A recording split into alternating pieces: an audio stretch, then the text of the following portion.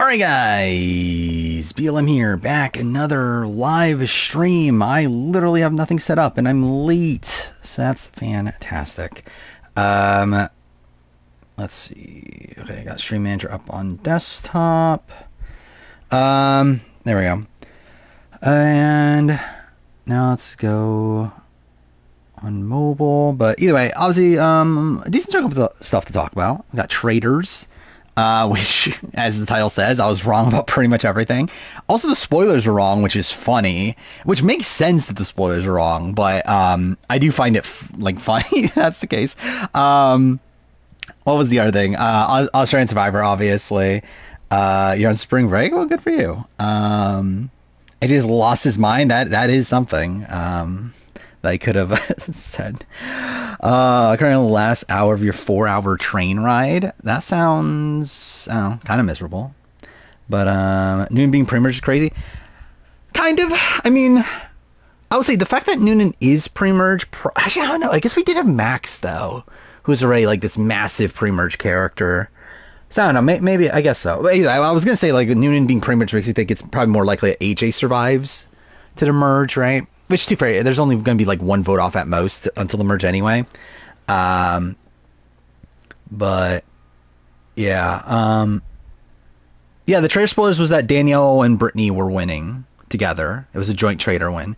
That Ivar got eliminated, and then actually, I don't even know how the rest played out, but I assume like Gabby Dillon voted out, and they end with Dolores.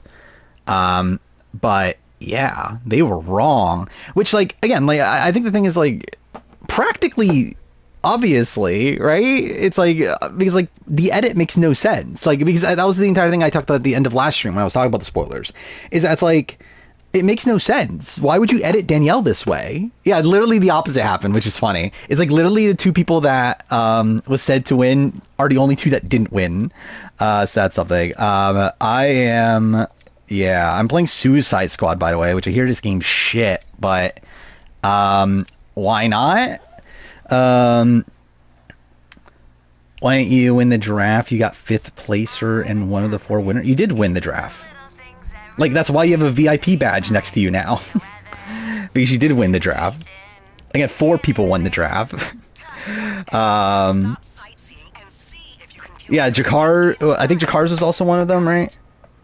I think it was 2 people that already had VIP badges, and then, yeah, Brandon and I think Jakar's, if I remember right. Let's see, I'm trying to look it up. Where is it?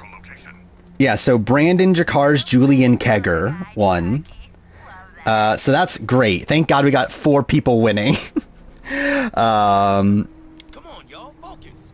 Yeah, what's funny is that Brandon won with Ivar. Julian won with Dylan Efron, which that's a legitimate win. Jakar's won with Dolores, which also, and then Kegger won with Gabby, which again more genuine. Okay, this thing with okay, wait, what am I doing in the game? What the fuck is this? Wait, did the game just like start off like this? What the fuck?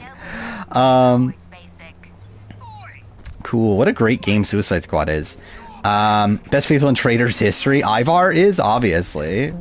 Like, yeah, I think Dylan is actually the best faithful in Traitors history, probably. I think the question of Dylan is, like, how intentional is everything? Because, like, if we learn that everything was intentional, then, okay, fuck me. Then I would say, yeah, he definitely is. But I don't know how it is. Because, like, obviously the edit doesn't make it come off as intentional. But, like, I feel like he had, like, because, like, when like, he was voting out Carolyn, he had to know both Carolyn and Danielle were traitors, right? And then also, like, yeah, did he know Rob was a traitor? If he knew Rob was a traitor, that's something that also, like, massively boons him to me. But, like, the edit shows as if he didn't. So, like, but also, like, it has reason, too, because they want to act like the goal of the game is actually to keep or is to actually vote out the traitors when it's not. So, yeah, I don't know. But I do think Dylan is very good even without that. But I would say if he had that, he would be, like, definitively, like, the best faithful, like, by a lot, I feel like. I don't think Dylan would admit to it being intentional because he's playing the nice guy. Yeah, that's also fair at this point. Show refuses to show people saying they know someone's a traitor but aren't voting them out. One version, who did that? Well, Canada did it but like they were wrong, right? Because like wasn't that the Kevin Lauren thing on Traitors Canada? Was that they were talking about how like, oh, I know the other one's a traitor and like I'm keeping them around so they don't murder me or whatever, but it turns out they were wrong. Just gotta use my jetpack to get around. Actually, I should probably lower audio, even though I don't even know if the mix is fucked, but I might as well just for sake of it. Oh yeah, I recall that. Yeah, we got the name of this of Challenge 41. Yeah, Challenge New Threats and Vets. What a shit name. Video was fantastic. I mean, was it? I think it's, I don't know. I was like, something that was fantastic. So since last stream, I finished the Amazing Race retrospective, whatever, who fucking cares about that? I finished the Traitors retrospective, review, who cares about that? I also finished the best video I've ever made in the history of the channel. That being the Rob and Amber get married 20th anniversary. Legitimately, that is probably my favorite video I've ever made at this point. Actually, that's probably like about, I don't know, it's top 5 at least. Like it's such a stupid fucking video. And like the thing is, like, I think the one criticism of it, like I finished it yesterday, I watched it back today. I think the one criticism of it is I actually think I take it too seriously at like certain points. Like I think there's like a couple things I probably go on like a little bit too long that like I took a bit too seriously. Yeah, I think that's the thing that's funny too. Like for me, it's like because I actually use footage of the retrospective, to where it's like I think it's funny that like this is the retrospective that I use the footage for, and obviously like it's because like I can get away with it. Like if I did Survivor and Big Brother, it'd be a fucking pain. But like with this, it's like one, it's a 20-minute video, so it's not as hard. But also, it's like no one's gonna fucking copyright claim this. But like still, I think it's like the fact that like this is the video that I decided to use footage for, was really funny. There's a lot of inside jokes, a lot of like visual jokes, I guess. In the like, it's essentially like one of the only videos that you actually need to watch the video from my channel. So that's something. Watch me get. I mean, I haven't gotten claimed yet, so. I mean, even if I do, like, whatever. It's not like I'm making much money off this anyway. Like, I'll take the loss for, like, one video. Just because, again, it's funny. But again, like, the retro... Like, not the retro... The wedding special's been on YouTube for, like, 9 years. So it's like, I feel like it should be fine. And also, like, even then, there's, like, a... I end up, like, using, like, a setting that blends the video with the background, because like the video, because like the actual thing's in like a 4:3 or whatever, so like to like render in like 1080 or whatever, I obviously have to have like things on the side, which are 2 images of Rob and Amber kissing. Yeah, that's also things like who's gonna copyright claim it, because like who even has the rights to it anymore? I guess like CBS theoretically still has the rights, but yeah, again, no one gives a shit. But again, I think it's a very, like, again, I think it's a funny video. Also because like there's just some like really weird shit that happens in it too that makes it like fun to make fun of. Also, I will say, I think the funniest, like one of the funniest things to me, and like this is kind of fucked up, but like is that I may have had to look at Jenna Lewis's sex tape for this video. That is something.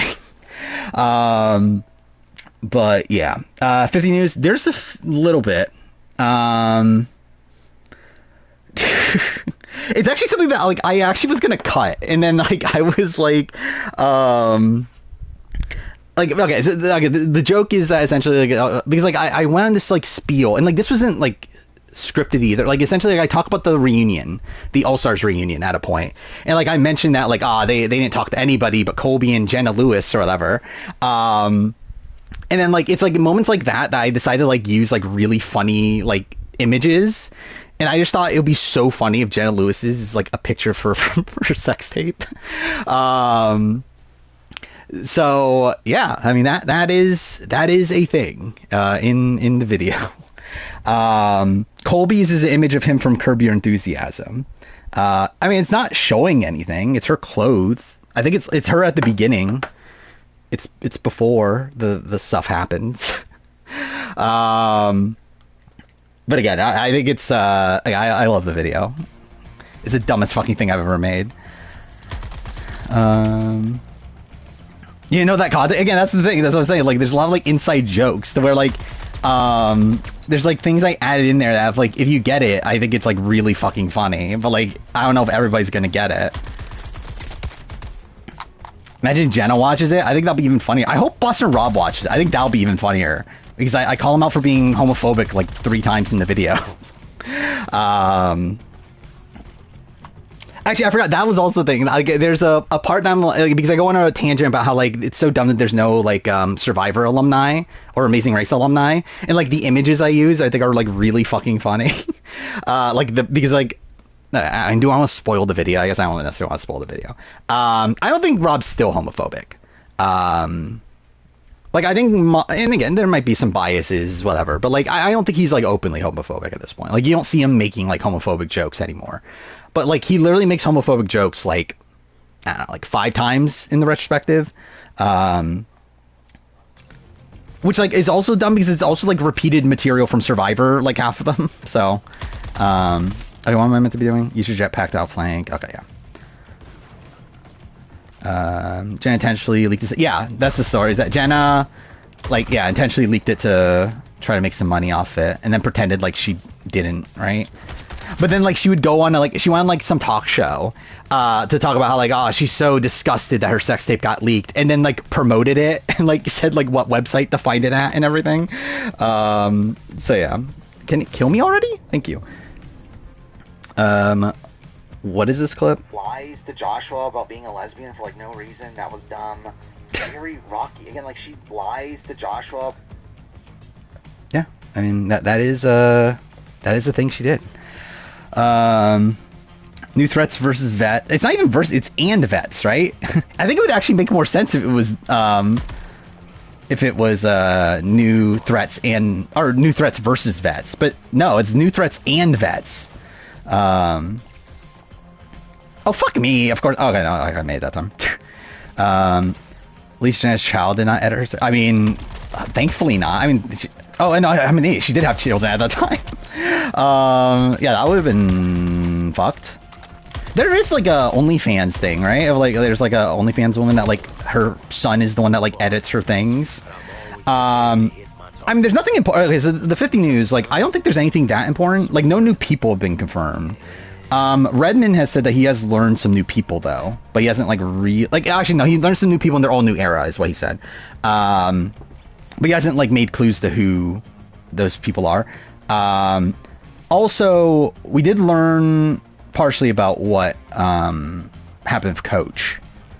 So it's looking like Coach isn't on 50, for one. That Redmond seems to think that Coach like got like got cut. That's the reason why he's like now talking shit about Modern Survivor. Because like he feels very confident that Coach was in the running. But feels like because of Coach's actions now that he's not in the running.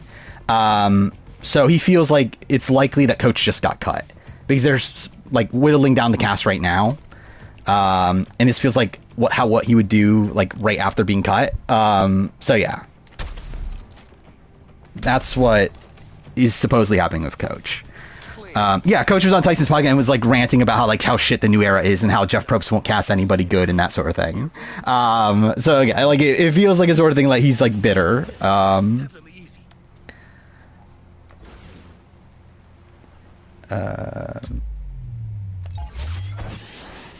Again, that's literally what Coach has been saying. Like he was on Tyson's podcast and like was like, yeah, like Jeff Probst doesn't make good casts anymore and whatever. Called them beta, yeah. Oh my god, he's just like Cody Nixon, my favorite. I would have liked to see Coach. I mean, like, I think it's tough to fit him. Like, yeah, like when we're looking at like at most there's 5 male, like white male slots. Like it's kind of tough to fit him in. Like I think I would probably again. I don't think he would make my cut, right? He didn't make my Dreamcast, right? Well, I guess to be fair, I was limiting it specifically, but even then, yeah, I don't think he makes my Dreamcast for 50 in particular. Like, I think I would want him back down the road for sure. But yeah, like for 50, I think probably not.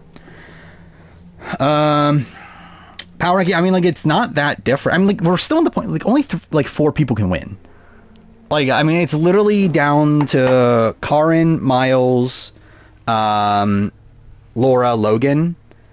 The only change in that 4 is that I did move Miles back up to 2 after this episode, where he was 4. Then it's still Laura 3, Logan 4. Um, that's about it.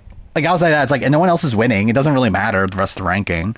By the way, mid-season power ranking for Australian Survivor will be Wednesday, hopefully. The plan is for it to be Wednesday. I don't know if I can get it done in time, but I'm gonna try. If I don't, then it'll come out on Thursday. Is essentially how it'll go. But I'm gonna try to get it out on Wednesday. Was surprised Nina went home so early? Not. I don't know. I expected her to make it deeper, but I'm not like mind blown that she's an early boot either.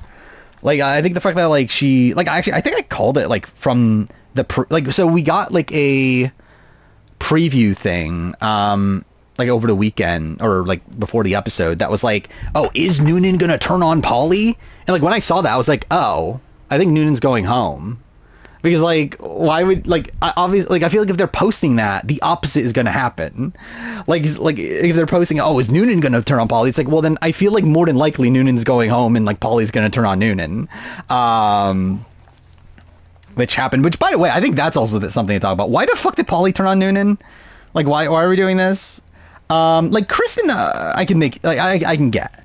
Like I guess she has no trust for these people. She doesn't give a shit. But why did Polly? Like, Paulie has an idol. He's safe anyway. Like, he was going to play it anyway. Like, why is he voting for Noonan? And, like, either way, they were going to vote for AJ, and AJ played his idol anyway. So it's like, it's not like they would have done anything in that spot. But, like, why are you not, like, trying to do something? How long will the New Girls Alliance last? Probably not long. I mean, it probably lasts as long as the other one did. Which, I guess, to be fair, the other women are working together now, right? Like Zara and Laura seem to be working together, and Karin and Logan seem to be. But how am I meant to go up there? Oh yeah, you can wall run, can't you? I'm an idiot. I already forgot. What button is it? I generally already forgot. I've seen some rumors about the Traitors season forecast. I literally saw it right before I started stream. Who was it? Well, someone mentioned Coach, right? Wasn't that a thing? Someone's mentioned Coach.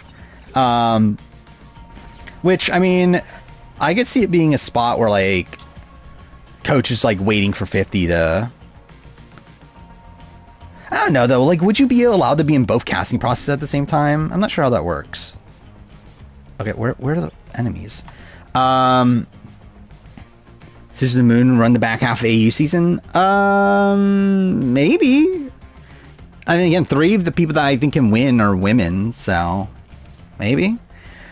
Who else was there? I already forgot. I mean, like, I know the like Kaiser's already been rumored for a while, and it seems that's pretty locked in. Taylor's been rumored for a while. Let's see. It was on the Reddit. Yeah, Dorinda, but that's whatever. Like, I like she's one of the biggest names in the Housewives. Like, she went out first. Like, it's not shocking they would want her back. Okay, this is the one I just... Oh, David. David is one of the rumored people. Okay, yeah, so the most recent post I saw, so it's Taylor Hale, Kaiser, Frankie Grande, which, whatever, Cordell from Love Island, which, sure, Coach, and David, which, yeah, David would be a good pick. I know Redmond has been hearing about Tyson, David AU, David Jeanette, but, yeah. Like, I feel like when I hear David, my first instinct is David Australian Survivor. But yeah, like, I know Redmond's been hearing about Tyson, though I know Tyson himself has said that he wouldn't do it, so I don't know.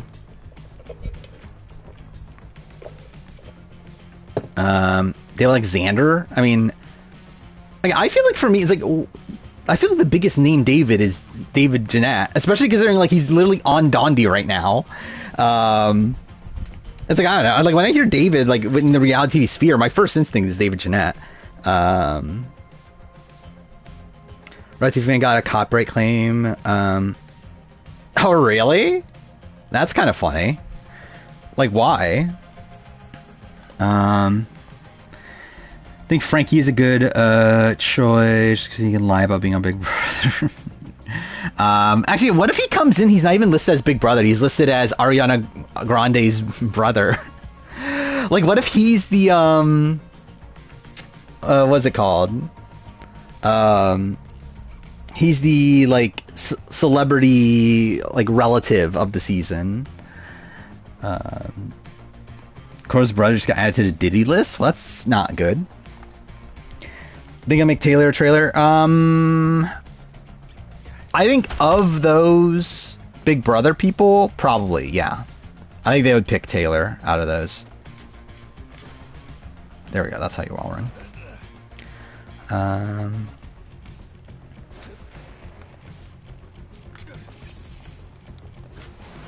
Isn't that too obvious, though? What are we talking about? Oh, that Taylor would be a traitor? I mean, I thought Daniel Reyes was too obvious, and they did that, and no one fucking knew. Because no one knew who the fuck Daniel Reyes was. So we're like, how many of these people are really going to know who Taylor is?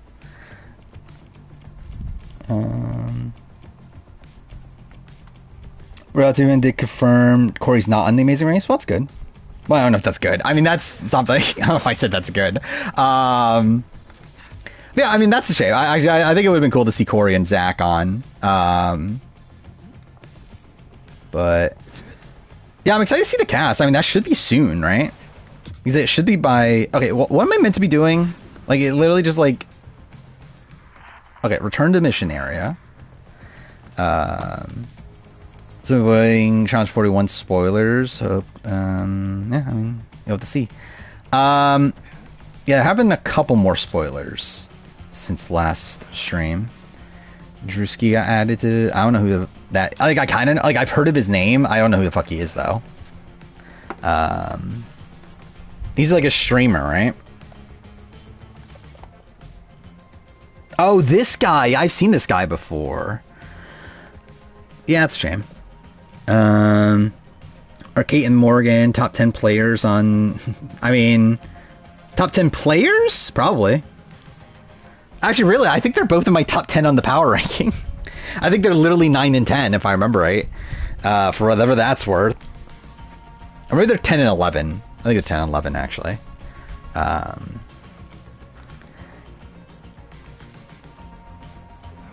Made his own Flavor of Love show. Yeah, I think that's where I seen him. I think I saw like a clip of him. Like from, yeah, like a show that was like Flavor of Love. Did we get a claim thing season 4? I believe it's... I thought it was confirmed we were.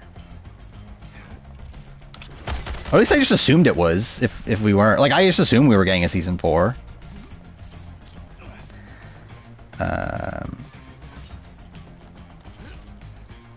Yeah, I saw about the new Prime Minister, but also I don't know who the fuck he is, so whatever.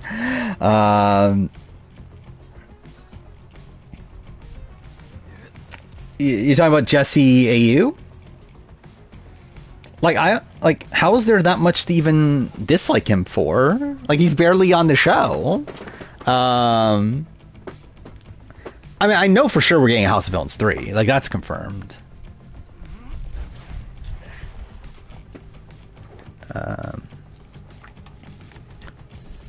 Yeah, like, Jesse, like... Jesse's edit is so weird, too. Like, the fact that Jesse, like, has only on Confessions, like, 3 episodes, yeah, it feels like he is, like, more prominent. And, like, he got no confessionals during the Max Boot episode somehow. Like, that's insane. Where the fuck are these enemies? Oh, I'm an idiot. There's a fucking map that literally tells me I'm dumb. Oh, fuck. This is some Icarus ass shit.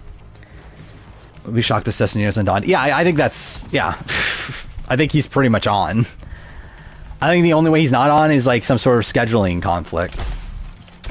He's like, he's already said that he would be willing to do it, and obviously they want him. George House of Villains? I would love to see it. I believe the rumors that's coming out in the fall. Like, right after Big Brother. Like, alongside Survivor, essentially. Like, it'll be the show after Survivor. But it'll be after BB27. Which, again, makes it weird, right? Like, you would think that they... like you would think they would put a Survivor's like Amazing Race season, not a Big Brother one.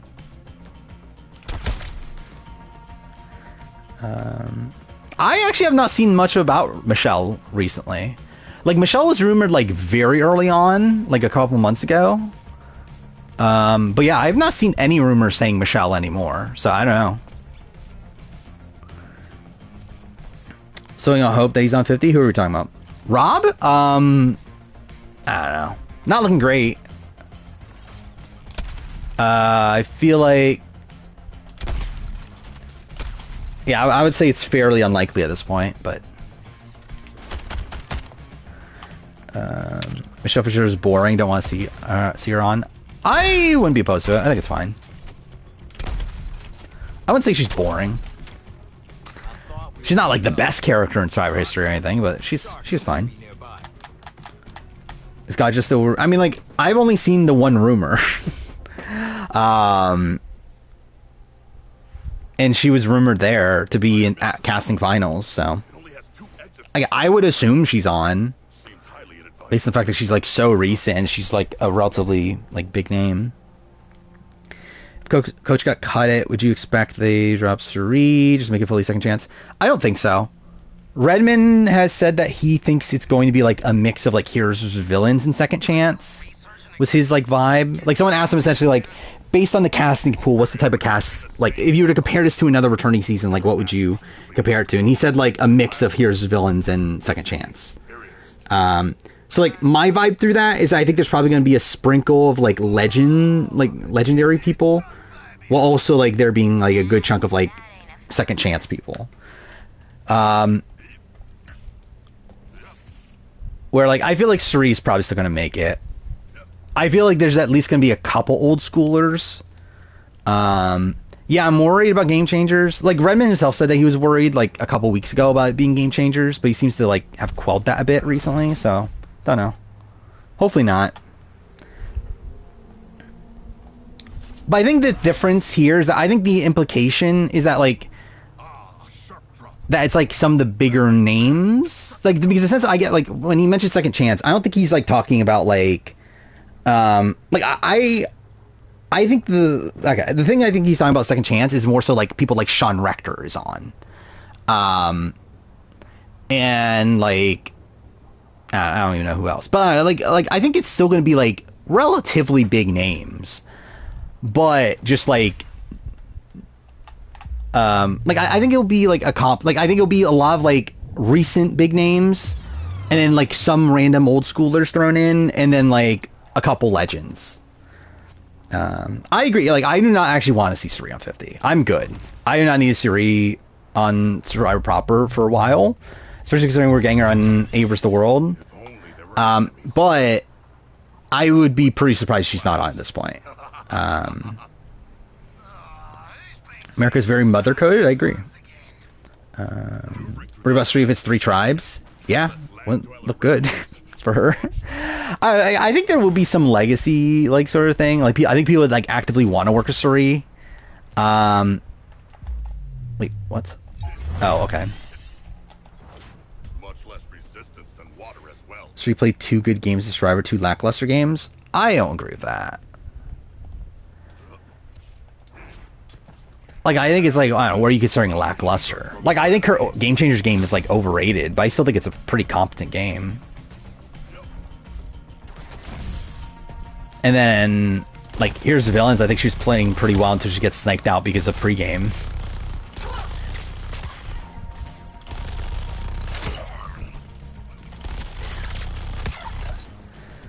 Would Suri be too... Oh, I forgot, but actually that was a big thing. I forgot. Okay, I remember a big thing now. Redman, so someone, like, so on Twitter, like, after Jeff Probst's statement that he made, about, like, how the majority of good characters are men or whatever, like, someone posted, like, a big thing of, like, 50 women, like, a picture of, like, 50 women. Someone asked Redman, how many of these people are people you've heard of? And he did actually respond with 9 or 10. So like we actually did get info on that. I forgot about that, which did make me change on certain people. I'm gonna try to find the image again, but yeah, that was something big. I forgot about that. I'll post the picture if I can find it. Um, uh, when was it? But anyway, like Cass is on it, so I feel like that probably makes me feel better about being cast the Kaguyan returnee. Even though I don't think anything else outside that is realistically. Like I feel like I would feel much more confident about it being Tasha. Outside of the fact that, like, when looking at the image, I counted up to 10. I was like, I feel like it might be Cass. Let's see, where is it? Okay, I found it. Okay, this is the image. So yes, Sandra, Colleen, Sue Hawk, Elizabeth. Oh, I forgot about that. Like, is Elizabeth Filarski on 50? I'm starting to get the feeling Elizabeth Filarski might be in the running. Considering I know there's been another source that's claiming Elizabeth Filarski's in the running, and considering she's on this image, I think there's a shot. But yeah, Jerry, which again we know is on in the running. Lindsay Richter, Gandia, Jenna, Eliza, Twyla, who we know is not in the running. Stephanie DeGrosse is interesting. Yeah, Hasselbeck. I guess I should call her Hasselbeck at this point, right? Yeah, there was a point where like people seemed to think Redmond like confirmed a Palau/Guatemala person. Yet since then, I believe that's been debunked. So like there was a point where we were thinking Stephanie might be in the running, or like someone from one of those 2 seasons, but it seems like no. I mean, I think it might change now. Again, what the fuck is Elizabeth Hasselbeck doing nowadays? And also, like, considering Survivor's shorter now, 26 days, like, I don't know. It's not impossible. Yeah, what is it? Lydia, Guatemala, Courtney, Merrick, Suri, who we know is in the running, Parvati, PG, which is... No, actually, PG can't be someone Redmond knows. Courtney Yates, I'm listing all of the people that are on this list, by the way. Corinne, Crystal Cox, Sandy Bergen. Okay, this is the interesting thing. 4 people from Tocantins is on here, right? And we know that 2 people from Tocantins were people that Redmond heard of. He confirmed one of them was Coach, who's not on at this point. The other one is clearly now between, even though it was probably this anyway, Sierra, Taj, Aaron.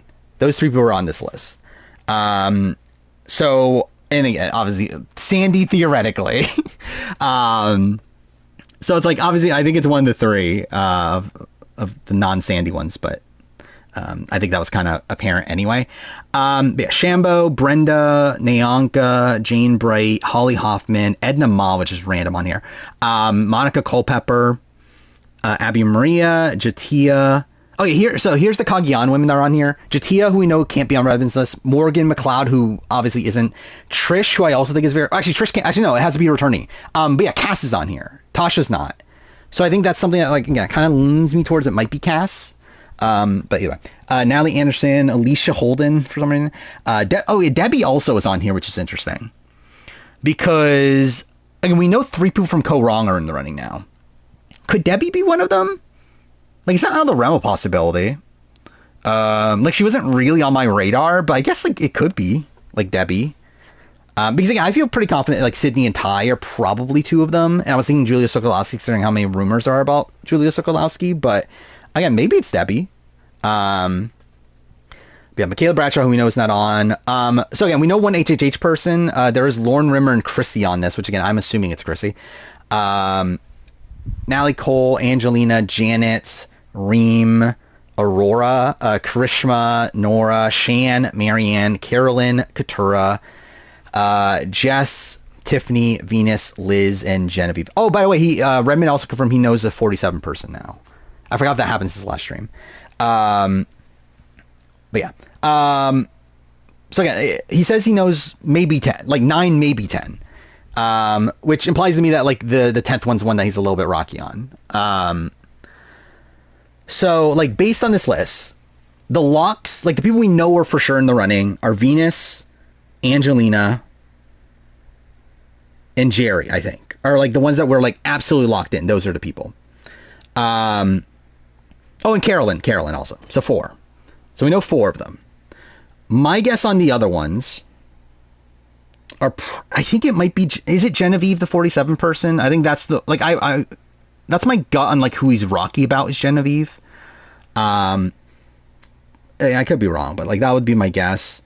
Um, it can't be Katura because he confirmed. Well, it can be if Sabaya is not in the running. Um, yeah, I think it's either Andy or Genevieve clearly, but like I'm talking about like who does Redmond know, and I feel like it could be Genevieve. Um, Genevieve feels as likely as Caleb. Maybe I don't know. I think yeah, I think they're like probably both like teetering on the edge. Um, but on JLP's threat for boat trucks going tribal, that was never going to happen. Like literally never going to happen. Like it's a completely empty threat. Because production clearly doesn't want them to go to tribal, like both go to tribal. They're like actively like trying to like not cause Nana limbs. Oh, I think JLP was annoyed, yeah. But like again, they weren't actually going to send both of them to tribal. That was never happening. Yeah, okay. So like looking at this list, the people that we know. Okay, how should I even structure it? It's tough to do it because there's so many fucking people. Okay, so people that we know. So it can't be Colleen because we know he still does not know of a Borneo person, even though he assumes someone is on. Same thing with Sue. Elizabeth Filarski is interesting because it would line up at this point. Yes, Jerry we know. Okay, actually, let's count out the maybes. Let's count the maybes based on Redmond's information. Elizabeth is a maybe. Jerry is a maybe. Well, Jerry's a definitely, but like I'll counter again. Whatever. We're just counting it. Oh yeah, Sandra's not on. We know that. No Africa persons, so not Lindsay Richter. No Thailand persons, so no Gandia. No winners, so no Jenna. We know no one from Vanuatu, and Eliza Ray confirmed herself she wasn't called, so no Eliza or Twyla. Stephanie is weird because I don't know. Yeah, I would like based on what Redmond has confirmed, it seems like he doesn't know Stephanie. But again, there was a point where it did seem like he did. I don't know. Whatever. I'm just not going to counter. I think it's Lydia. Courtney, no. We know Sri. He knows. Parvati, no. We know he knows no one from China, so it's not PG or Courtney. It's not Corinne because no Gabon, no Crystal. Again, it's one of these Tocantins people, I think. I'm going to guess Aaron because I don't think Taj would say yes. Like, realistically, I think it would be Taj if Taj would say yes. I don't think Taj is saying yes, though. Like, I don't think there's reason to even think that she would change her mind on that. Where, like, at least with Elizabeth, it's like so much has so much time has happened. She's not particularly busy anymore. It's like there's reason to think that Elizabeth would say yes now, or could say yes nowadays. I don't think there's even reason to think that Taj would say yes at all. So yeah, we're up to what? Elizabeth, Jerry, Suri, and Aaron. Shambo, no, we know no Samoa. Nicaragua also no, so none of those people. Well, actually, we know no one-time player from the 20s, so no to like Edna. Actually, also nobody from 21 to actually really Odin Kagian from the 20s, actually, right? Yeah, so really it's like the other Kagian. So again, maybe Cass. That'll bring it to 5, right? What? Elizabeth, Jerry, Suri, Aaron, Cass, maybe. So that's 5. Natalie can't be on. Theoretically, Alicia or Debbie, 1 to 2. I will include Debbie on this. So that's 6. Michaela can't be on. 1 of Lauren or Chrissy, probably Chrissy. So that makes 7. Natalie Cole can't be on. Angelina is on. No IOI, so none of those people. Also no Edge of Extinction, so none of those people. Redmond himself already confirmed no Shan, or like Shan's not on his list. Marion can't be on because she's a winner. Carolyn is on for sure, so that's 9. Katura can't be on if we're believing it's Sabaya. So I would say likely no. Jess obviously no. Why the fuck is Jess even on here? Tiffany is a maybe, but likely no based on where we're at right now. Like just number wise, it would be weird. Because like he already knows so many. Well, I guess not so many. He knows 2. But yeah, I wouldn't think Tiffany's one of the numbers right now. Venus is one of the numbers, so that's 10. Liz is likely not, and then Genevieve's a maybe at 11. So I have 11 maybes. So really, it's just one of those people isn't. between Elizabeth Hasselback, Jerry, Suri, likely Aaron, likely Cass. Well, no, Cass if it is one of those people. Debbie, Chrissy, Angelina, Carolyn, Venus, and Genevieve. So yeah, I don't know. When's it filming? Late May.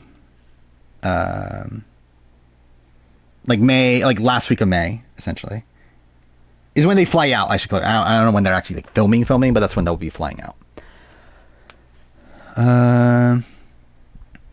Elizabeth, when she wears a MAGA hat, I can't wait. Obviously, greatest moments for our history. There are women don't have much representation on 50.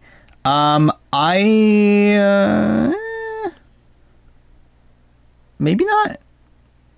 I don't know. I don't really actually count up the numbers that way. There was a new era and like gender divide.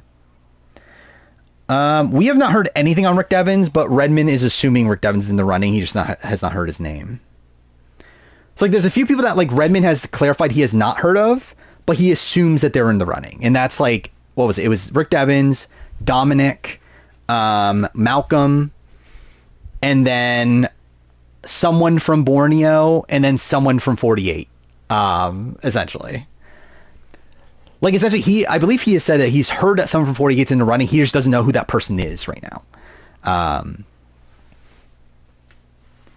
Jeff better put him on 50. Who is this? Again? We're doing this again? I think those are all good candidates. I'd say, like, add Thomas in there, and those are probably, like, the top 5 people.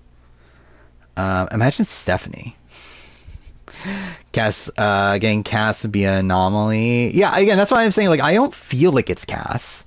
Like, I feel like Cass is, like, a very strange choice from where we're currently at. Both in the fact that it doesn't feel like she fits into the new era. Also the fact that she's, like, very, like, outspoken and being anti-production. So, I think it would be weird, but I don't know. How fucked is my sleep schedule? Pretty fucked. I mean, like, yeah, pretty fucked. I'm, like, especially now with the time change. Like, my time change, like, really, really fucks it up. I'm probably going to work on it starting tomorrow. There's no point. Like, I was going to, like, there was no point in, like, starting working on it yesterday when, like, I streamed today, and that's going to fuck it up again anyway. So I'll start working on it tomorrow.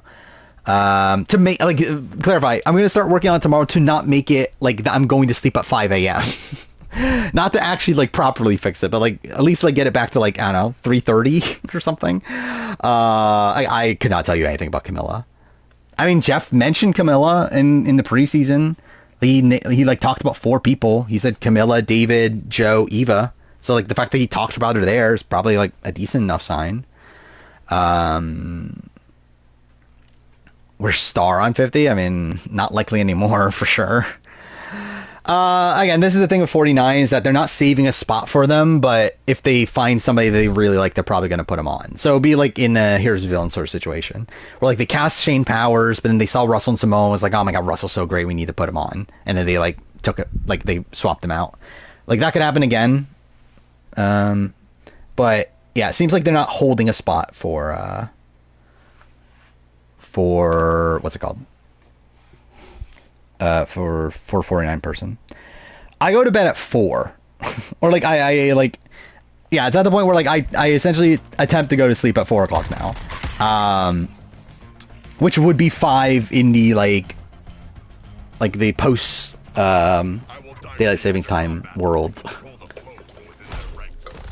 Tony got his driver's license suspended. That makes sense. Like yeah, what you expect. When do I eat breakfast? I don't. So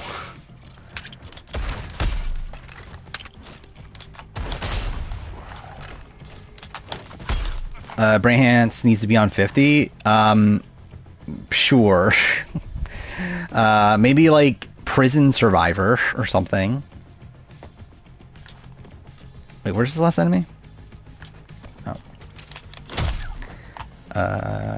Why do I stay up so late? Well, one, my like job like already is one where like I get off at 10. So like that's something. But then also it's just like I end up fucking staying up anyway. Okay, cool. Do I got to eat a lot? Not really. I order DoorDash like here and there, but like in terms of like actually going out and like going to a restaurant, not really. Ah, fuck me. Wait, does he not have a jetpack? Oh, he doesn't. Oh no, wait. Oh no, he has like boots, right? Wait, melee an enemy and then quick shot the. Oh, okay. Wait, what? Cool. Whatever. Was season 40 supposed to be a rival season? People claim that. I don't think that's ever been proven in any way. Like essentially, like they called out to people, and then like we know some of those people, and then people assume that based on the people we were hearing about, that it lines up with it being a rival season. It's never been confirmed from any like official source it was going to be a rival season. Like Redmond's never confirmed that. Jeff has never confirmed that. But is DoorDash expensive? I mean, I mean like it's like, you know, an extra third probably.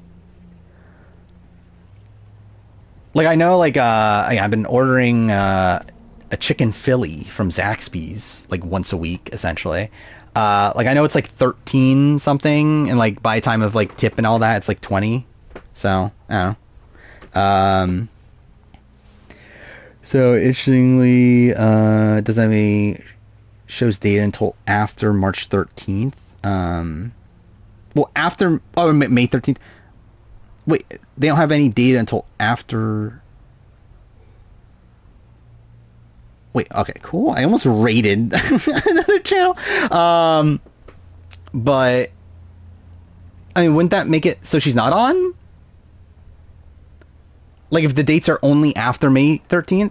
Because like filming is like probably like May, like they probably fly out like what, like May 27th, 28th or something like that. Did Uber Eats once because I had a 50% off coupon. Well, that's something. Who's playing the best on AU? I would say probably Karin, right? Maybe. I mean, like, to be fair, I think it's like the stuff with the idol now. Like, the fact, if she's actually going to be like pissed off at AJ over like him hiding the idol, that's really fucking stupid. But like up to this episode, at least, I would say probably Karin. I think people are entirely getting a tip. Well, I mean, if you want your food delivered, then you better give a fucking tip. Because they can just not deliver your food. Like, because again, if you, it's like DoorDash is like sort of thing of like, if you don't give your tip, then they're not like required to deliver your food. They can just fucking leave it there.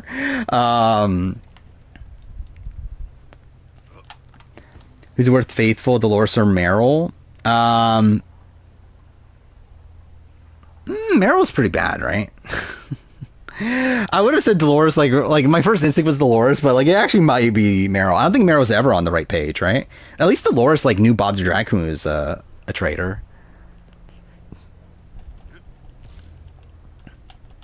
Again, genuinely, I forgot the controls. How do you dash? Wasn't there a dash thing? Like that's that. Nope, that's not the right button.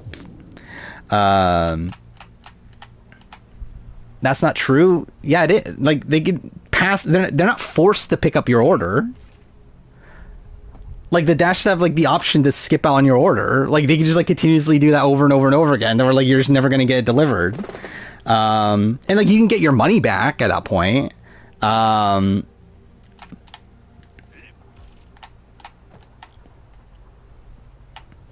many times a week I mean, like once a week.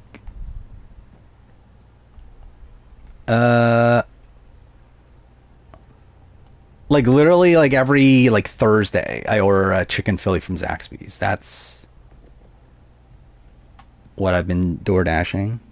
Give the tip last? What do you mean? You tip on the app, like when you check out before they deliver it. Like literally when you're checking out, it has the thing on the bottom, like you pick how much you want to tip. No, I don't do chair bites. Like, I'm trying to lose weight. Or at least not gain weight, I should say. I I don't particularly like Zaxby's most of the time, but I saw the commercial for chicken fillet. I was like, oh, that looks really good. So I got ordered it, and I was like, fuck, I actually really like this. And it's a limit time only. So I'm like, I need to get it like every opportunity I can. Yeah, tipping culture is really fucked because like obviously it's just there because like the corporations are like unwilling to actually pay their workers a reasonable wage. Because again, all that matters that businesses can afford things. That's all that matters. Doesn't AJ not telling anyone about his idol? That's fine. Like that's what I would expect everyone to do. Again, I think there's obviously like reason to tell people about your idol in positions, but like you're not obligated to do so. And obviously, like yeah, like for Karin, it's like it's an inner right to be insulted by that, but like also it makes no sense for your game to do that. I'm talking about DoorDash in particular. I've never used Uber Eats, even though I fucking have an Uber Eats. Like I also have free members. Like I think I've told the story before that like so I get Uber Eats I think through is it my phone? I think I get Uber Eats for free. Like the membership for Uber Eats for free. But I've had DoorDash before. Like I had DoorDash for like a year or whatever, and I was gonna cancel it, but I found out that with DoorDash comes HBO Max. And it's actually cheaper to get DoorDash than it is to get Max. And I'm going to be getting Max anyway because of Last of Us and everything. So it's like, I was like, well, fuck it. I guess I might as well keep the fucking DoorDash because it's like cheaper to have DoorDash and Max than it is to just get Max on its own. Deficient vitamin D, I definitely am. I mean, I'm not based on like blood tests and everything, but like I probably am. News about the next episode of Survivor US. Is the news are you talking about the fact that this is supposedly the historic moment? I did see that in the press release. It mentions that this is like a historic tribal council. So we'll see what that means. I don't know what it can mean, considering I'm like I know what it can mean, but like I'm not. I don't know. I think it's kind of underwhelming that it's happening this early, personally. I think it could mean that like no one, like everyone loses their vote. I think that's very likely what it is. Like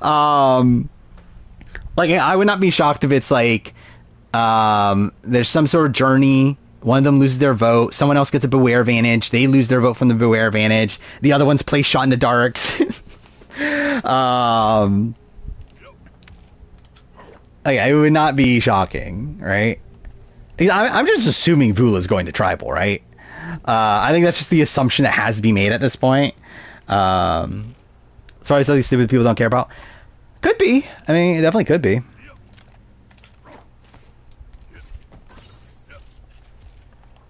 By the way, also, I find it funny how, like, in the trailer for... I would love it if it's a rock draw. I'm not banking on it, but I would love it if it is. If anything, it could be a fire-making challenge, right? Because I know that's been confirmed recently, which is dumb that this is confirmed because it shouldn't be this way. But like I know it has been confirmed recently that there's a tie at 4 when on your tribe, like when during the pre-merge and everything, that they would go to fire if it's like not broken. I forgot who confirmed that. One of the New Era people I think confirmed it. But like that's really stupid. Like that's not the way it should work. It should be rocks. Like because like the reason why it is at 4 of the final 4 is because someone has immunity. Like this is a spot where I guess theoretically no one has immunity. So like there's well actually really what should happen at that point. Yeah, so like the two people that voted with so like let's say it's a 2-2 vote. It's like Cedric and Say versus like Justin and Mary. Like and they vote for Say and Say and Mary. At that point then Cedric and Justin would have to draw rocks, right? That's what it's supposed to be. But it seems like they've changed that to where like it would be fire instead. Which I think that's dumb, but whatever. Oh, I did see this too. Yeah, supposedly like Xiaoheen's buff was like recolored or whatever, like the buff-o-matic thing, in one of the previews. So we might be getting a swap which hopefully that'd be cool. I wasn't banking on it. Okay, legitimately, what am I meant to do? Like, how am I meant to get there? Oh, wait. Is that something? I don't remember. I love how, like, it's telling me to melee an enemy and whatever, when there's, like, no fucking enemies around. No, because it's a Vula buff. It's like, if you look at the symbol, it's the same symbol that's on just the Vula buff. So, like, it implies that he swaps the Vula at some point. Yeah, I think probably this next episode is a normal round and they swap. It essentially would be just like 45, right? If they do swap. I was during one of his. Oh yeah, it was during. That's what it was. It was during the confessional where he's talking about, like he was talking about like how the Logi tribe runs things, right? Like it was like in the same segment as the Jeff Probst Wi-Fi thing.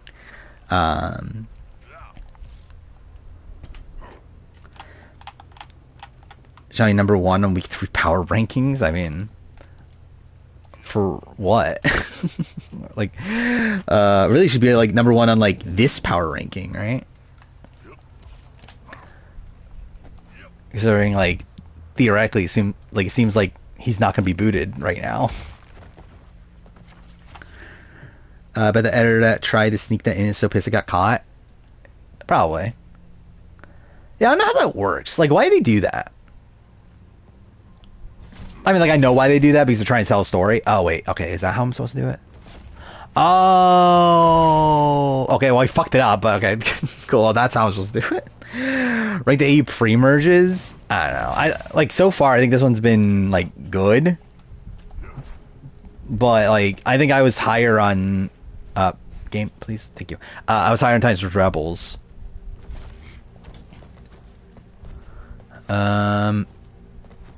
Here's the Villain's like a tough one because it's half and half. Like half of it's like really fucking good, the other half's like kind of boring. But like the first 6 episodes are pretty bad of that. Not bad, but like just kind of whatever. But then like episode 7 on is really fucking good. Butter's Water is like kind of just whatever. Like I think the only like truly great episodes is episode 3. Brains vs. Brawn is good, like solid. I would say like. So I mean, if we're ranking them, so like I think Titans vs. Rebels 1. At least through the ones I've run through so far, I think Titans vs. Rebels 1. I'm not sure Heroes Villains or this. I think they're kind of close. I think Heroes Villains definitely has higher highs. Ranked Acclaim Fame seasons. I think it's inverse order, or no, chronological. Wait, no. Is it chronological order? No, maybe it's 2, 1, 3. Maybe. Yeah, that's the thing, is like it is kind of dumb that they even make them wear the buffs, right? Like if this is actually a thing that they plan on doing but I guess like the reason they have the buffs is because they want you to know what tribe they're on. But I guess like that's what the coloring of the Chiron is for, right? So when's next 50 vote? I don't know. I mean, thought we'd get one this week. That's the problem. Boomer, check in. Brain vs. Brawn post swap is boring until Simon vote. I don't think it's like I think it's one that doesn't really have this like big landmark episode, but you have like Kara voting out, like accidentally voting out Big D. You have like the Joey blindside, or the Shannon vote. Actually, really, I don't think the Simon vote's that good for me personally. They would be bi-weekly? Yeah, probably at this point. So tell us all about that big fight just now. Yes. Regale us with your Everyone Once Upon an Island, we're only getting 4 total weeks. I forgot. Someone mentioned something similar to that, but I don't know where that came from. Take your time, sweetie. Let the mental boomerang make it back. What a weird, like, intro to the game. Okay, cool.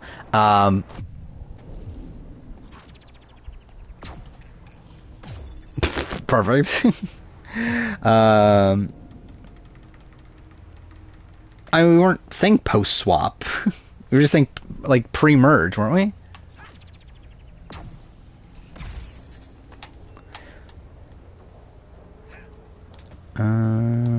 Supposedly Janus Netherlands got renewed for another season? Why? Like, why'd they do that? Oh, no, I fucked that up. Why'd I do that? Oh, the thing was post-swap? Oh, well. Wait, then I completely disagree with that. I think that's even more ridiculous. I think the pre-swap is worse than the post-swap. At least 30. Gotta knock them around first to get rid of those shields. Hope to get the final right for season 2. We'll see if they get anything right. I think that's the bigger question.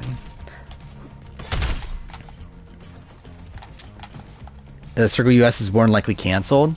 Yeah, it's not shocking. Certainly, like, no one talked about these last couple seasons. The only thing that would have made me think it might have gotten renewed is the fact that, like, why they build a new fucking apartment building or like set up a new apartment building, like, unless they were like planning on using it for a while. But yeah, I would just assume they didn't really do much from it.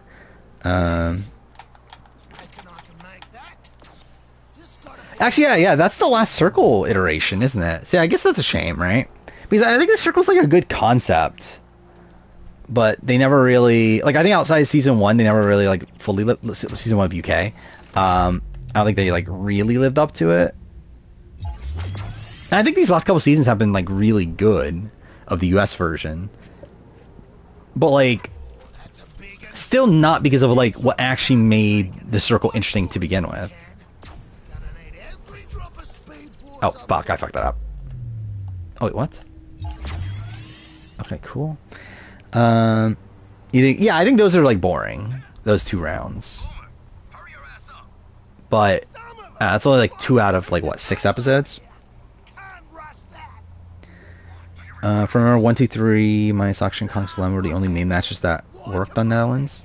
Yeah, I don't really remember anything of Netherlands at this point. It's very little. Would I rather sort of SA come back or BB Can?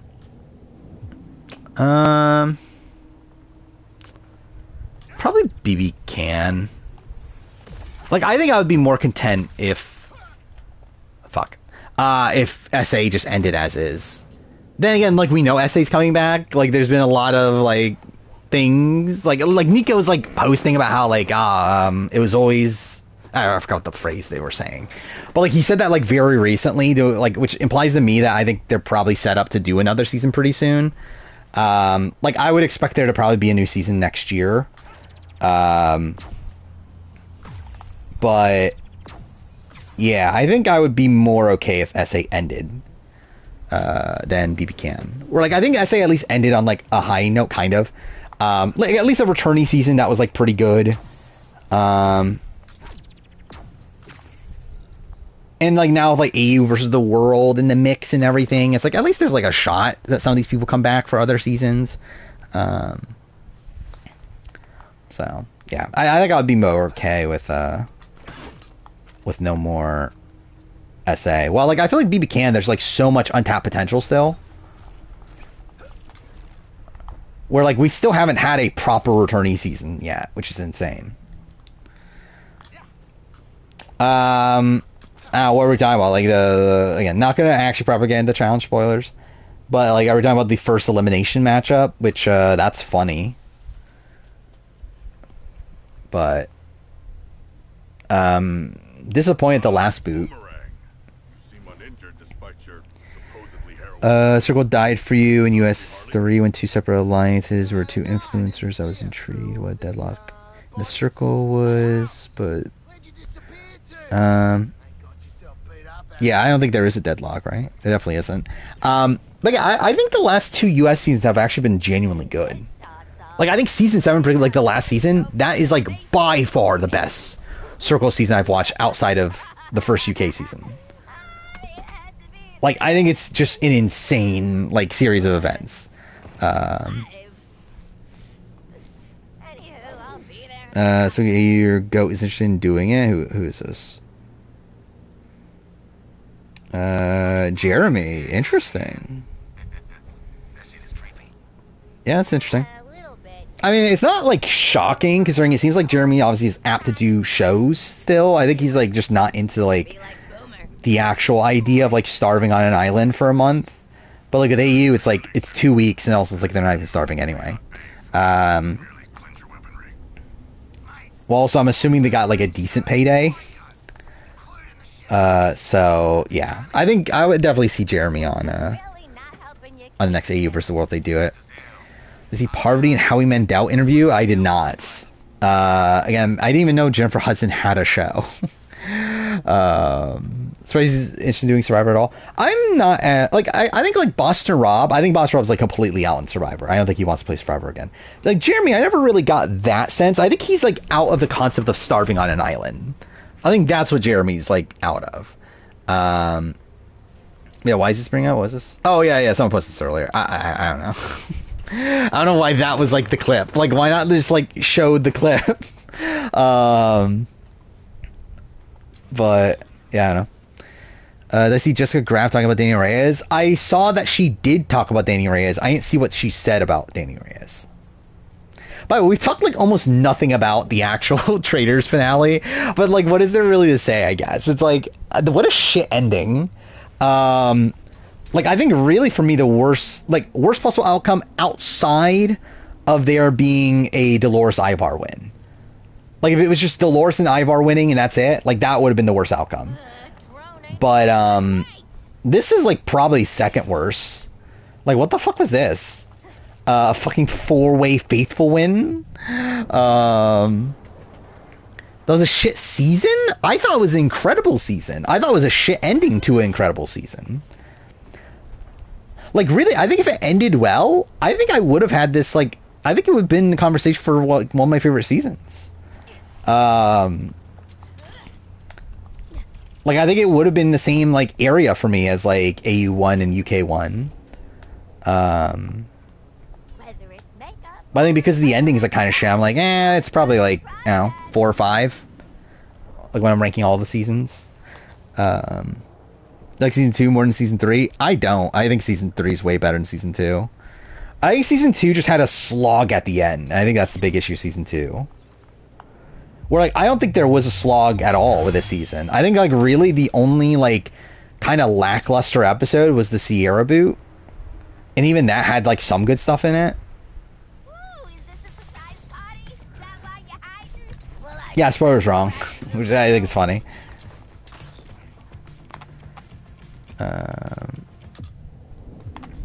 Yeah, the challenge was fucking miserable too.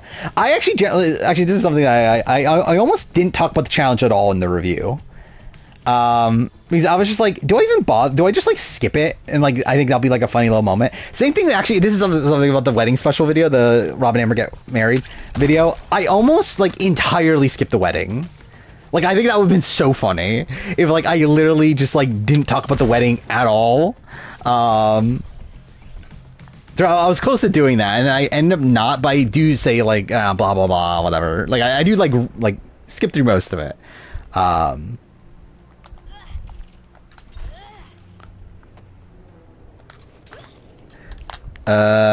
Skip the wait. I can skip the challenge when watching it. Yeah, I still watched it, but it was shit. Yeah, that's actually I thought it was like I would have been happy it was so short, but I would also be like, this is so fucking lame that this is the final challenge of like, hey, solve a riddle, to find a thing that has cars that you don't even drive. Which is so weird too. Like the fact that they're like, oh my god, these cars are so cool. Like you would think that they would make them drive them, and then they're just not. Like they're in the passenger seat. And yeah, we had the fucking waste time after that on the helicopter shit.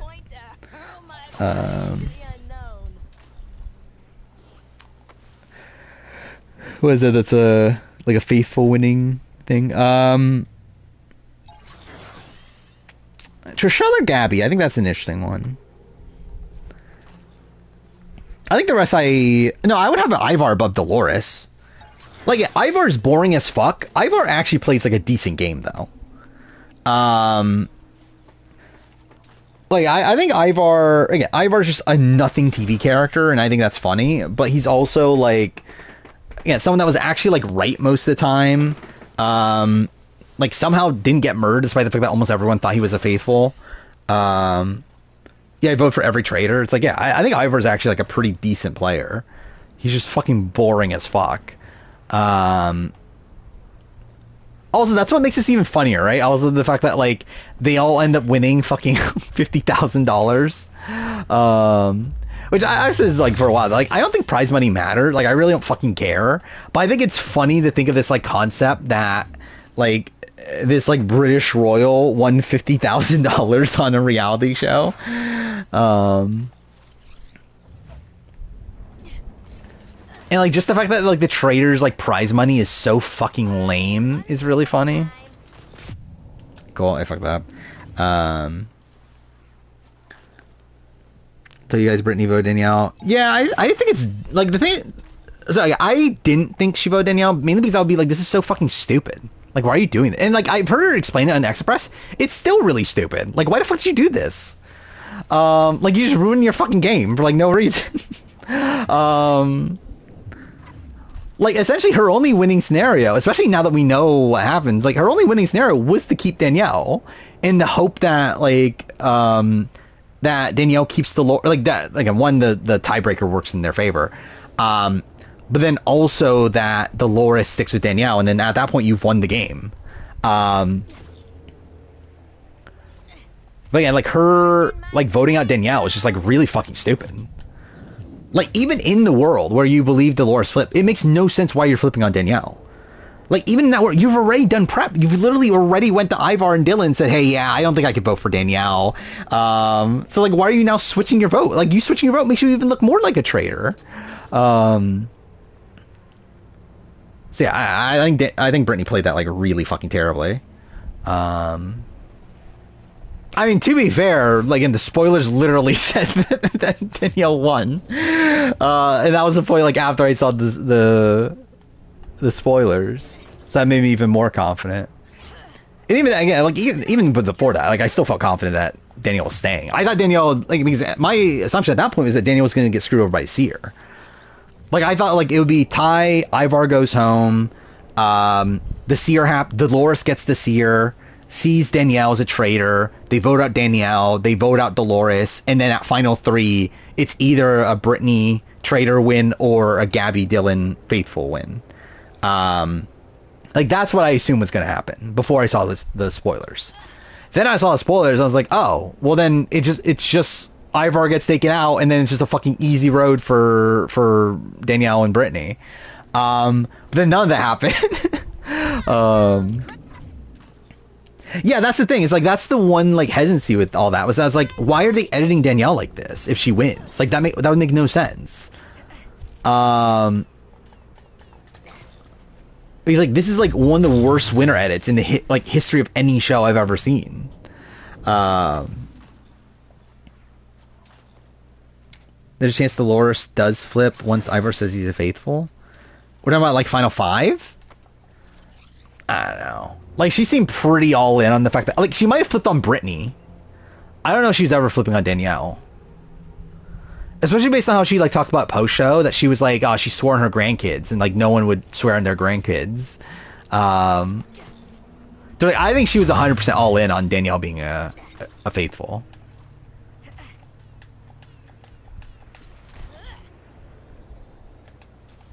Okay. I think, I mean, like, obviously I think you have to assess them separately, right? I think Dylan's the best traitor, or best faithful winner ever. A really best faithful player ever. I think it's, yeah, I think Dylan's the best. And then after that, it's like, CT Trishelle, I think, are like, which one? I think they both have different pros and cons, right? Like, Trishelle, I think, is a lot more active, but also like, and was right most of the time, but like was pretty wrong at certain points. CT is like kind of better at just like not sticking out while also being right at a couple points, but also being wrong at a lot of other points. There's like, I'm not really sure which one's better of the two. I think Trishelle, like the fact that Trishelle even made it to the end though is pretty mind blowing, considering like how the fuck was she not murdered along the way. But I guess, like, is that something you credit her? Like, CT does better on the Traitors more time than Trishelle. But I think Trishelle's game might be better, or at least it's around the same. Then yeah, I think Ivar's probably like in that grouping, and Gabby. I think they're all like around the same. I think really it's just Dolores is like the complete shit one. They're like, how the fuck did Dolores win the Traitors?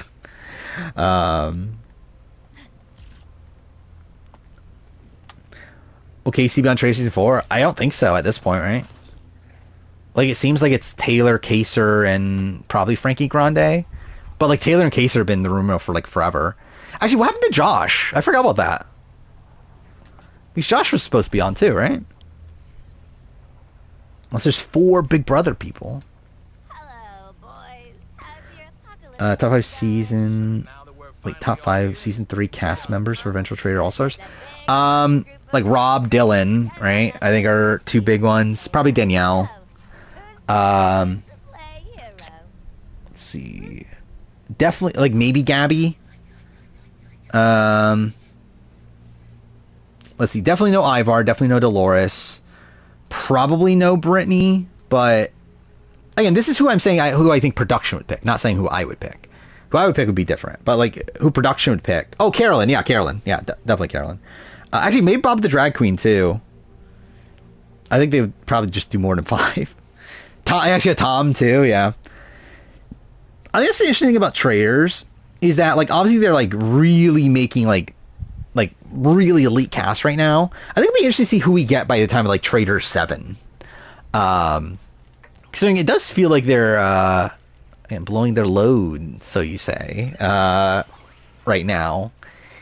Like they've literally already like gotten the entire like Survivor like Mount Rushmore.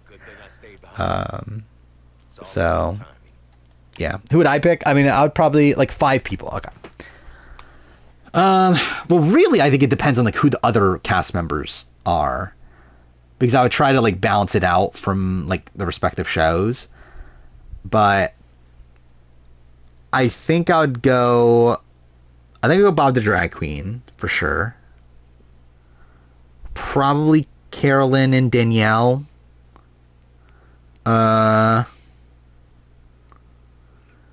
Then probably Dylan, and then maybe Gabby, I think. I think I'd leave Boss Rob off. And Simon Cowell in the Traitors? And would Simon do it? Imagine Zac Efron on the Traitors.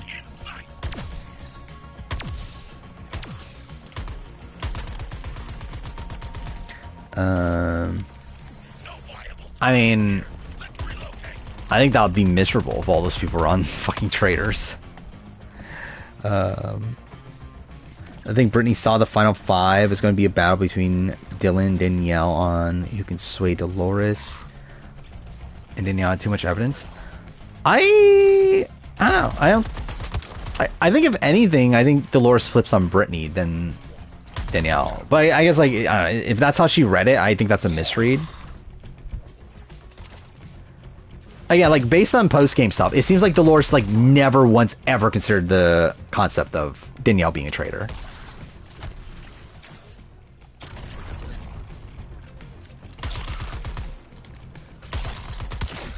What, Amber on that? Actually, Amber was rumored, right? For Traitors, for some reason. If you got Rob and Amber, I feel like that'd be fun. I never need to see Amber alone on a reality show ever again, though.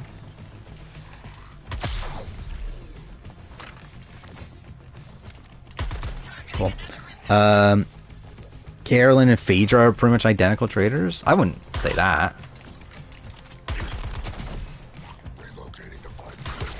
I think they're, like, mostly different, right?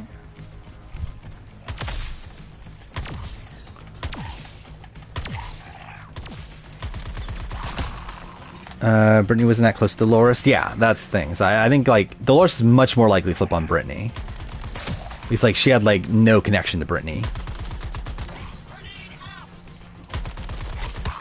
But from the moment that, like, again, the finale is so shit. Like, from the moment that, that Brittany, ended up voting out Danielle, it was like, at that point, it was like, oh, fuck. Like, there's, like, no way Brittany's getting out of this at this point.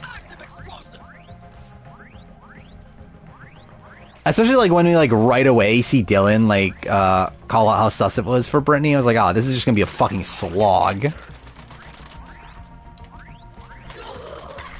Also, I find it funny how like we got to like the final round table with only like 10 minutes left of the episode.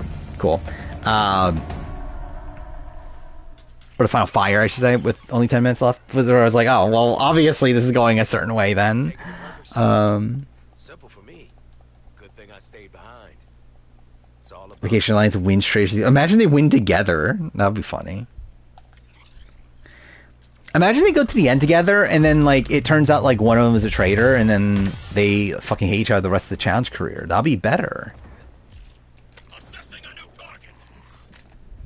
Wait, so am I supposed to be like countering as in like waiting for it to hit me? Or no? Doesn't seem like it's the case. Oh wait, do I shoot at it? Is that what? Cool. Okay. No?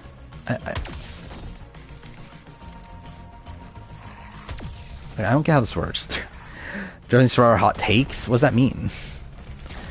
Does it just mean like we come up with hot takes and we have like a team of our hot takes? Is that what it is? Oh, there we go. Casey wins as a traitor despite being more boring than before. I mean, can't she be more boring than before? Is that even possible? I mean, like, it's probably mostly boot order, right? Like, I think I would probably say... Actually, I guess this topic is Brittany. I mean, really, it's tough just in general, because, like, it's weird because, like, Rob obviously had, like, a massive target on his back. He was never really going to be able to do much anyway. So it's like, how do you really rate him? But I would say Danielle, Carolyn... Actually, I don't know. Where's Brittany land? Like, are we rating Brittany as a traitor or as a player? I guess this is saying player. So it's like, probably Brittany 1, maybe 2. Actually, maybe it is just boot order then. Yeah, I think it's literally just boot order. What? Brittany, Danielle, Carolyn, Rob, Bob the Drag Queen. Do I like airports? No, I hate flying. I haven't flown since I was, what, 18? At this point, I think. Yeah, I think it's been that long. Where you have all the traitors? Do I remember all of them at this point? I probably do, but it's also like fucking like what, 12 people? The best run A&W 6. You mean like Last Man Standing? It was Joe Moravsky. I'm hitting the wrong button. Oh, circle. Would you miss, I mean, talking about traitors and my Robin Amber wedding special? I would pick Tori or Anissa for traitors. Maybe Anissa, to be honest. I think Anissa has at least, like, more, like, I don't know, more ability to have confrontations on traitors, I feel like. Or I feel like Tori's just gonna be, like, nice. Thoughts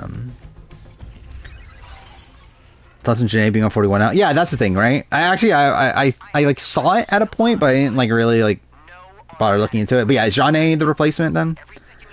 Ranking them as traitors, then it's like... it's probably, like, still boot order outside of Brittany, and then Brittany's, like, last. Because I don't think like Brittany was shit as a traitor. But also, to be fair, like with Brittany, it's like she was sussed already before she was a traitor. So it's like, I don't know, how do you suss that? But like she doesn't do anything good as a traitor. Like she murders Tom, which I think that was a dumb decision, and then she votes out Danielle. Oh, in the legs. Okay. moving into melee. Oh, okay, I'm an idiot. There we go. Is it Traitors 3 review stream? Do I agree with his take that this show is most interesting when it's a traitor and traitor violence? Yes. I do. I'm 29. Yeah, Ivar as a traitor winner is insane. I still think the season as a whole is really good. Like, I still think it's one of the better. I think it's definitely the best US season. Not even close. But yeah, that was a fucked ending.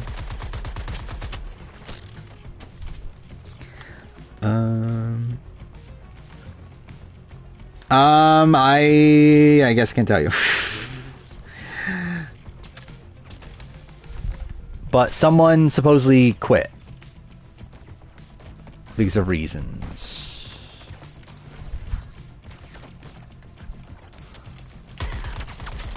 Enemies prep.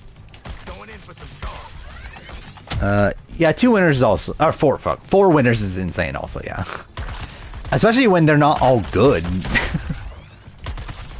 I generally, yeah, that was also the thing that like actually like blew my mind even more. Is the fact that like Ivar somehow won with like not even being on the show, which I guess like too. I should have kind of expected like with Meryl, where like Meryl was also barely on Traitors UK and she ended up winning somehow. And like practically, it's not like impractical that Ivar would win, right? But still, it's forced to 3 going forward. What's funny is that I thought this would force them to 2. Like, I thought, like, the concept of, like, not revealing their identities, I think, like, a part of why they did that is because it forces them to continue voting.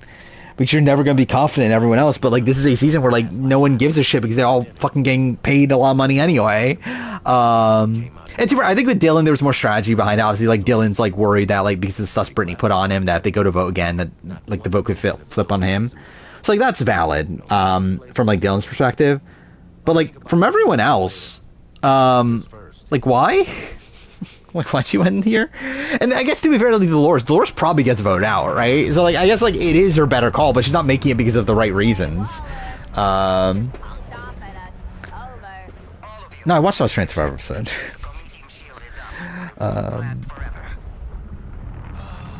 The way Carolyn got caught next to her. Yeah, I think that's the bad thing about Carolyn. The nostalgia of an active war zone. And also, I think it's very clear she wasn't, like, particularly intentional with how she's playing a lot of the game. Where, like, I feel like with Danielle, it comes off now that, like, I think she was intentionally doing a lot of things. Mind you, she was very sloppy still.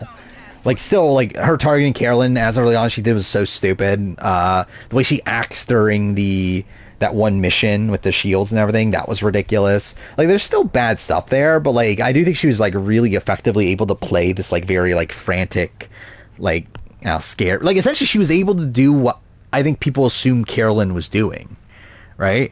Like, she essentially was able to play this, like, Carolyn-style character, but, like, not actually be that, while, like, Carolyn actually is that.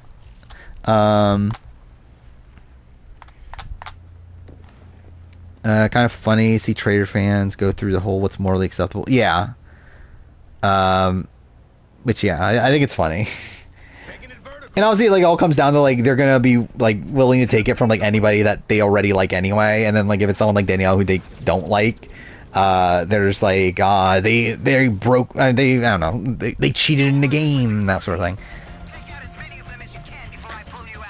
I also saw that a lot about AU, that a lot of people were, that I see, like, a lot of posts about how, like, people are saying, they're cheating in the game by throwing challenges. Like, what happened to the integrity of the game? Because obviously challenges is what the integrity of the game is.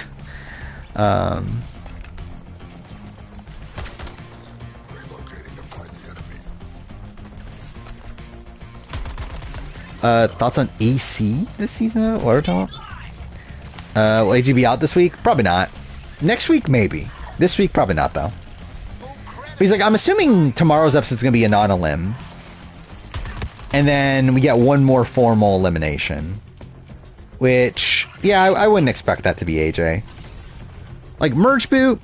Oh, Alan Cummings. Alan's always been my personal favorite host. Like, I know that was, like, kind of a non-popular opinion. Because people love Claudia for some fucking reason. Like, I think Alan's, like, by far the best host. And it's not even close.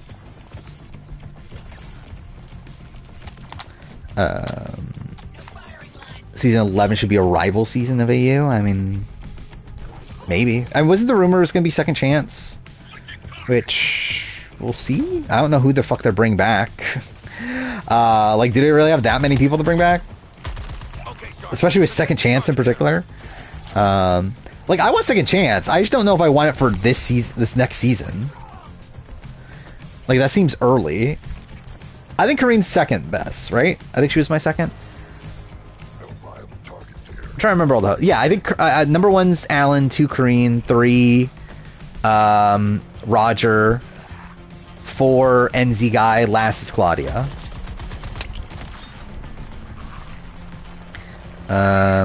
Yeah, Noonan's number 1 of the boots apart. Mind you, I think Noonan's played pretty poorly ever since the swap, but yeah, I think she's better. I do wonder how much of this was like Noonan kind of giving up, because I do feel like that definitely seemed to play a factor, right? The fact that she was injured and she was just like, oh, I'm kind of screwed anyway. And what's funny is that like she obviously gets like idled out of the, or yeah, like idled out of the game, so it's like she's like still not even like that bad. Chance of casting on 50, making the final cut, probably not super likely. Like, I would say, like, 5%. I do. We still don't even know if it's for sure her that is the Kagyan person. And even if she is, I don't think she makes the cut. I really just don't like the tone that Claudia brings to the show. Like, I thought she was fine in Season 1. But I think, like, ever since Season 1, she kind of, like, gave up on even trying to be this, like, kind of, like, mysterious, like, manor-owning person. So, like, now she's just, like, rooting for the players, like, constantly, and I find that fucking annoying.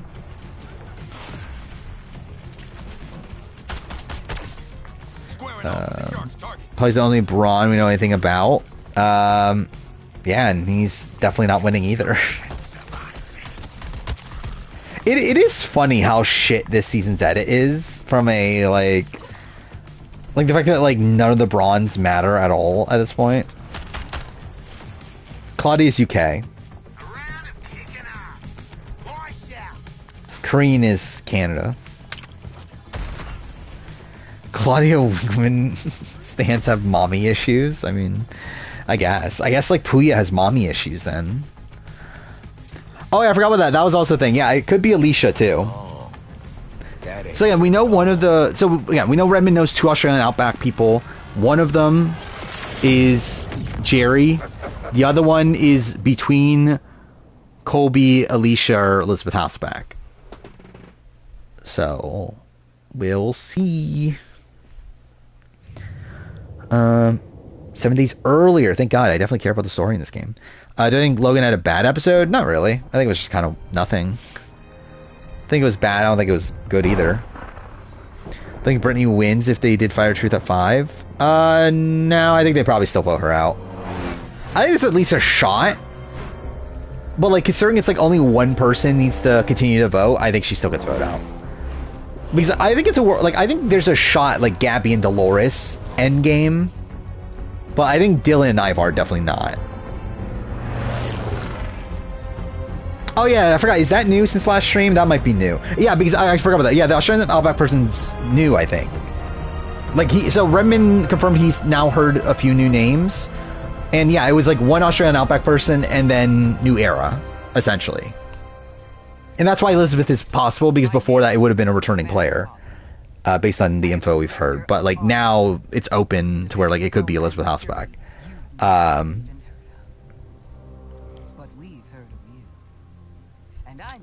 Claudia, Julie Chen, Mr. Beast's host. I mean, Claudia probably won, then Mr. Beast, then Julie Chen. I think Laura's winning with Logan and Karen out 4, 5, 6. Good. I think, like, realistically though, I think Laura kind of screams out to me more of like the Valeria of the season than the winner. Yeah, I think that's the thing, is that, like, I don't think Elizabeth fits within the current... Like, I think the fact that Elizabeth Houseback's such a, like, open, like, conservative and, like, very, like, notably having, like, very controversial opinions, I don't know if they would want that on the show. Where, like, obviously, I don't think they're against, like, putting Trump supporters on the show. Obviously, they've done it recently. But I think they are against, like, the concept of, like, controversial figures. I think Elizabeth is probably, like, a tad too controversial, which is why, like, even when I did the guide, that video, I was pretty out on, like, Elizabeth, even if she wanted to come back. But there is somebody, like, I think it's All Winter Survivor, right? Somebody's claiming that Elizabeth is on. I think it was All Winter Survivor. To be where you take your last breath? No. Then help. I think of this was this. I only need one of you. Don't worry, guys. I know I won't be called for 50. I do, however, have something fun planned to coincide the year-long celebration. So, I think this is just a weird thing to say. She did say, I'm pretty sure I'm blacklisted, maybe Traitors someday. I don't know. Obviously, this could be her playing it up, but also the vibe I got from it is I don't think they would want her back.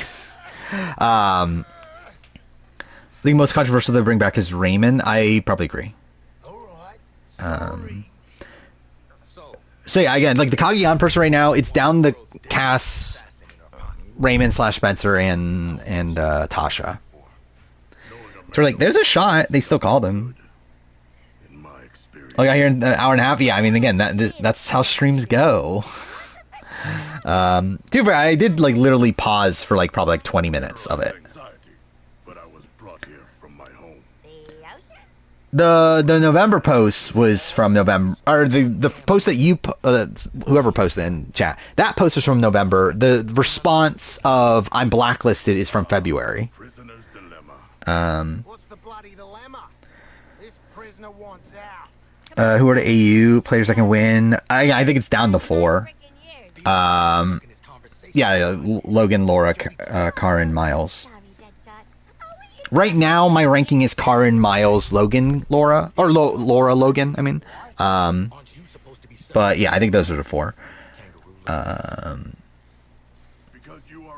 I find it funny that Jonathan was also annoyed at both tribes. Yeah, again, I thought about this earlier. There's no fucking way they were ever gonna send both to tribal. Like, absolutely no way. Must too much negativity to win. I don't agree.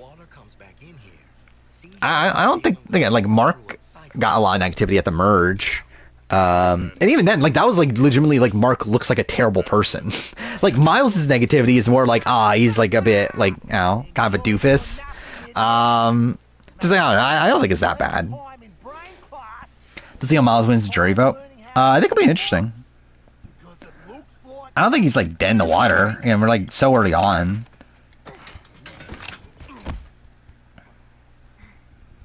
The end of the story through DLC reveal. You don't actually kill the Justice League. Oh no, they lied? Why'd they make this game? Who the fuck wanted this game? Cool, I'm definitely getting a copyright claim on this. Yeah, it's like also I think they're utilizing Miles' negativity like in a good way at this point, right? We're seeing this negativity from like Zara, like of like calling him out, but like we're clearly like because like we're seeing it from Miles' perspective as like clearly intentional, right? So we see like Zara like scold him for it, but like I don't think we're meant to be like pro Zara in that. Like I think we're clearly meant to be rooting for Miles in this like in this situation. W wanted to lie, yeah, and then fucking shut down all the studios anyway. Ever do a toughest nail season ranking? I wanted to if I ever watched it. Can AJ win a jury vote? Theoretically. I'm not banking on it, but he could. Like, I think there could be this, like, sentiment if he got there that's like, how the fuck did he get here? But... yeah, is he gonna get there? Probably not. Dev out on Zara? I mean, like, I would have been out on Zara anyway.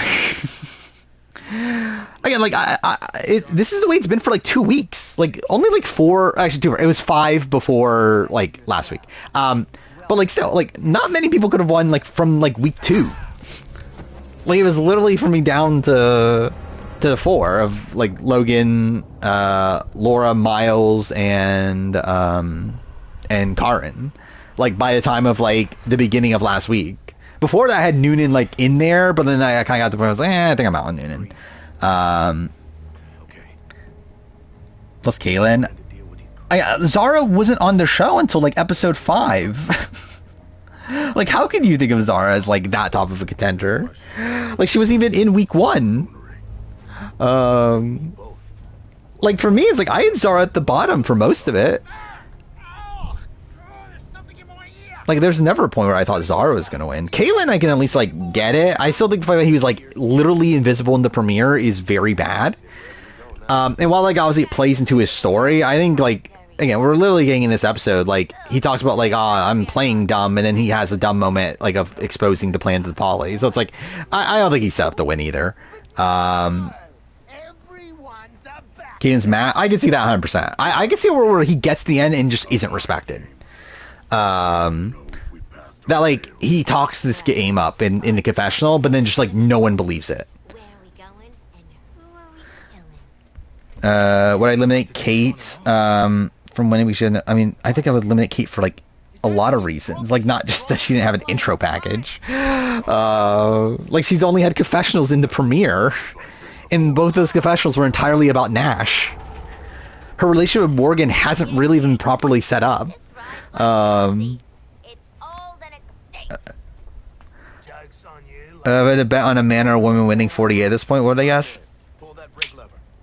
I think I would bet on Joe, right? And really, I think most of the top contenders are men. I think outside of Eva, right? So yeah, probably a guy. I think a guy winning 48, probably a woman winning AU.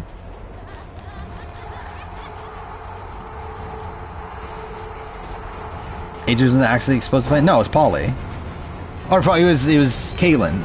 Like Kaylin, like AJ was like counting the votes, and then Kaylin was like, no, like we were putting 4 votes on Polly, like right in front of Polly. When's the date? Actually, this is something I want to talk about. The plan is the 29th. I am considering, like, something that came across my head the other day. I was like, wait, why am I doing the daytime stream on a Saturday? Like, why am I doing that? Shouldn't I do it on a Sunday? Like, it doesn't really matter to me either way. Like, I don't really care either way. But, like, wouldn't more people be here on the Sunday than this Saturday? Like, am I wrong in that? I'm not sure. But one of those 2 days, I have that weekend off at least, so. But yeah, like, just traditionally I've been doing it, wait, AJ misspoke and said 4 Poly votes and 2 Noonan. I don't believe, like, wasn't it the opposite? Like, I'm pretty sure, like, it was Caitlyn. That, like, called, like, I believe, like, AJ did 3 votes on Poly, and then Caitlyn said, no, it's supposed to be 4.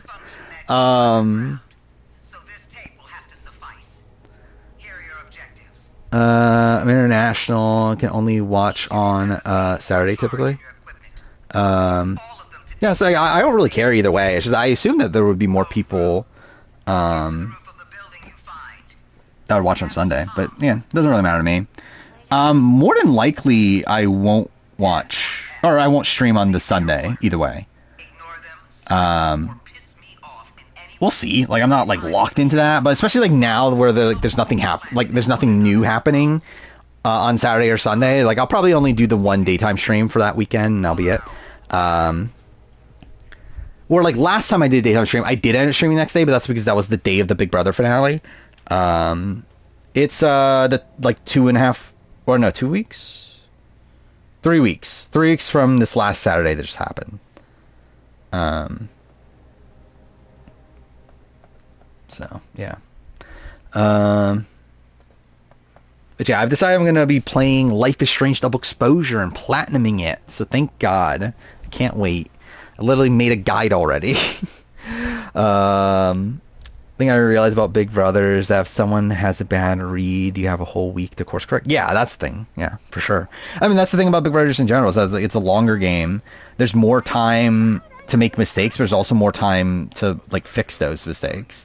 There's more time to, like, to plot out what you want to do.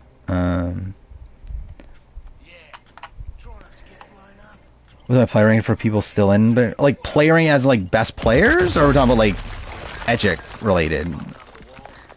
Like, best player? Like, I think probably number 1 is still Karin, right? I mean, maybe you go to 8, like, you go to bronze. Like, I think they're playing pretty well, even though they're, like, not on the show.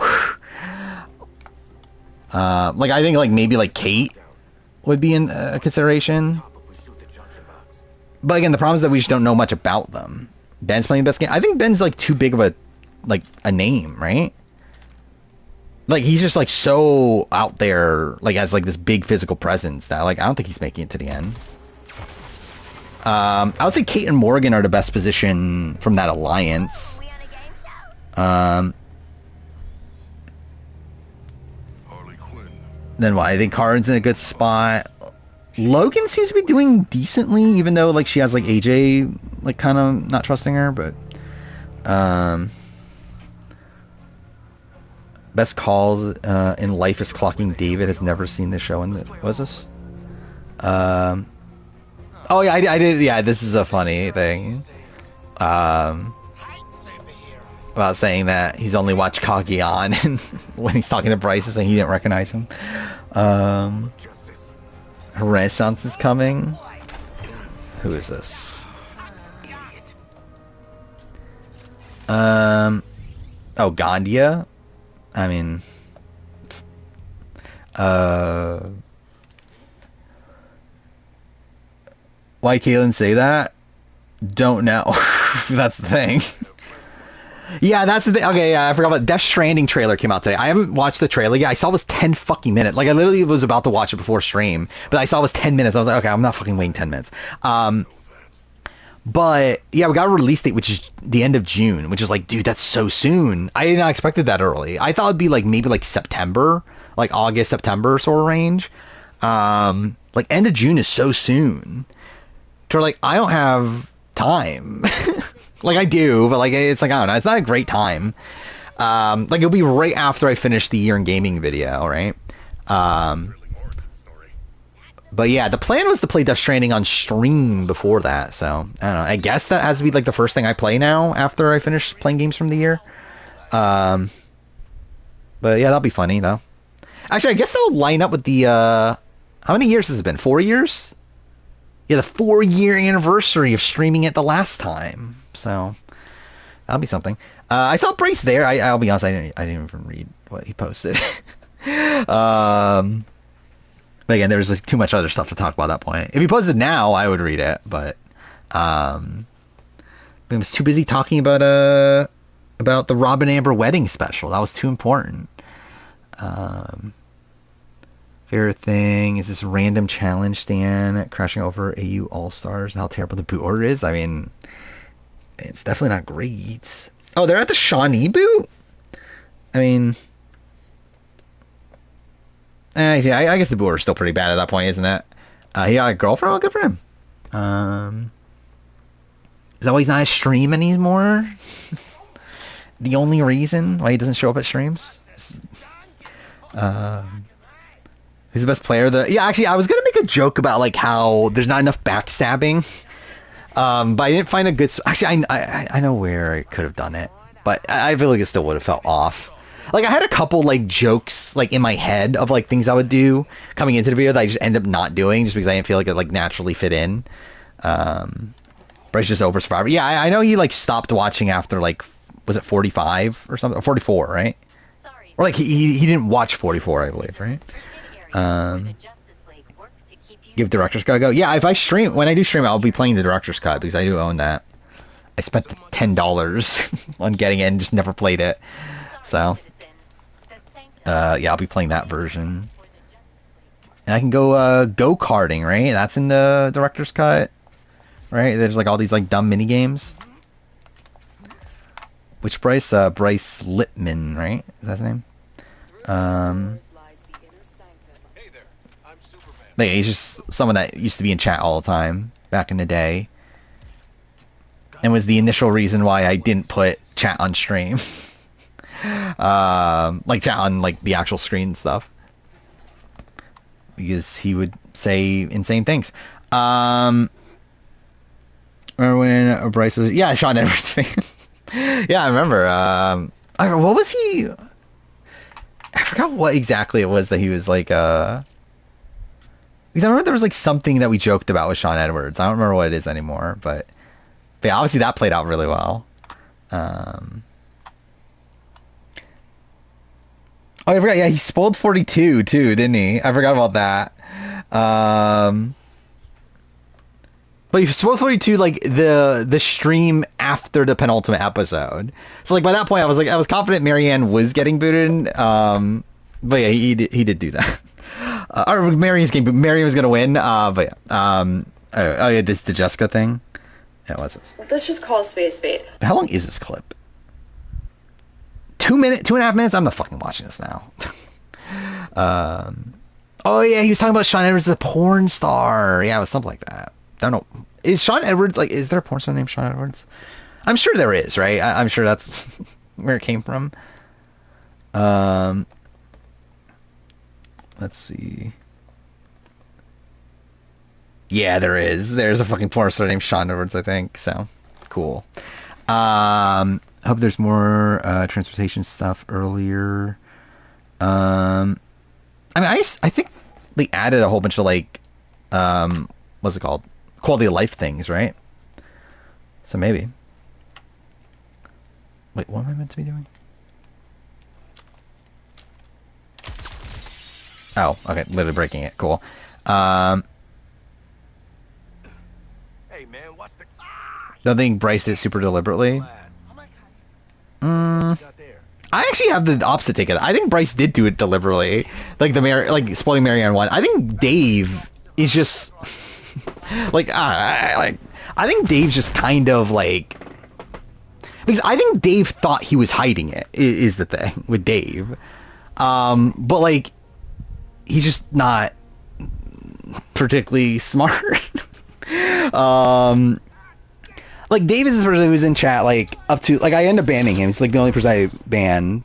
Well, outside of like I banned like Bryce. End up showing up with like fucking burner accounts. And I am banning those. But like Dave's like the only legitimate person I banned because like he would constantly like ask questions in chat, like implying like where he clearly saw spoilers, but then was trying to ask if like I like expected the thing that was spoiled to happen, like it was or was going to happen or whatever. So like it became just like super obvious that like he was just like leaking spoilers or whatever. Yeah, that's what if he was still in chat, that would be what. Do you think Four Faithfuls will win the Traitors in season 3? Yeah. I actually like. I don't think he was doing like spoiling deliberately. I think he's just not smart in terms of trying to hide it. I think he like legitimately like wanted to know if I like expected these things, but I just don't think he was like. Oh. I mean, Dave was here a lot. And, like, he did it a lot. And, like, I kind of let it go initially, but then it got to the point where it was... I think it was AU Here's Villains, actually. Wasn't it? Wasn't that the breaking point? Where he, like, essentially spoiled Liz winning?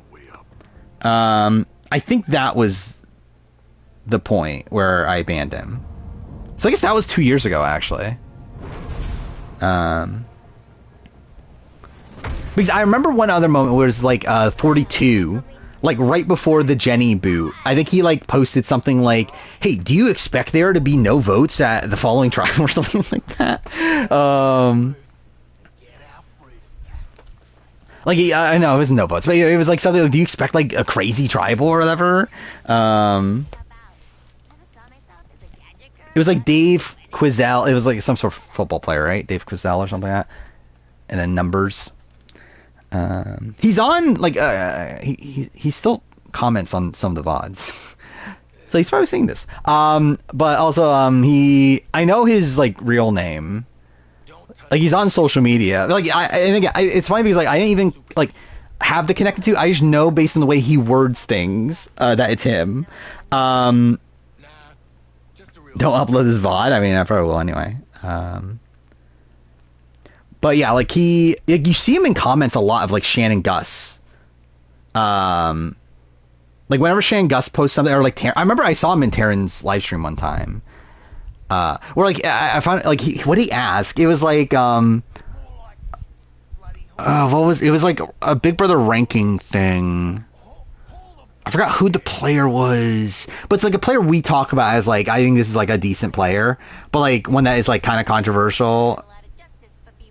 I don't remember who exactly. I don't think it was Kyle Kapaner, but let's just use him as an example. He like asked like, it's widely accepted that Kyle Kapaner is like one of the best players. What do you think? Like I remember like he asked like stuff like that. But I don't know. It's like the way he asked questions I thought was like pretty funny. I hate this. Don't worry, I'm sure they got fire extinguishers. Drag all of us into VOD comments, maybe. I mean, he hasn't. I remember he actually. Let's see when the last time we did. You're right. And like it was an old VOD, if I remember right. Like it wasn't even like a recent VOD he responded to.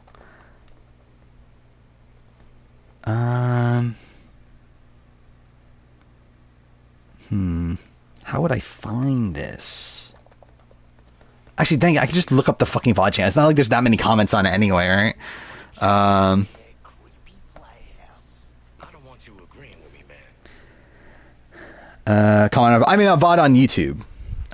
Like when I post on the YouTube channel, he comments on it. Oh, actually, literally the most. Actually, I guess it was only a month ago. The most recent comment is actually from him. It was a month ago, and it was on my process of making the video. Said, I think best reality TV competition player of 2012 would definitely be top two players, Rachel and Dave and Kim Spradlin, largely due to how elite they played in 2012. So that's the type of things he would post. Let's see. Right here. I guess like the VOD from Survivor 47 week 8. Where I think that was one where I went on like a big rant about Tom. Because I think that was right after I finished watching Palau. He said, Ian is number 2. Knock against him is quitting the game at final 3. And Tom is number 1. Knock against him is winning out in the end game. Survivor Palau player ranking is similar, or Survivor Palau player ranking similar to Australian Survivor 2002 player rankings. Yeah. Again, like just based on the wording, like you can tell it's him, like when you see him on Twitter and stuff. But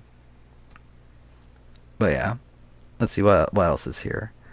From 5 months ago, he posted on my VOD from Survivor 47 or 41 episode 7. Said rank 3 merge tribal on Survivor 2021. Then he just randomly on a BBCan 12 week 8 stream, he posted winner edit of Amazing Race 36. What if Dave is Ainsley? Imagine. I'm pretty sure he's a real person. He also posted Christopher got robbed on the Survivor UK finale. Then what else? Rank final 2 combinations Australian Survivor. That was a post. I think that might be it because I don't think he started commenting until I end up banning him. Yeah, I think that was yeah, I think that's all of his. Is he about? Yeah, I'm pretty sure he's real. Like he's yeah, I've seen pictures of him at least. Like I know he has a YouTube channel that like he posts like Jeopardy clips, or at least at one point did. Because I actually remember this too, that he was actually one of the few people I actually responded to, but like respond to his comments early on, like back in like 2019 or whatever. It's like he's been watching me for a while, so that's something. Where am I meant to be going here? Okay, use the jetpack.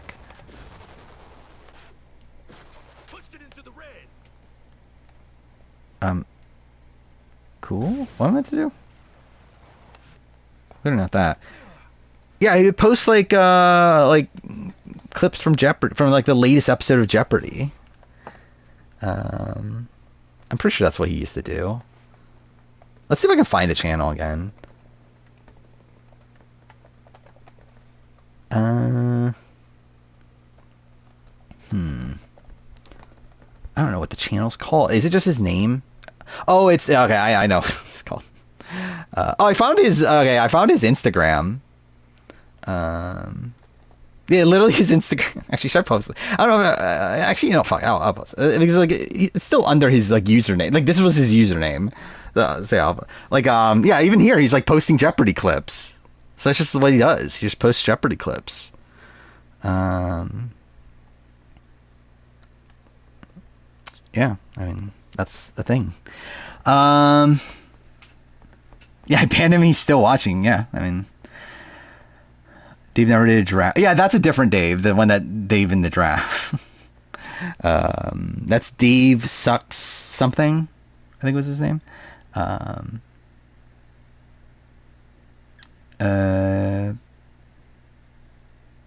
yeah, it's not the same Dave that those drafts. Actually, was he? Yeah, I guess he was still around when we started drafts, right? Or not? Wait, I don't remember. No, that was before, right? I think it was before. Because what if I banned him during Here's the Villains? Then because we didn't start drafts until right before BB25. That was after, right? But yeah, I could be wrong.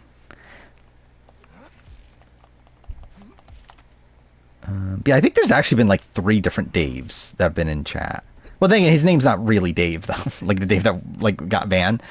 Then yeah, I guess who knows if the other Daves are actually named Dave either. Quinn, be careful with that thing. Can't hear you over how freaking sick I look, Floyd. Was it Titans or Rebels? No, it had to be because I remember it was about Liz, right? I'm pretty sure it was Heroes Villains that he got banned. I don't think I banned anyone else. Think inside that huge impassive body is a smaller thing. Actually, what's funny is also I actually didn't mean to actually like properly ban him. Like because I no that's what no actually no, I meant to ban him. I actually blocked him accidentally. I forgot that's what happened with Dave. Is I accidentally blocked him when I meant to ban him. But I end up blocking him, which means that he can't even like go to like my page at all on Twitch.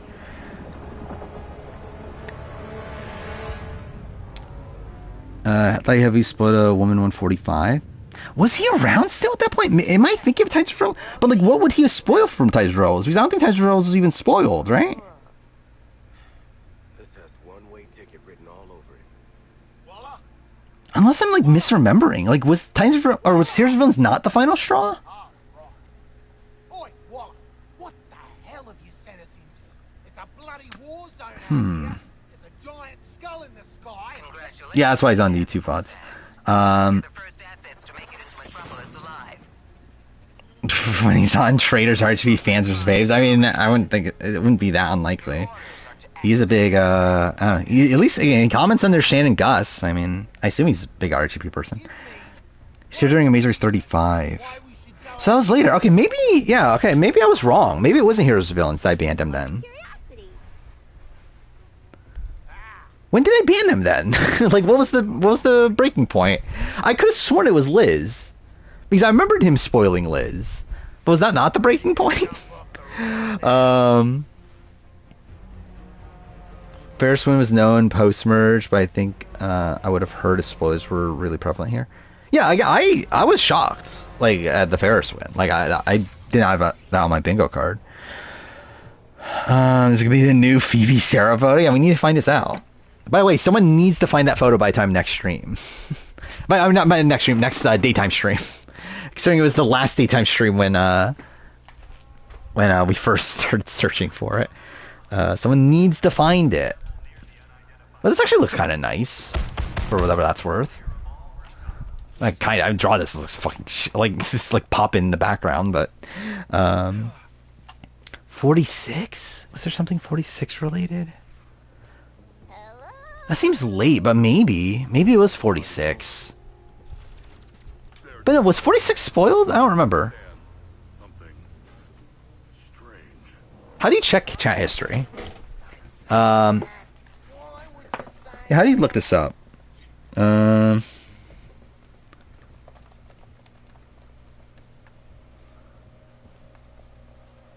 I know, like, I've seen, like, Will Neff do this, but I actually don't even know how you do it.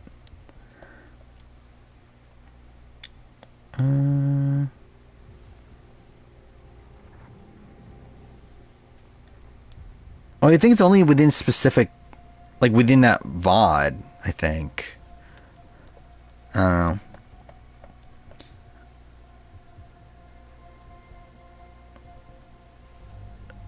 click on a name while well, I mean, the problem is that he's gone.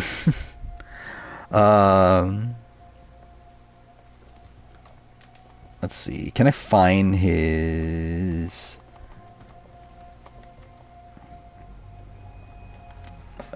Twitch account?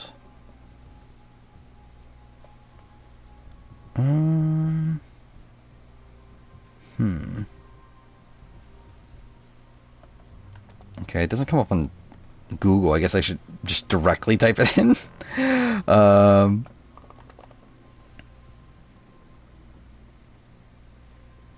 Wait, I go to like, did he delete his Twitch account? Or did he get banned? I did he get like banned from Twitch? Or is it because I blocked him? So like, no, wait. If I block, actually, how does that work? If you block somebody, can you not see their stuff either at that point? I don't know how that works actually.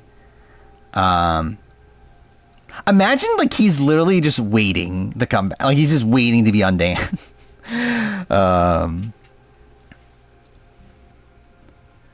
But yeah, I literally go to his page and it just comes up, sorry, unless you got a time machine, that content is unavailable.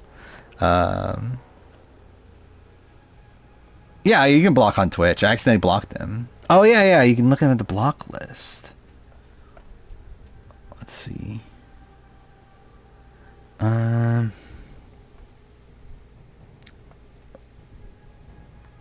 Where would I find that?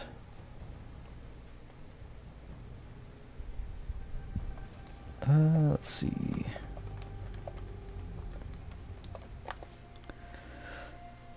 Okay, it's under privacy.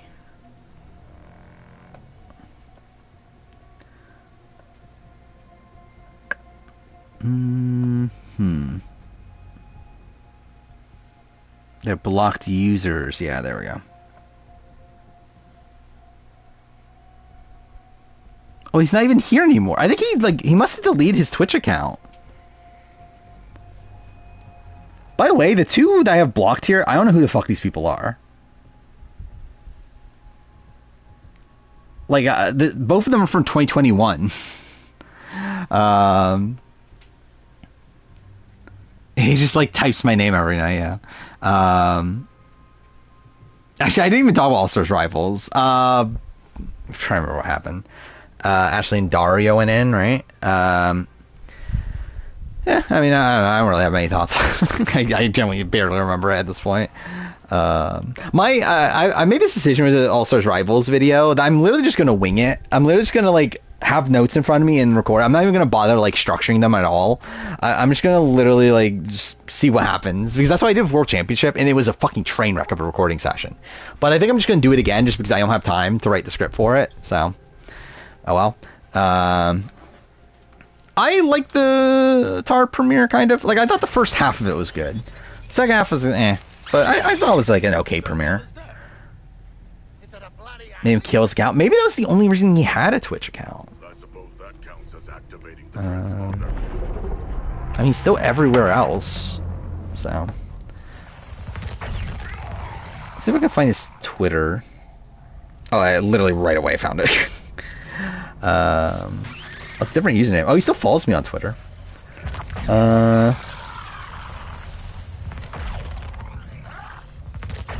He retweeted the sneak peek of Survivor 48 premiere, so that's something.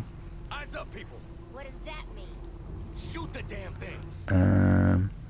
He also retweeted that the rumored twist for Amazing Race 37 is that every leg will feature a different twist. This is why you never. Wait, we knew that back from July?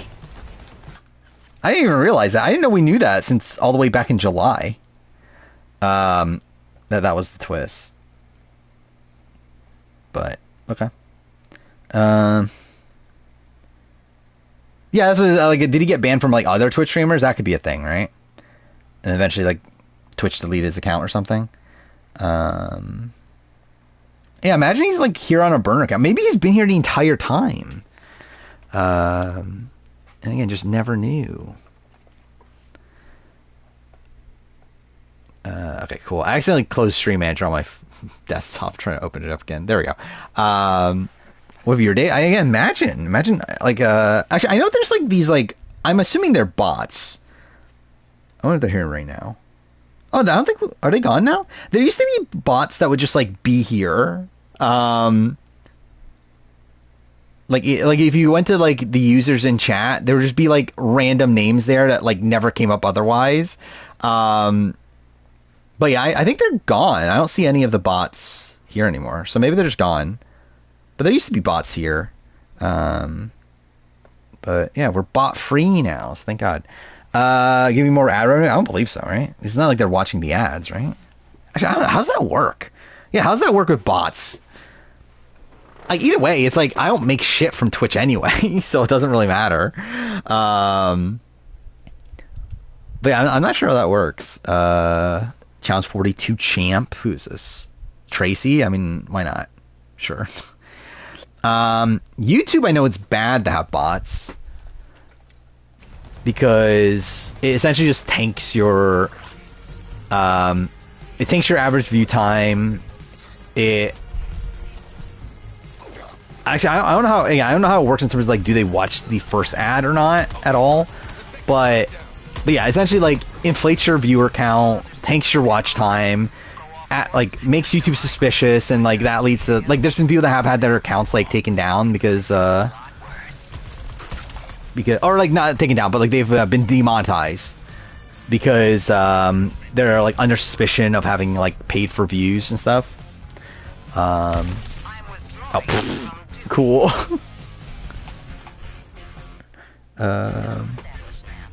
Glenn Corey, Big T's run. Corey was fine. I mean, like, we obviously saw his fight with Adam. I thought that was like interesting enough. But like, really, both of them I felt like were pretty purple until this like last episode. I think Big T in particular like, really didn't bring much to the table here. Wait, what am I meant to be doing? Cool. It's the Green Lantern coming to our aid. Any other Daves we should know about? I mean, oh, thank God, it's fucking Green Lantern. I mean, I think just everybody is Dave.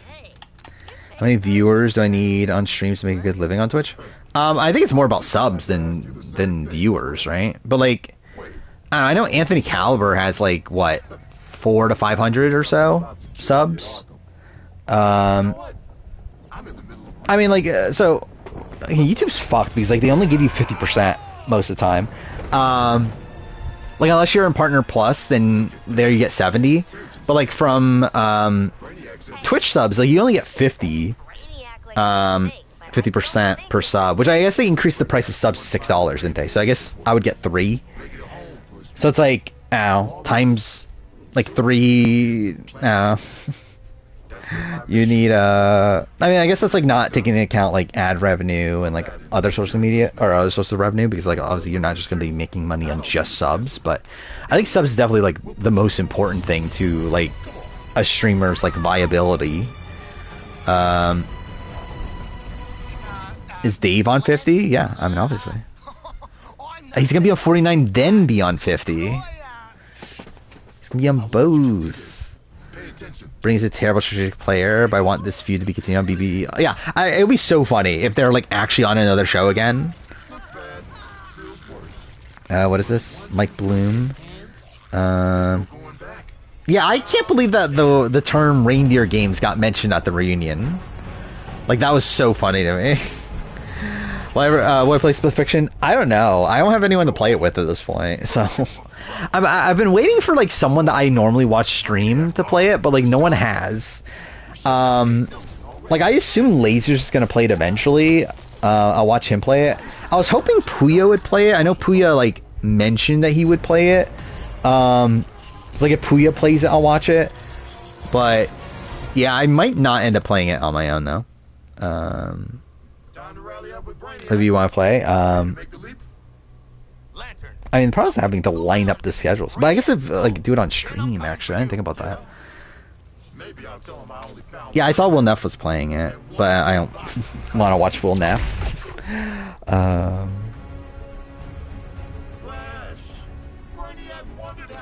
Find it funny the last person to get a eulogy in oh yeah, because I did alphabetical order, but also I thought it was funny to have Ivar's last. Yeah, split fiction might be an option. The problem is that I feel like you would want to play it now, right? Or like I feel like I would want to wait a bit. Because I need to play Suicide Squad, but I need to play like the games from this year first. But a bit later in the year, I'll be willing to play it. Impact that Reindeer Games has, yeah. I mean, yeah, like it's funny too that they took it off of what's it called? They took it off of Paramount Plus. Well, yeah, obviously not tonight, but I mean, like even like I would say like looking at how things line up. So I want to play Death Stranding still before Death Stranding 2. So I'd say like after Death Stranding would be like the first like time that I would be planning on playing it, which that would be probably like I'll probably play Death Stranding around May. So I would say like June, maybe like beginning of June, late May, right around time of 50 filming. I think that'll be like the first like open slot, I guess.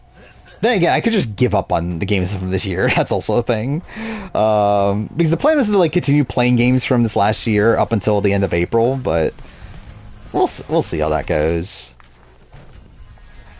How long is Split Fiction actually? Like, I assume it's not super long, right? I assume like maybe like 12 hours.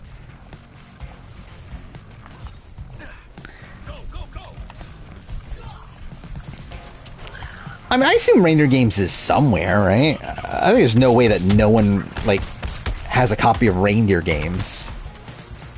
But, yeah, it's insane that they, like, it's not, like, available legally anywhere, right? On Most Critical do on Survivor? Probably not well, right? Like, I think at best case scenario, he's, like, Justin from this season. Or, like, I don't know. I'm not looking at Justin as someone that I'm expecting to win the game. And even then, I don't think Moist Critical's even that smart. Team YouTube won the Sidemen Charity Soccer event. I didn't know that was the thing, but okay. Oh, is that gone? Yeah, no one, yeah, that's not available anywhere. The Big Brother special.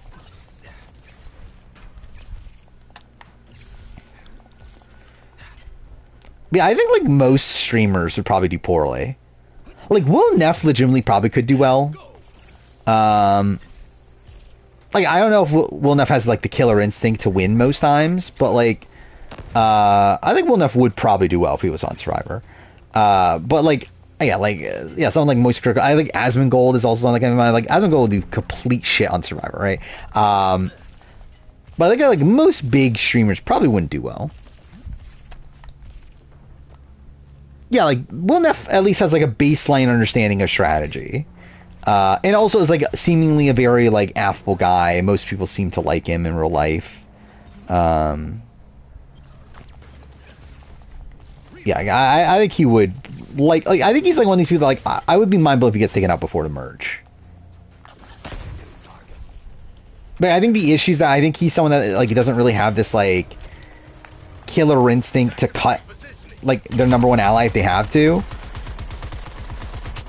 Okay, I hit the wrong thing. That's great. It's that guy who doesn't shower? Isn't Dylan Efron? Does Will Neff not shower? Is that a thing?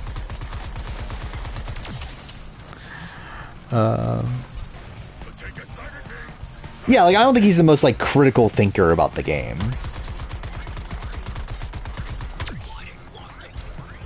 I don't know what I'm doing right now. Definitely taking some licks.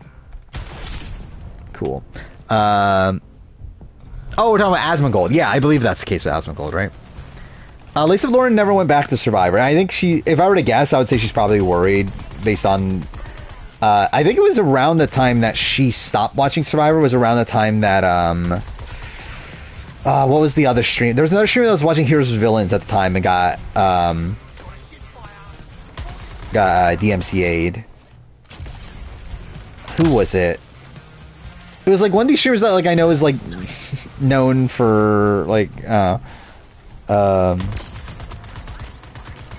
that like main reason she gets views is because she's attractive. But I forgot who it was.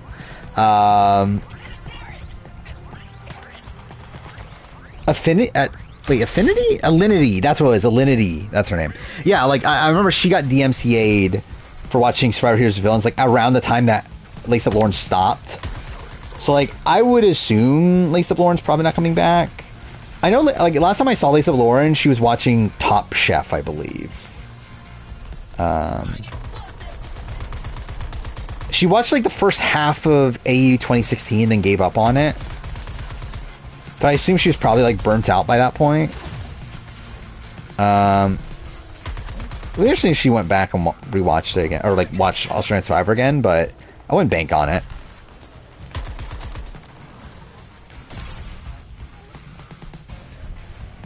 Oh, was it Blood vs. Water?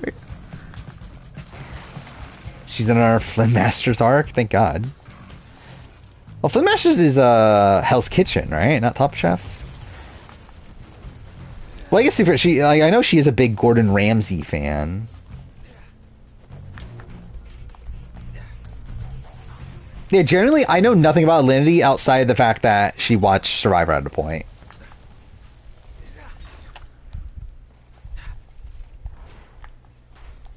Yeah, there's too many cooking shows I'll never watch. What has happened to the citizens of Metropolis?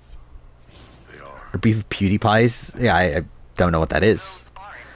Watch Survivor with Twitch streamers. Turned out to be the best season of reality. I think it'd be fun. I mean, like, we saw the Sequester Influencer game. And, like, that was even, like, big streamers or anything. And I thought that was a fun show. Like, I thought that was a fun, like, Sequester game. And to be fair, I think Taryn really made a lot of it, because, like, Taryn pre-gamed the fuck out of that, and it was, like, really interesting seeing, like, all the pieces, like, come together. But that's, like, one of my personal favorite, like, Sequester games that most people won't talk about, because they obviously talk about the Survivor and Big Brother ones instead. Probably Will Neff is that he's super in shape and would make the merge, but he targeted... Yeah, 100%. I think that's... Yeah. Like, I think best case scenario... Well, not best case scenario, but I think, like, likely outcome for him is, like, Kyle. Kyle from 47. Like, I think that's likely how it goes for Will Neff. What if I got asked to be a guest and Survivor specialist? Well, like, I don't know. I wouldn't be opposed to it. Problem is that I don't check my shit enough. Like, generally, I can't even think the last time I checked my my channel email. Like, I think it's literally been, like, I think last time I checked it was last time we talked about, like, what sponsorships I've been offered. Which, like, I think that was, like, probably, like, 6-7 months ago. I thought that said cucks for a second. Is Charlie the biggest lockout of the new era men? No, not at all at this point. Again, like, the thing about Charlie, like, there's nothing reputable saying Charlie's in the running right now. Like, the only thing that would, like, make Charlie seem in the running is, like, the fact that Redmond said that he knew a lot about new era runners-up initially. But we know Xander's one of them. And, like, now with 341 people, Deshaun could have been another one. Mike Turner's been in the rumor mill. Like, I feel like Charlie just hasn't been talked about. And, like, yeah, I assume Charlie's in the running. Like, I'll be surprised if Charlie isn't on 50. But, like, I wouldn't say he's the biggest lock at this point. Like, I think Q's a bigger lock than Charlie right now. Because, I mean, we at least, like, know Q's in the running, and Q is lying, based on what Redmond's been saying, that Q's lying about not being in the running. And also, like, Christian, I think, is a pretty big lock right now. I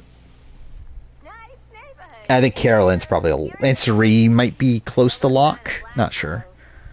Deshaun ain't coming back? I mean, don't know about that. Oh, yeah, I forgot. You said New Era. Yeah, so I think probably, like, Q and Carolyn are, like, the two. Oh, you said men. So, yeah, I guess Q.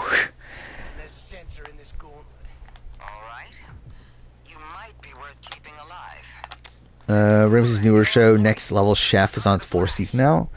Yeah, I knew that show existed, but, like, what's the difference between that show and his other shows? Charlie and Carson both not being on 50 would be amazing, considering now I feel their chances are higher. Yeah. I mean, I think Charlie's still likely on. Carson's definitely not on, though. Slip is crazy. Rome had literally zero impact on the game after he was eliminated. His boot maybe at least consequential. What is this? Let me just say, me and Q definitely both had big impacts on our seasons. I lasted half the episodes.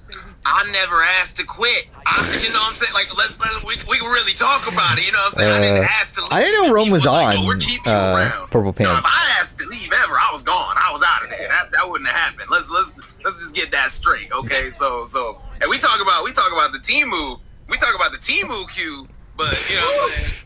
We had Q on last week. I didn't realize. I need to watch that podcast. I didn't realize he was on.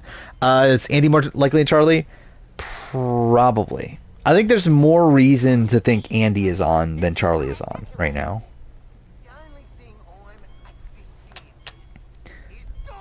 Gabe responded to him. Yeah, what'd he say? This the bro was leaning tweets all last season. Oh, I forgot. Was it Gabe and Rome got into a feud, right? Wasn't that the two? I remember Gabe got into a feud with somebody. It was Rome, right? On Twitter. Yeah, where is Rome? Like, how is? Yeah, maybe Rome's here. But yeah, like, what is Rome's connections to the cast at this point? Because I actually don't know. But he's like, he seemed to be fine with them before the season. But like, I feel like postseason, you don't see Rome anywhere with like alumni. It's like, did he like kind of burn his relationship with a lot of them over time, or what? Oh, I forgot about Tiana. Yeah, I forgot about the Tiana feud too. Wasn't like Tiana like upset at the fact that like he like said something about Hawaii? Wasn't that like part of that?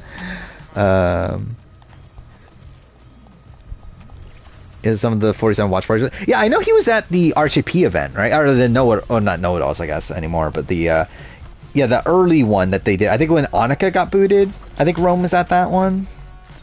Actually, was it Rome because that? Or was it that one? Because like I guess that would have been after the Asia boot.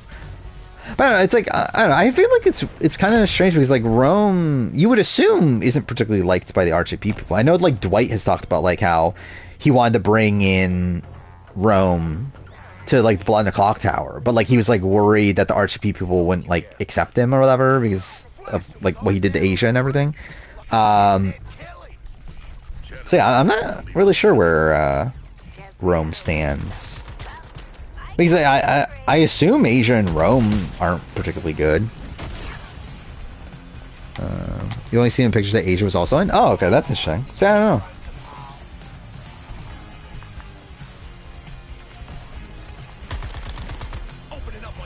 Last time I saw him was when he posted on his forever Instagram story at the finale party with other players. Yeah, I just haven't really bothered looking into seeing like where Rome stands with a lot of these other people. Next level chef has 3 teams in 3 level structure where the top level gets the first dibs to the ingredients, and someone from the losing match is eliminated in the first match. So actually, is that? Well, I guess that is different. I was gonna say, is that different from like worst cooks in America? But I guess it is different. Twitch streamers versus returning players. Why would they do that? Imagine like Jeff like sees that idea and is like, oh my god, gotta do it. Imagine it's actually imagine that's the way we bring back First Boots. It's Twitch streamers versus First Boots, the season everyone's been waiting for. Basically, Jeff keeps on saying that, like, oh, I don't know if we have enough First Boots, but we might have, like, a handful, or, like, a tribe worth of First Boots. Like, maybe that's the season. It's Twitch streamers versus First Boots. The rivalry of the century.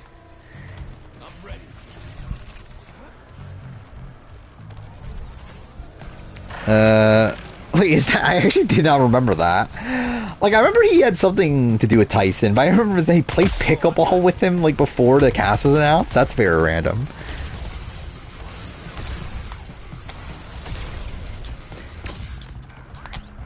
Twitch streamers and Natalie Bolton versus First Boots, exactly.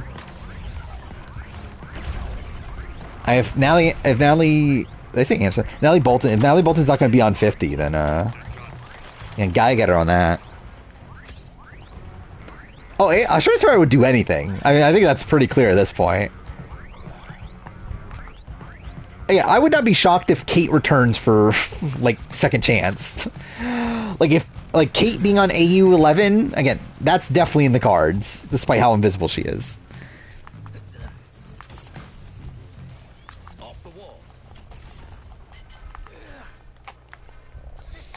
Basically, teams want to be on top floor as much as possible to avoid the bottom floor. I would like to be in a fan club. I think that's actually, like, kind of an interesting premise. I don't know if I would have wanted it for, like, a cooking show. Your fan. They should start mix-mashing themes. They should do that. That'd be so funny. Yeah, Rebels versus Brawn. The biggest rivalry. These Rebels can't be brawny.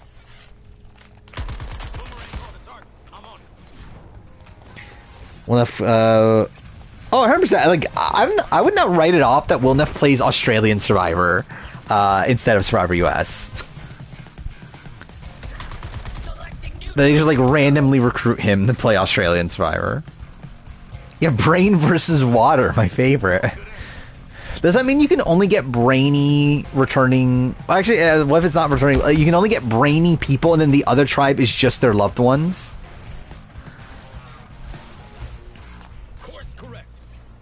And Shane Gus on Australian Survivor? I don't think that's ever happening. I don't think Shane Gus wants to play Survivor, right?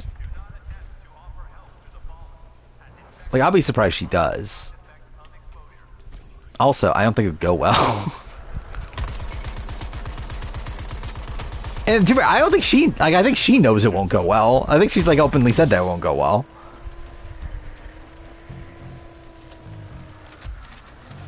Villain versus Blood, my favorite.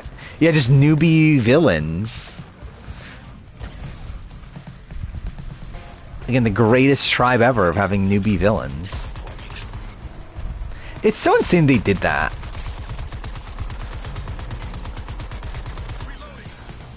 Like, they literally went to Liz and were like, hey, Olympian, you're a fucking villain.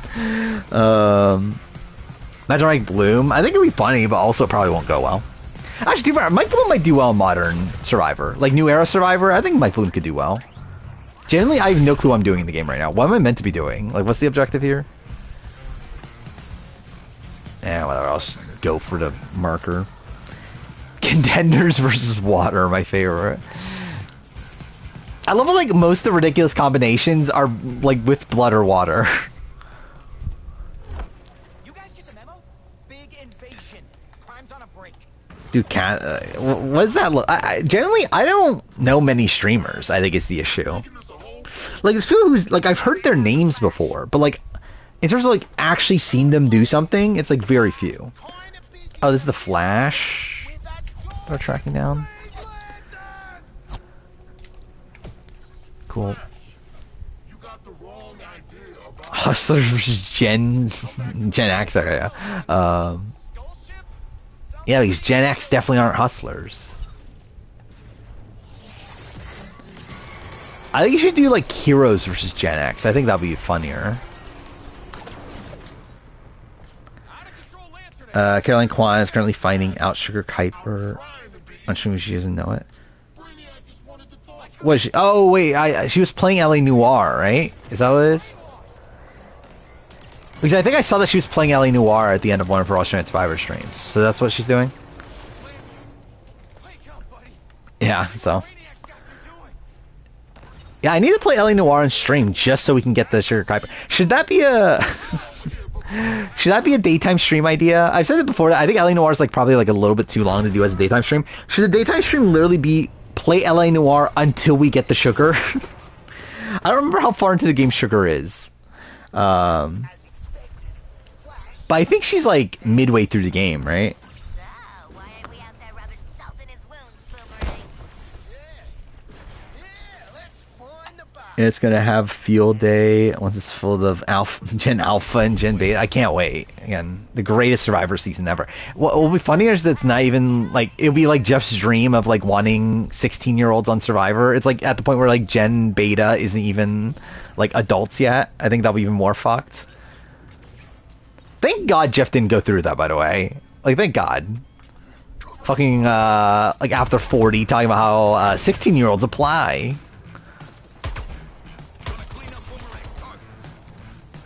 Fans versus beauty. Yeah, so do you have to, like, intentionally get, like, ugly fans? Imagine Jesse Tannenbaum just, like, in the casting process being like, hey, is this person ugly enough?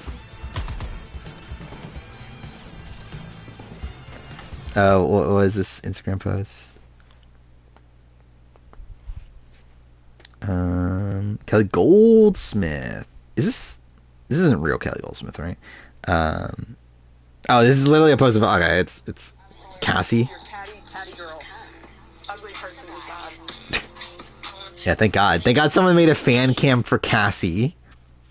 I love, like, my first thing with Cassie. First thing I think of when I think of Cassie is that it's the only person that Taryn has, like, openly talked about having a crush on.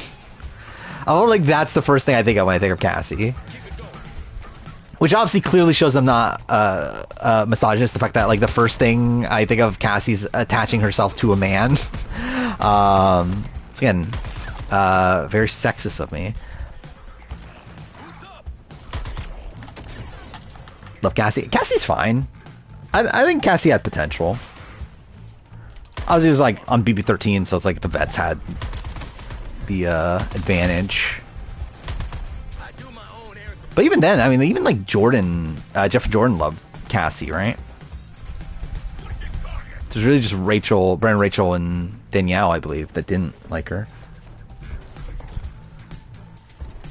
Cassie's higher than Monet, I'm pretty sure. Where the fuck is he? Here.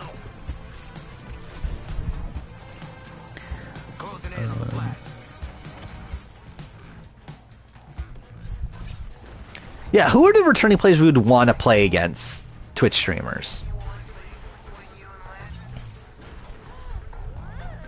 Like, what is the type of player you would want to be against streamers? I don't even know, like, what's the, like, the economy you want to... Actually, should it be Twitch, like, Survivor Twitch streamers versus just regular returnees? Because, like, I think there's enough actual Twitch streamers. Oh wait, what? I left the area? There's like, how many are? Mind you, they're almost all men, though. That's the issue, right? It's like, it'll be like almost an entirely male tribe. Like, who are the women that have... Like, I know Kelly Nalbandian Twitch streamed a few times. I don't know if she still does.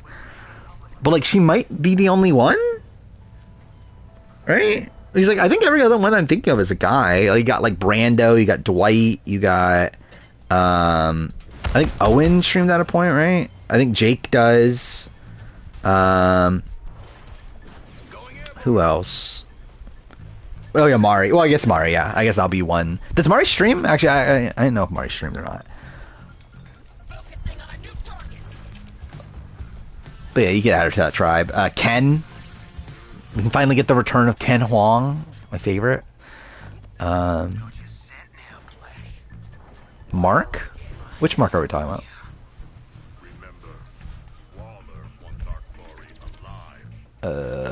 Where's this? Oh yeah, the PG? I don't remember anymore, actually. She did, right? Wait, where did she play Secret Hitler on? I don't remember. I remember I used to watch her Secret Hitler games, but I don't remember where she played it on. Did she play it on Twitch? Like, maybe. I mean, does that count? Like, Zach just being there during Corey's live stream? Does that count? As him being a streamer?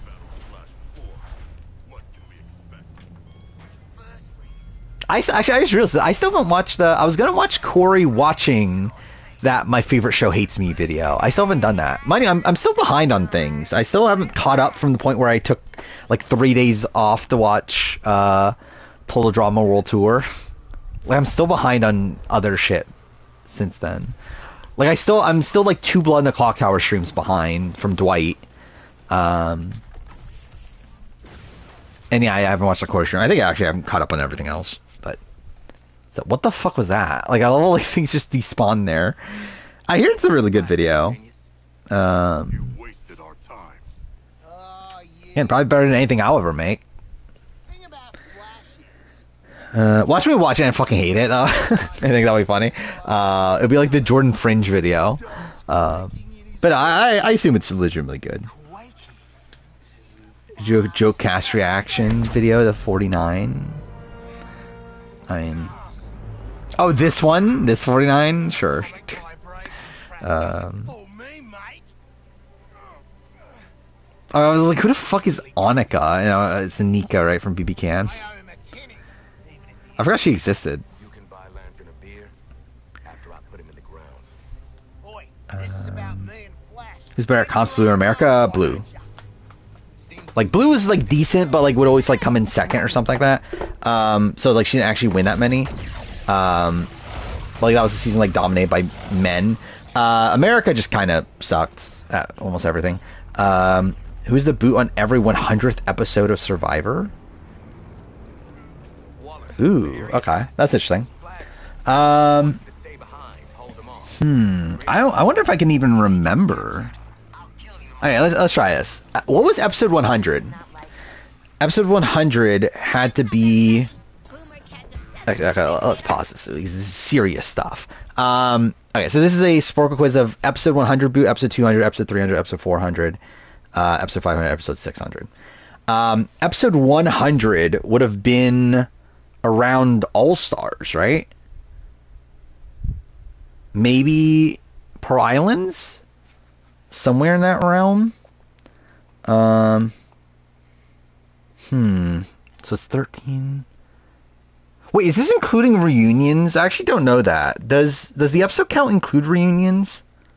Because that obviously like greatly affects the number. Anyway, I know episode 500 was Game Changers. So I know that's the Game Changers premiere, I believe. So it's Sierra and Tony. So I know that. Who's episode 600? Was that during... That was after Winners at War, I believe. I think because episode 600, I believe, was New Era. Yeah, it would have had to be. It would have to be New Era. What episode was it, though? Was it the 43? No, it can't be. Dude, there's no way I'm actually... Yeah, there's no way I'm fucking actually figuring a lot of these out. All right, episode... Okay, it does include reunions. Interesting. Okay, so that makes it easier. So, let's look... Okay, I guess I'll do the math while I bring up a calculator. So, like, Borneo had, what, 14 episodes, if you include the reunion? Australian Outback had 15, right? It's not... Hopefully it's not including the fucking specials, but I would assume it's not. Africa, I believe, had 14... including the reunion. Marquesas, I believe, same thing. Thailand, I believe, same thing. I think same thing for... Wait, was episode 100 the... No, it can't be. Yeah, it can't be that. Okay, I must be off. I was thinking episode 100 might be the premiere of... Oh, it includes specials too? Okay. Well then, like, would it be, like, it has to be around Pearl Islands, right? Episode 100? Let's see, so Dara was in the finale. Is it Tawana? I mean, that'd be an insane episode, be episode 100. Oh, I forgot the fucking, oh my god, dude, the fucking recap episodes. Okay, so I'm way off. Is it like Savage? No, it's not. That means I'm a few episodes off. Oh, it's Rupert. Okay, I got it there.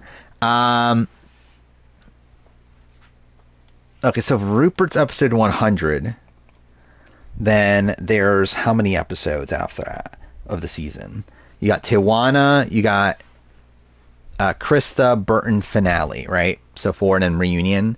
So you'll be at 105 by the time of Pearl Islands. You got... Dude, fucking All-Stars is fucked. Yeah, it's a really good episode then. Let's see. So All Stars is 15 episodes, right? But also there's a recap episode. There's 2 reunions, right? So is it 18 episodes by the end? Am I thinking that correctly? I'm gonna assume so. Vanuatu, I'm gonna guess 15. Because it's tough because of the recap episode I forgot about. Palau, I'm gonna guess 15 as well. Guatemala, let's guess 14. Maybe there's a recap episode in there, but I don't know. Panama, I'll guess 14. No, there definitely was a recap episode in Panama, right? Okay, so I'm looking at Fiji, I think, as the season that has episode 200. So it will be an earlier episode, I think. So it's probably a shit episode then. Okay, so far not getting it. Who else is... Well, actually, you wouldn't mention if it was the Liliana boot episode because it'll be 2 people. Erica, no. Jessica DeBen. Oh, it's Jessica DeBen. It was the premiere of Fiji? Really? Okay. I thought it would be like a little bit further in. I thank God, episode 200. Again, the ceremony episode is the fucking Fiji premiere. Okay, so episode 300. Wait, so that's interesting. So 400? Oh no, 400 must be Blood versus Water, right? Wait, episode 300 was during Here's Villains, wasn't it? Like I'll still try to do the math so I can get a good gauge of like around where it is. Okay, so that means the start of Fiji is 199. Let's do plus 15. I think 14 for China. Let's do 15 for Micronesia. I think like 14 for Gabon. No, there definitely was a recap episode in that. Wait, Gabon, then Tocantins was probably 15. Samoa, I would guess 15. Yeah, so we're definitely mid Here's Villains. Actually, wait, I think I remember this actually now. Is it the No, okay, I'm wrong. I thought it was the Danielle Boot episode. Is it the Amanda episode? It's the Amanda episode. Okay, I knew it was one of those post-merge episodes. I actually remembered that as I was like thinking this through. That was like one of the ship episodes. See, it's the Amanda Boot in Here's Villains. So 400 it mentions the Redemption Island thing. It has to be Blood vs. Water. I mean, like just time wise, it has, like every 7 seasons essentially. Actually, I'm an idiot. Obviously, like it's every 7 seasons. That just lines up, right? But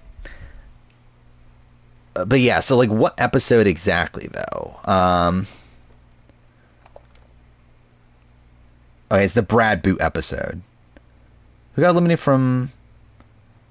I think Marissa? Yeah, Marissa got eliminated. Okay, I got that one. Final one, episode 600 Boot. So that would, like, time-wise, that would line up with 41, right? Which that's earlier than I was expecting, actually. Like, I thought episode 600 was, like, around 44, 43. Yeah, so that means that episode 700 must be coming up soon. Like, probably, like, this or next season, right? Yeah, so this would... It's not the premiere. It can't be the premiere, right? JD. It was JD. Okay. Yeah, I knew it was an early... Well, 500 I knew right away. Like, I already knew episode 500 was the premiere of Game Changers. Yeah, I knew it was Sierra and Tony. Because I remember that was, like, a big deal at the time. They were, like, really hyping it up as, like, episode 500. But yeah. Yeah, so, like, what episode are we on now? I never actually thought about this. Let's see. I love how like they have to break it up, the episodes into like 20 season chunks. Oh, we're at 693 right now. Wow, so actually, yeah, it's gonna be this season, episode 700. Well, 693 is episode 5 of this season. So yeah, like the finale, right? Or like a penultimate episode. I think it depends on like how they air it. If they do like a 2-hour episode along the way, but like, yeah, like by the end of the season, we'll get episode 700. Where's Max in the AU player ranking? I think I had him 3 of the boots so far. I have him below Zen, and I have him below Noonan. I think he's above everyone else. AU up to 300? Probably. I mean, like, with AU, it's easy to count the episodes, right? Because it's 26 plus 26, and every other season's 24. So 3, 4, 5, 6, 7, 8, 9. This is 10, right? So we're 10 episodes in. We're at 230 right now with AU. I assumed it would have been more, actually. Pretty double boot of Camilla and Xiaoqin. Would they be double boot? I feel like they wouldn't want to. Like, I feel like double boot is typically like an under-edited player. Like, it's usually like one big player, one under-edited player, typically. So, like, I feel like a double boot would be like Bianca and Xiaoqin or something like that. Or like, I'm looking at the list of players. Or like Justin and like Say or something. Yeah, like usually like it's not two big players, right? Like I remember 45, it's like Caleb and Sifu, which like that makes sense. And Caleb, one of the biggest characters of the season, Sifu, who got like severely under-edited.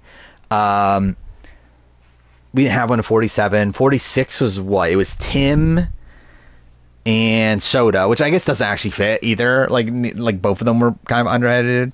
I mean, I think that's a different situation, the Andy Genevieve thing. Like that's like finale sort of thing. I was thinking about the like split tribal sort of boots. Jump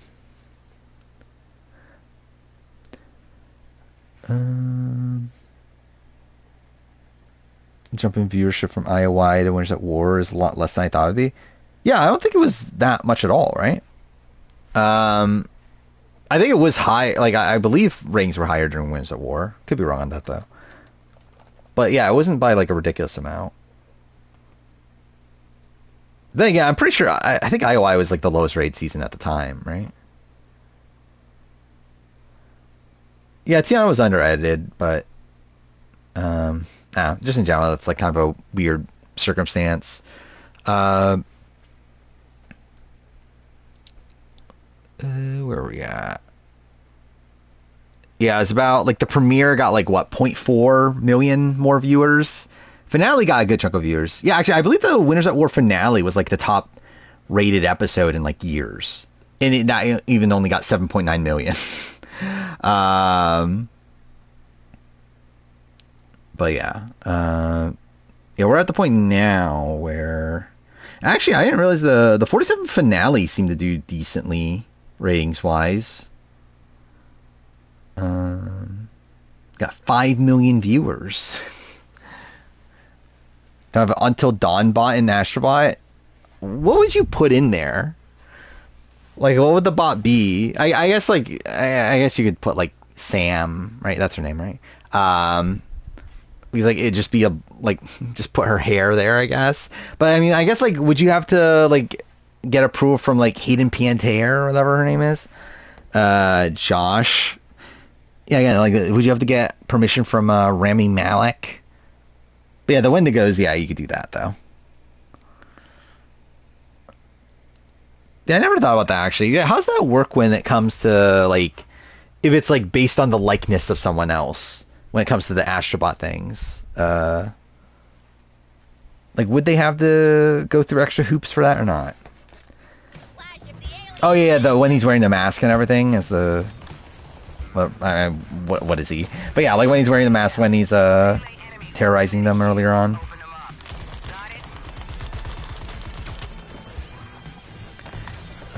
Alicia Calloway, yeah. I mean, again, we talked about it because maybe she's on 50. Maybe. Um, yeah, she looks pretty good. When is this? This was during the premiere. Yeah, maybe.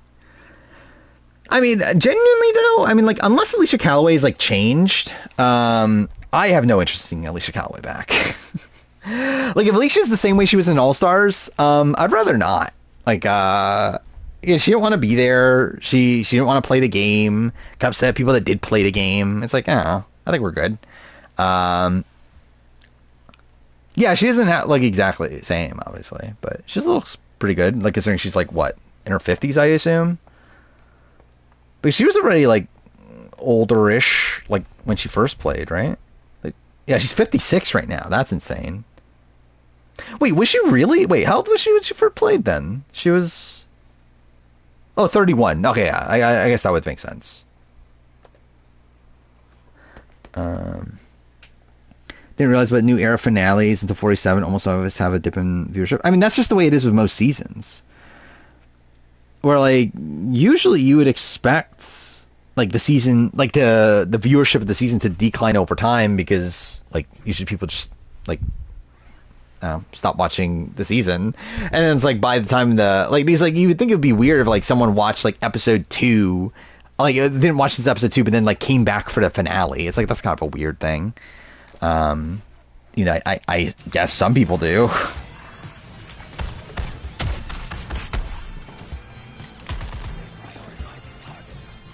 Name the men from Amazon, oldest to youngest. Oldest? I mean, I assume Roger? Then Butch?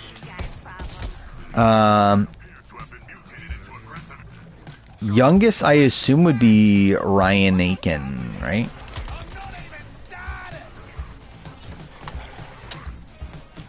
Actually, really, I feel like the youngest, there's like a lot that like I feel like Ryan Aiken, Rob Cesternino, Dave Johnson are probably like all like pretty young, right?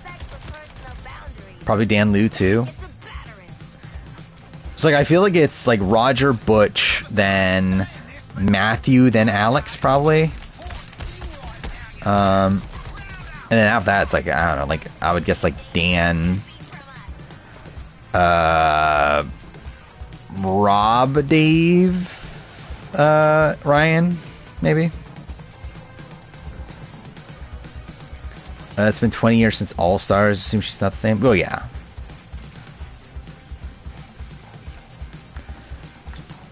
I guess actually, like, thinking about it, like the fact that she like was one of the first like black players of the show and everything, that probably makes it like more likely they would bring her back now, especially in like a post diversity mandate world, right?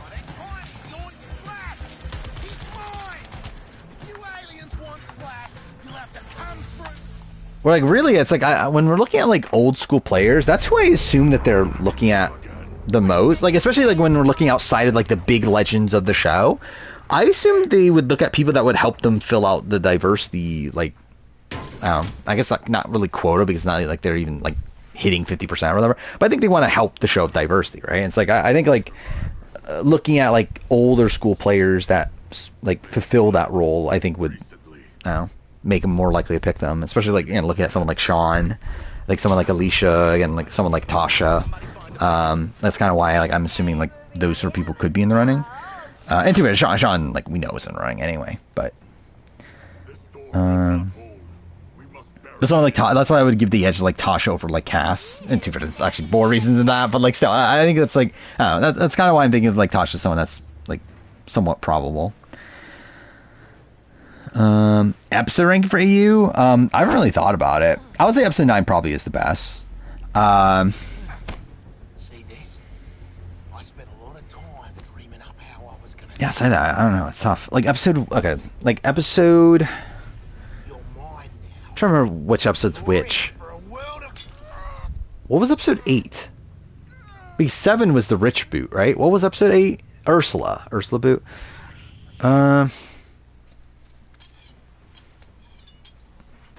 What's number 2? What's the second best episode of the season? Is it like the... Like, it might actually be the Nonalim. Hey guys!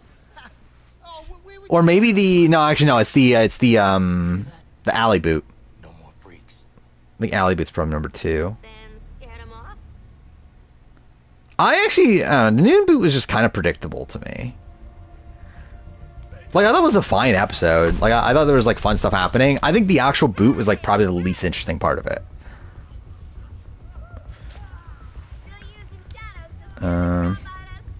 Same thing with Rich. Like, Rich going home also was kind of boring, but, like, the way it happened was fun. But, like, the actual, like, Rich vote itself was just like, yeah, that's kind of obvious. Will Caroline Kwan do well in Survivor? I'll be honest, I've not seen much of Caroline. I generally don't know. I don't have enough of her, like, personality. If I were to guess, I would say, like, she could do okay, but not something I'm, like, banking on to win, but don't know. I talked about it earlier. I think it's fine for Kristen, or, like, I think, oh my god, it's Batman! I remember, Kevin Conroy did voice Batman here, right? This was his last role. Just thank god it was fucking Suicide Squad. But yeah, Kristen, I think it's fine for Kristen, considering, like, I think she clearly can't trust, like, Paulie Noonan anyway. I think she might as well, like, try to find, like, allies elsewhere. Paulie, though, I think it's just, like, why? Like, this is so stupid. But I love it, like, I will say, like, Paulie comes off so hypocritical throughout this entire episode, talking about, like, honesty and all that bullshit, and then, like, one trying to, like, make up information about AJ, like, get AJ voted out and everything, and then also, like, voting out, he's like, I love it, like, he says coming in the tribal, right, that, like, oh, I have an idol that no one knows about, including my ride or die Noonan. It's like, you're literally about to vote her out. That's literally the opposite of what a ride or die is. Like, a ride or die is literally a person that you, like, would never turn on. That's why it's a ride or die. I haven't talked about how crazy it went from 5. Actually, yeah, that is funny, right? That's the case. Yeah, like 2 episodes ago, we had 5 idols in the game. Now we only have 1. And it's Kristen that has it of all people, too, which is even funnier. 100% there's going to be, like a billion idols in play soon, though, right? They're definitely going to hide more. Cool. I don't even know what's happening. What am happening? What is happening? Kelly Kwan is athletic as well, but I don't have... Yeah, see, I don't know how athletic she is. I generally don't know. Don't have a gauge from her strategic ability. Yeah. Everyone play an idol? I mean, 3 did. 1 went out with it. I'm okay with public idols being introduced, even if it's a bit excessive, because they have the place in anyway. See, I heard Shan talk about this. I think I probably agree with this. I think for me, it's like, I think I would have wished that they would have forced it to be... Like, I think they should have made it a timed idol. And I think at that point, I'll be perfectly fine with it. Like, if they said, oh, this idol has to be played before the merge, now I'm like, okay, yeah. I think that's perfectly fine. I think the fact that, like, you could theoretically, like, come into the merge with 5 idols in play, like, almost half the tribe has an idol, like, that's pretty insane. Yeah, Max went out with 1. Miles played his successfully, I guess. I generally, I have no clue what's happening right now in the game. And then this last round, AJ and Paulie played theirs. I think it was also, like, really funny the way he... Okay, cool, I died. I found it really funny the way he found it. The fact that he just, like, stumbled upon it while, like, everyone else was, like, searching frantically.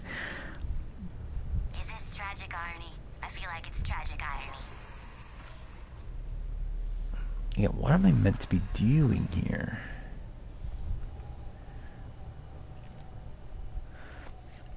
Yeah, who the fuck wanted this game? I don't know why I just did that. That was just me being an idiot. Is this pre-merge A player of all time? Like, person booted in the pre-merge, or person that played the pre-merge the best?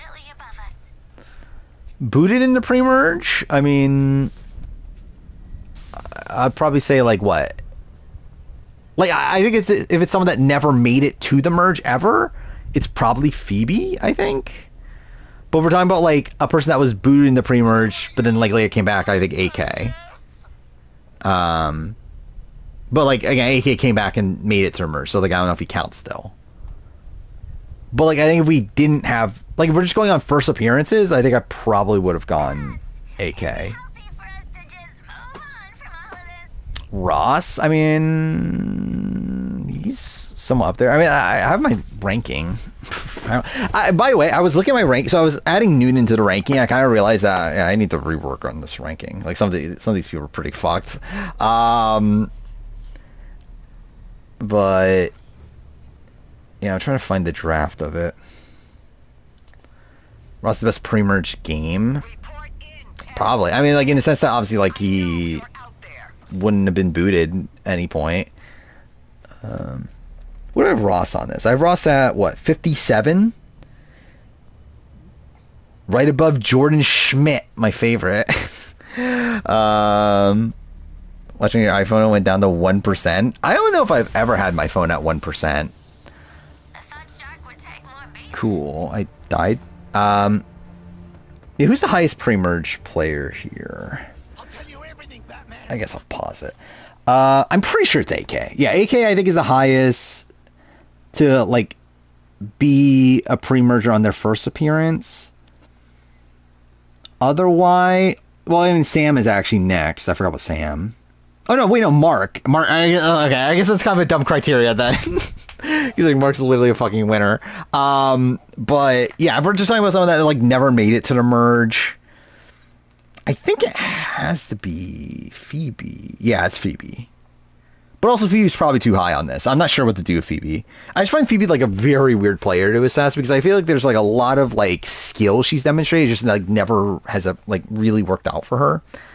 Ross have gone deep if the rope didn't break. Yeah, I think he probably makes it pretty deep. I don't know like where he lands in the grand scheme of things because like I think he was kind of like riding the middle of the champions side of things. So like I don't know if he's like working alongside Luke and like when they like flip against Janine and Simon Black and Tia.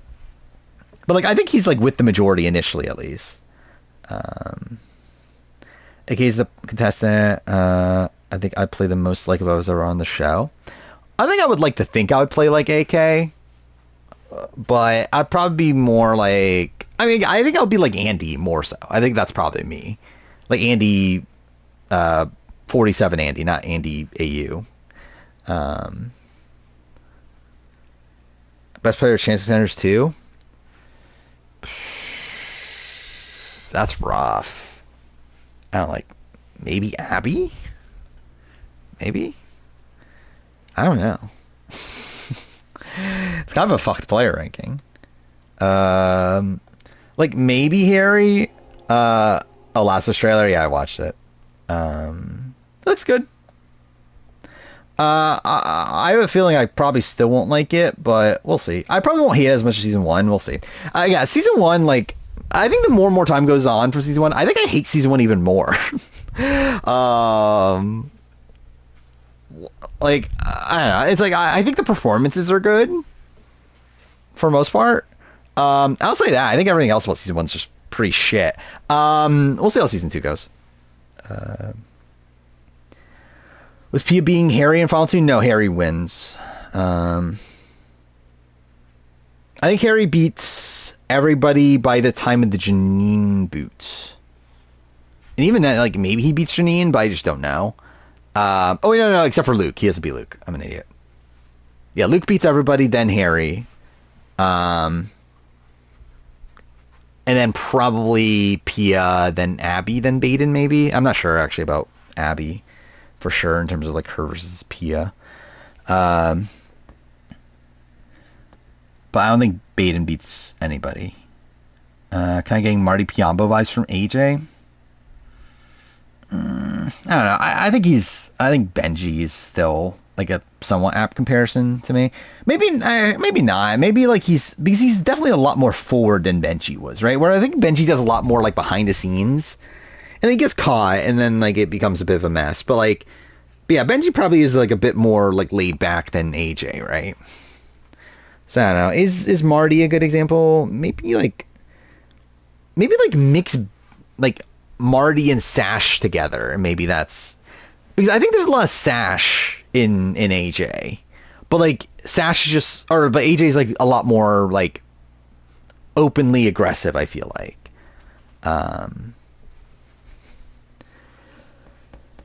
Does AE 2017 have the most returnees of any English? Probably. Especially if we're looking beyond Survivor, right?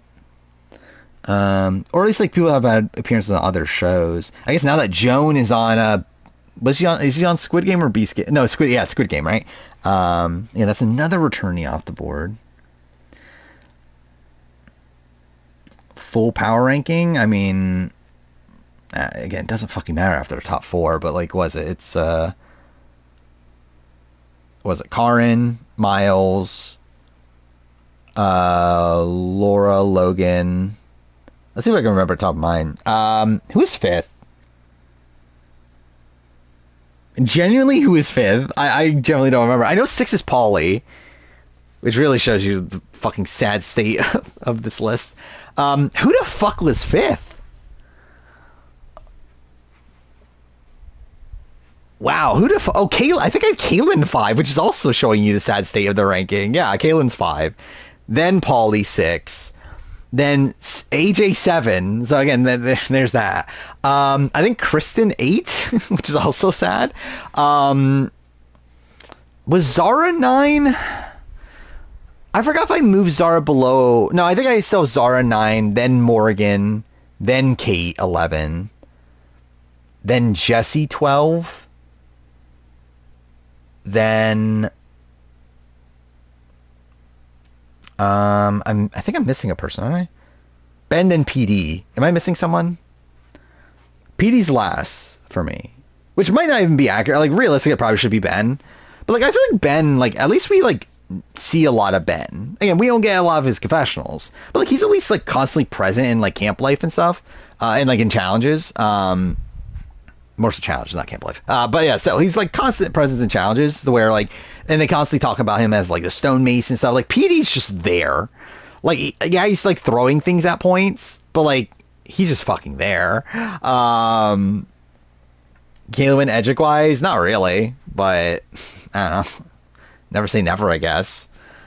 I think the fact that he wasn't even in the premieres is pretty bad. Yeah, I saw this about Last of Us Part 3 and it might not happen. I'm fine with that. I don't really care either way. Would I want it ideally? Probably. I think like a third game to wrap things up. Yeah. But also if it doesn't happen, yeah, it's fine. I'm kind of fine with that. Okay. Oh, I still got hit by that? Cool. Pretty sure AU merge boo. I was saying AJ like a week ago. I don't know if I still have that. What the fuck is that? I can't even see anything.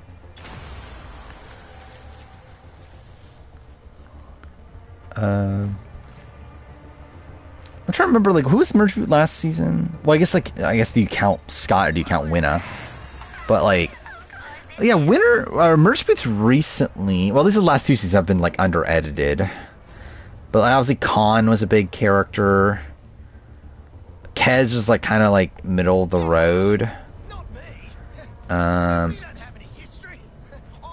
Yeah, so I'm not really sure if like Edgic is like a good thing with like merge boots and Australian Survivor.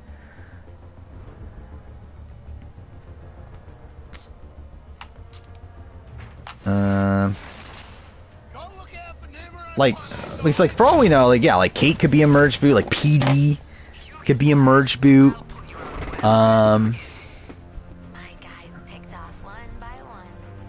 Who else is it? Ben could be a merge boot. Like who the fuck knows? I had Tati Gabrielle, yeah, she's there. Oh yeah, I forgot I forgot they're not non-binary, right? Or am I wrong on that? I generally don't. I feel like I remember that was a thing. But yeah, there was something in the trailer that shocked me actually. I forgot what it was. But like, I was surprised that we're going that far forward.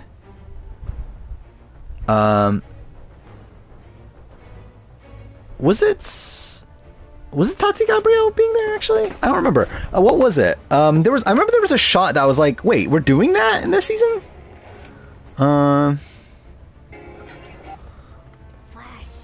Let's see, I'm scrolling through it real quick. I'll pause this real quick. Yeah, we got Subway, which we knew was happening. We got Abby Day 1, which is interesting. And like I saw that they spoiled that the opening scene of the show is Abby finding her father. Which I mean, like, obviously, like, tells you. Oh yeah, so I think it was the Nora. Yeah, we saw like Ellie confronting Nora. Which, like, why was that there? Like, that was. He's like, I guess that, like, already just messing with the timeline of it all. But he's like, I believe like everything else seems to be Seattle Day 1. Like, we see almost nothing of Seattle Day 2. Which, like, again, wouldn't shock me if they mess with the timeline. Like, I mean, I think it's gonna be like, I'm actually like genuinely interested in seeing how they handle season 2, just because, like, I feel like Last of Us Part 2 is a story that has to be in a video game. So, like, I don't know if it has the same impact if it's not in a video game.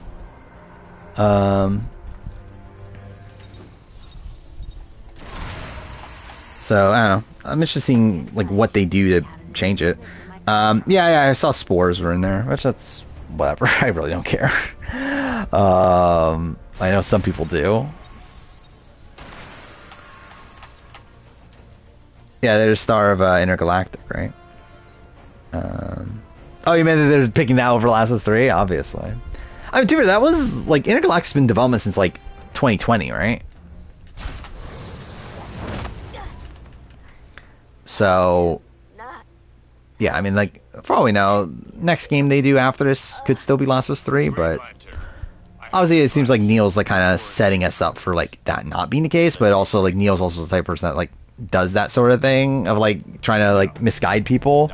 Like, literally all of like Part 2's marketing was trying to misguide you, so it's like, I don't know. Here's how Jeff would react to some of the antics AU Survivor players have. Yeah, I mean, we'll never know because he doesn't want to fucking watch Australian Survivor. But yeah, I would pay to watch Jeff Probst watch Australian Survivor. Oh, what the fuck is this? Oh no! Batman's killing Flash. I can't believe it. This is my favorite moment in all of gaming.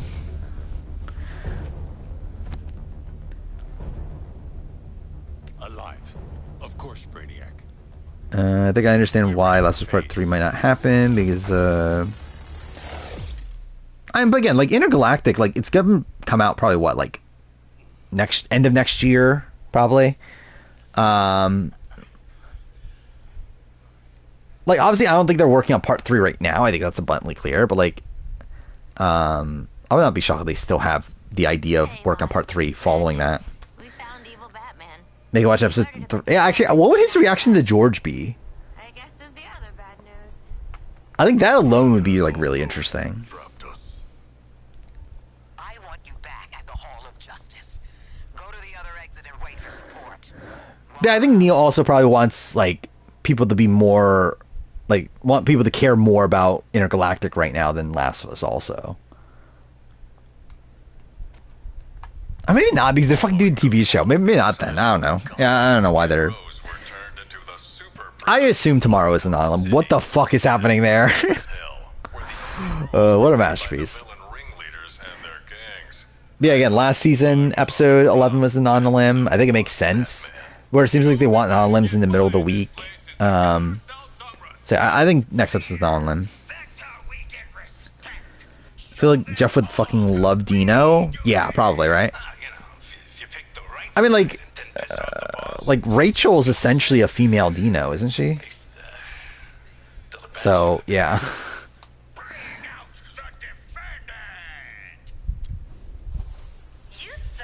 Yeah, it's something like, hey, we made that one good game. Or, I guess, a couple games. Lock Jeff in a room for a non-stop loop with David Jeanette. Yeah, I wonder if he's seen David now. Because, like, actually, no, because he doesn't watch Dondi, probably. But, like, I don't know. Yeah, I feel like Jeff's... Like, it's such a weird mentality to have, right? By the way, I never realized how small the subtitles were until just now. I just love that this is still on the screen. But still, like, what a fucking weird, like, mentality to have of, like, I'm not gonna watch other reality shows because that would taint how I run my reality show, which is like, like that's not the way anyone else operates. Like no one, like no fucking game developers like, you know what, I'm not gonna play any other video games because I'll taint my own game. And like, and no, there's no one, like, you're not seeing like fucking like Martin Scorsese say, hey, I don't watch any other fucking movies before making my movies. It's like such a fucking weird like thing.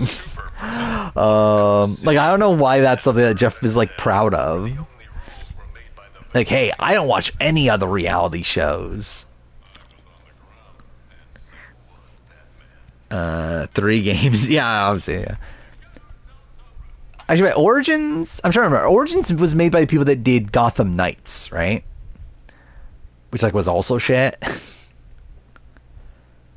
I'll say, this game at least looks better than Gotham Knights. At least there's that. I think Gotham, like, up to right now, I would say Gotham Knights probably felt more focused, even though it wasn't focused at all still. But to be fair, obviously, I'm, like, not fully paying attention to this. What's she doing now? Trying to give us the brains? Do you think Intergalactic is getting unnecessary hate from one trailer? I think it depends on what we're saying. Like, what part of the hate are we talking? Like, the hate that, oh, it's so woke. There's a bold, like, black, she's black, right? Woman as the main character. I can't believe it. That's so woke. I think that part of it is obviously stupid. Actually, outside that, like, what is the other, like, other people hating on Intergalactic outside that? I know there's people that hate on Naughty Dog in general, which that's whatever. I mean, I think a lot of it still stems from, like, Last of Us 2 and people being upset at Last of Us 2, which I think is dumb. Okay, I'm in the mindset, if you don't like Last of Us 2, then you're dumb. But yeah, I don't know. It's, I assume most of the hate, like, I understand, like, apathy. Like, I understand if, like, someone doesn't give a shit about Intergalactic. Like, that's fine. But, like, for people that actively dislike Intergalactic at this point, I think it's, yeah, more than likely you're coming from bad faith to begin with, I feel like. Or, like, yeah, I think there is, like, also, like, a thing of, like, are you tired of, like, games trying to, like, be, like, the next Guardian of the Galaxy, that sort of thing? I think that's fair. That's fair criticism. That, like, it definitely has, like, Guardians of the Galaxy sort of, like, tone to it.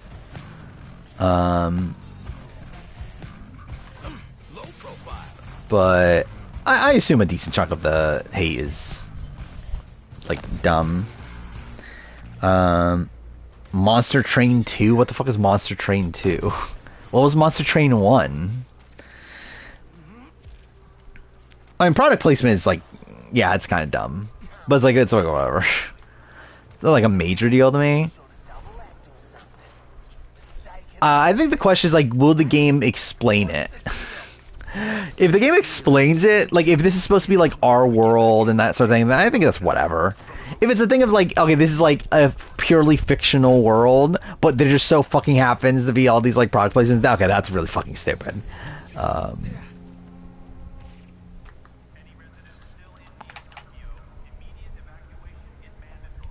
Yeah, there's some Cowboy Bebop for sure. I think, like, I think Neo himself said it was inspired by Cowboy Bebop. They're planning on watching the Avengers movies when they come out. The new ones you're talking about? I did when they were announced. I don't know if I do now. I ain't waiting for Waller to come tase me. Let's get inside the... Because that would require watching everything else. Which I don't know if I care enough to.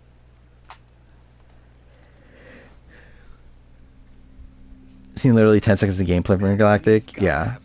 I mean, in terms of a gameplay perspective, yeah, I think it's... What is there to criticize? Because we saw very little.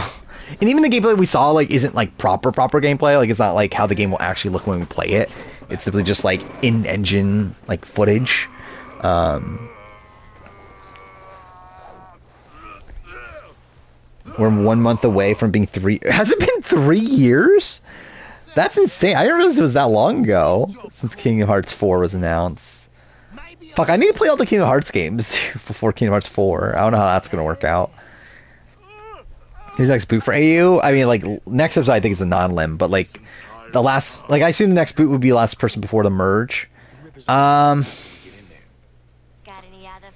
could be Zara. I think that's somebody I wouldn't be that shocked by.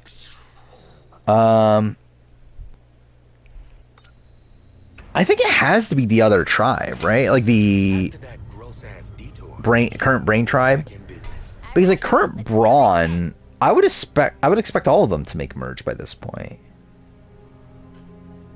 Like unless it's like I don't know, maybe like Kalen, could Kalen be booted soon? But like Logan, I'm assuming is going to make merge. AJ, I would assume makes merge. Karen, I would assume makes merge.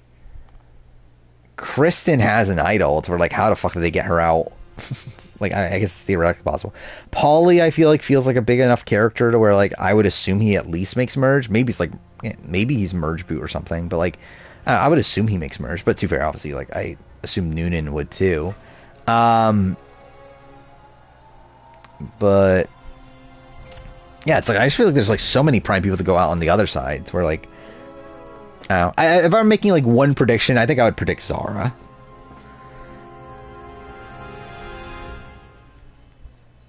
I doubt it's gonna be an on-limits point. I think that's very unlikely. I feel like based on how the producers have been doing recent seasons, I think they intentionally try to make the non-lim the middle episode of the week. And also, it's like we're getting a merge next week, right? Like almost definitely, like Sunday is the merge. So it's like, are they really gonna do non-lim right before the merge? Like that also feels very weird.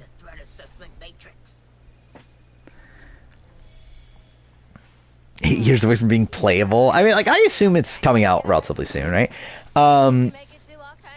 What's gonna come first, actually? Like, is Kingdom Hearts next year? Do we think? Because like obviously Part 3, Final Fantasy VII Remake Part 3 is almost definitely 2027, right? Because they're gonna try to line that up with the anniversary. And I can't wait to see how shit that is. And thank God we have fucking Wonder Woman in the game now.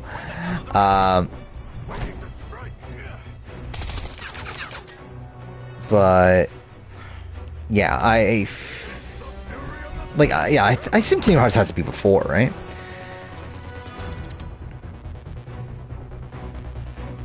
Wouldn't be shocked if the non-lim is somewhat merge related. I don't know, what would it be though? That would like make it a good like cliffhanger between weeks. Because again, they clearly like planned this out, right? Like they know now that okay, we're getting 3 episodes a week. We need to like structure the season based around this like 3 episode a week structure. So like if they do the non-lim in episode 12, like it has to be a thing that they know is a big cliffhanger that people will care about. Like coming into the merge. So it's like I don't know. I would just more so bank on it just being next episode. You're damaging Argus property. Some bullshit. Got my daughter a Wonder Woman shirt last Christmas. String says to remaster every game. I forgot. What happened to the FF9 remake? That's a thing happening, right? What is this? Oh, I did find this funny. Yeah, Mitch got voted player of the episode. That's insane. We're good. I found it funny that like so episode 1 it was Eva, right? Which fine. I mean I know Say like was like upset about it and like people were saying oh Say should have gotten it. I don't agree. I don't think Say should have been player of the episode for episode 1. I think again while there was like good play in her setting up this alliance, it was also alliance that by the end of the episode was talking about taking her out. Like I don't think that's good play. I don't think it's like I think like to be player of the episode you have to play like not just like well for that episode, but like play well in the episode. Like I think to me it's like I don't know, I think the description because I think like the people that are saying Say is the best player of episode 1 is simply saying hey Say was the most responsible for what happened, which like yeah, but is that a good thing though? But I would say like Say probably should be at player episode 2, maybe Cedric. I think those are probably like my 2 contenders. But like Mitch should not be like literally by the end of the episode there's talk about targeting Mitch. Like how the fuck are we saying Mitch should be player of the episode for episode 2? That's insane. Yeah, this is the only Wonder Woman game we're gonna get, so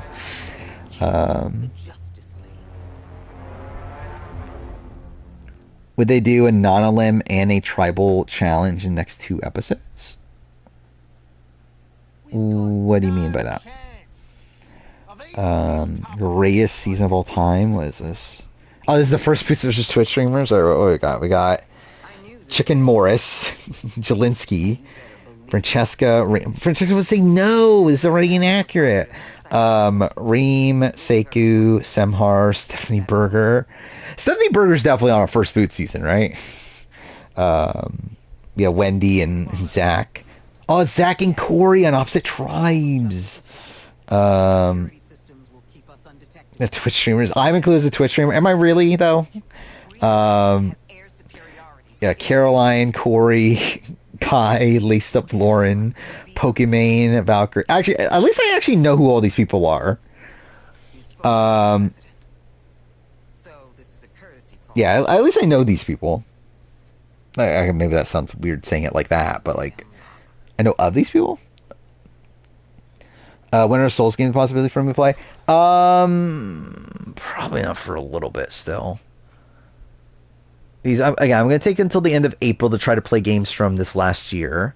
Then I got Death Stranding now to play immediately after that. I still need to play the Ezio trilogy at some point over the course of the year because I do that every year. What else do I want to play? I just think there's bigger priorities for me to play right now than the Souls games, but I do want to play them at some point, or at least try them. Like try to play them on stream. Will it go well? Probably not, but I want to give them like a chance.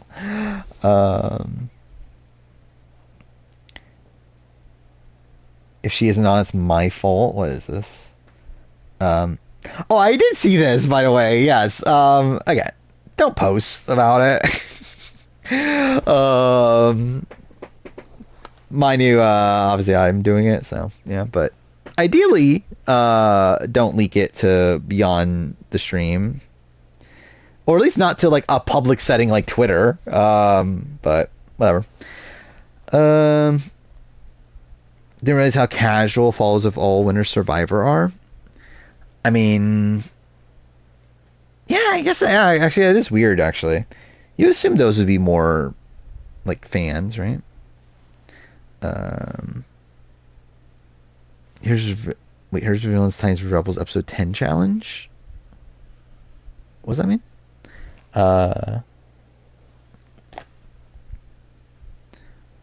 Okay, cool. I accidentally closed Stream Manager. Let's get that back up. Well, I simp for Pokimane. Probably her Valkyrie. Probably one of the two. Yeah, I know very little about either of them. Actually, legitimately, I don't know if I know a single thing about Pokimane outside of like that she's like somebody that like the I don't know, that like upsets like the what do you call them? What are they called again? Incels, like the incel like sort of people. Valkyrie, like I've seen like clips from her podcast. So like I've at least like seen her like talk. But even then, I don't really know much about her either. Wolnef won the season by taking me out on fire? That would definitely happen. Wolnef supposedly is like a really good fire maker, right? Then what's called, but the twists where they loot. Oh, we're talking about that. Actually, I forgot. Yeah, are they not going to do that this season? I generally forgot about that. Yeah, they didn't do that yet, did they? The yeah, like mid tribal challenge you're talking about, right? Yeah, I wonder. Yeah, are they even gonna do it at this point? I forgot. Did they put it in the preview? I don't remember. Did they put it in the preview last time? In Times for Rebels, that they were gonna do this. Yeah, maybe there's a shot they do it for like tomorrow or Tuesday, but no, I think I would just bank on them just not doing it at this point.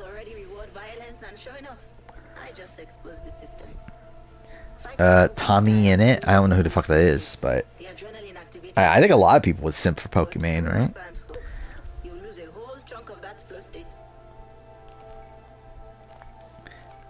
When's AU versus the World premiering?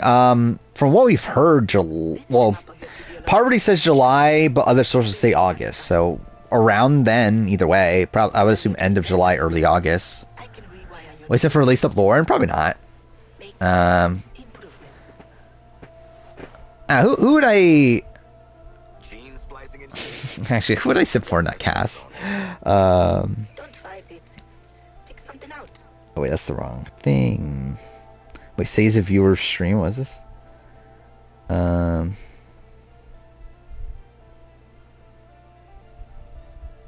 Wait, what was that a response to? Yeah, these folks hopes up for nothing. I mean, well, I mean, yeah, it's actually funny because like now Coach is probably not on, right? Wait, where the fuck is the Brant Steel link? Wait, did I pass it? Maybe I passed it. Or maybe I didn't. Minecraft streamer. That sounds miserable to watch. Someone playing Minecraft on stream. Then again, I'm pretty sure I've watched lasers play Minecraft on stream at a point, but still. Wait, is it just gone? Wait, what the fuck? Why am I not seeing it anymore? What was it? Caroline and Will? Okay, I'm literally looking at it. Oh, there we go. Fuck me, I found it. All right.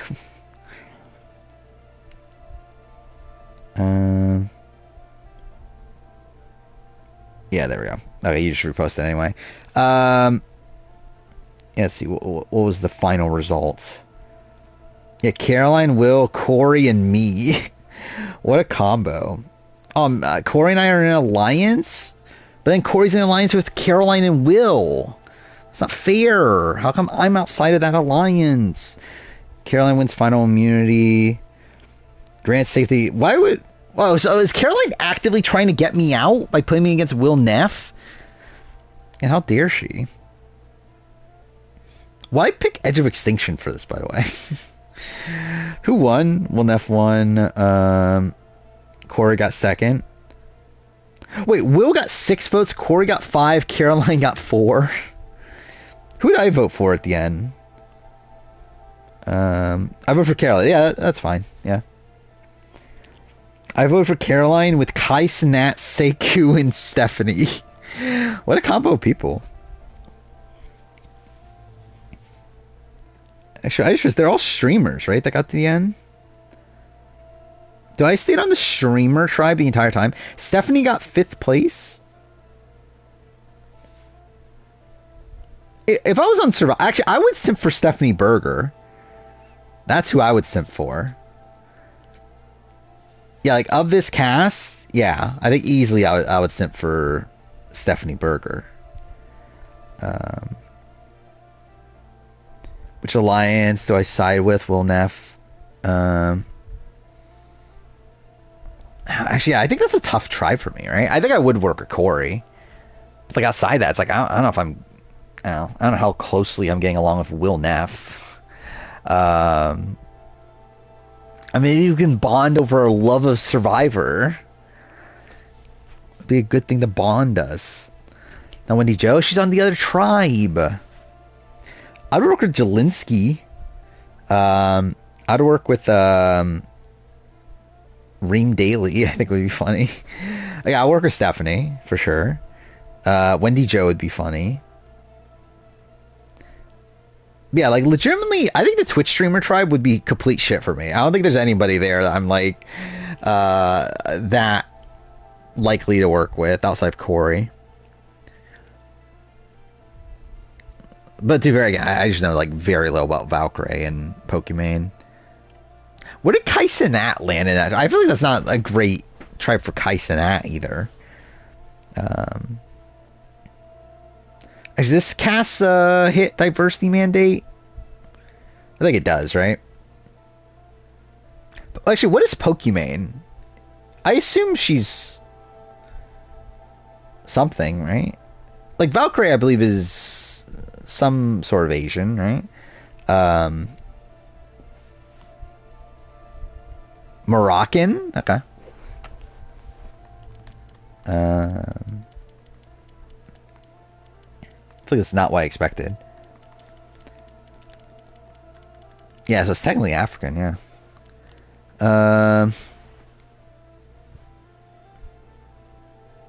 Kai Snack quit Edge of Extinction. I can see that. That makes sense.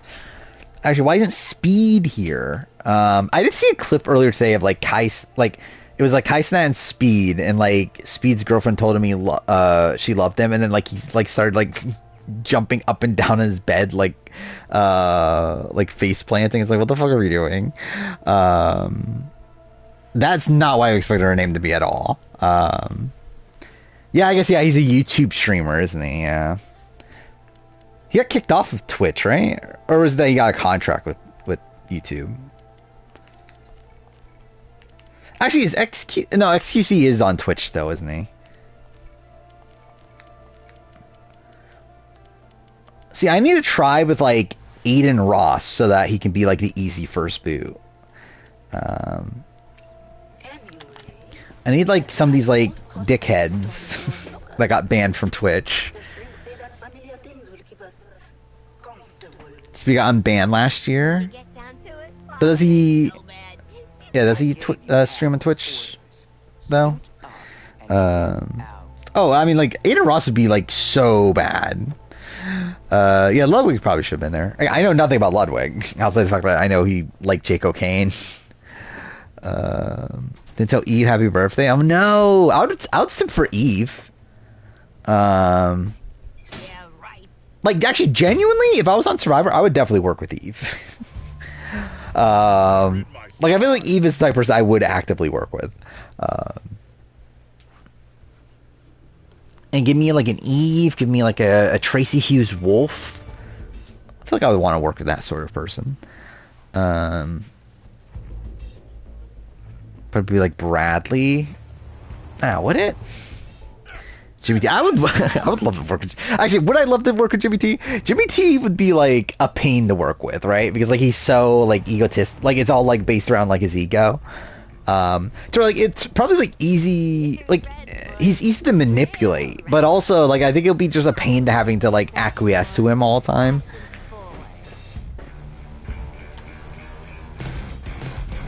XQC would be an easy first boot. Yeah, that's what I assume. It's like, I feel like I'm not working at XQC. He seems like an idiot.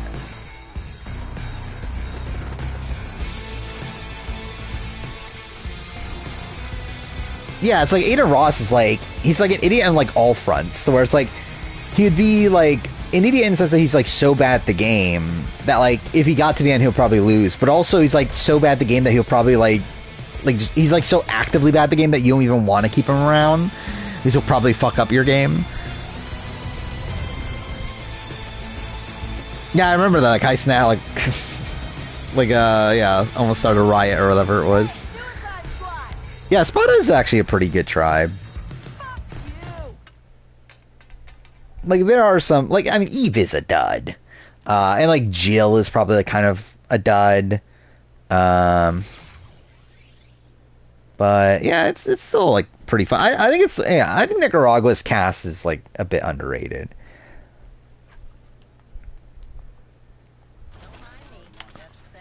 XQC got in trouble with gambling that made Pokemon go after him. I feel like it's kind of like a random thing to cause Pokemon to go after him. But okay. If I ever go on Big Brother, I pray Tiffany Mitchell is there. Like you, I mean, I would simp for Tiffany Mitchell.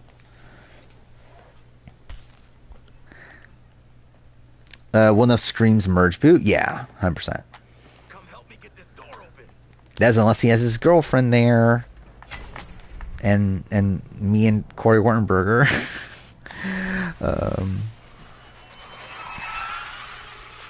Yeah, he's a fucking idiot. One of Screams to me like 146. Yeah, 100%. I think that is pretty much how it would go. Actually, I don't even know this. How big is Will Neff? I guess like too fair. How big is Hunter? For all I know, like Hunter's like 5'10" or something. Like I assume he's like 6 foot something, but like. We got the Eve cut. She wouldn't be a dud, obviously. 5'11". Okay. Yeah, so he's like Harley yep, Quinn, my height. hero of the Justice League. I don't have a girlfriend. Oh, so I guess Haven't had there's one something in to a while. prove now that But also the not friend looking either. Sidekick. I generally like. I don't think I could. I don't know how I'd ever find time, like considering what I currently do. So Quinn's down for staying here and getting her ass killed. What about the Oh yeah, I forgot he's training for like boxing match, right?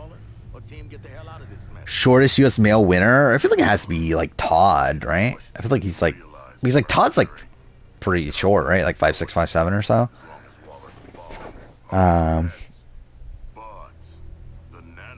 Yeah, I feel like he's the first one to come to mind. Will thinks winning challenges is a strategy, so he's fucked. Yeah, and he's not gonna throw. Is Mike Holloway the tallest? Maybe. I think it would make sense if he was. Not if we do as we're told till she trusts us. He's like, I assume he's like 5'2" or 6'2", 6'3" or so, right? Yeah, Tyson. How tall is Tyson? Tyson's probably taller than that, actually.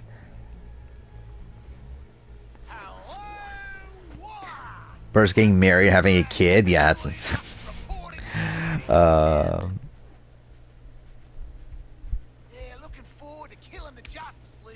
Yeah, I know like friends of mine from like when I was in like high school and stuff already have kids and stuff, which is yeah, kind of fucked. Is wait Tyson's only 6'2"? I think I just assumed Tyson was like 6'4".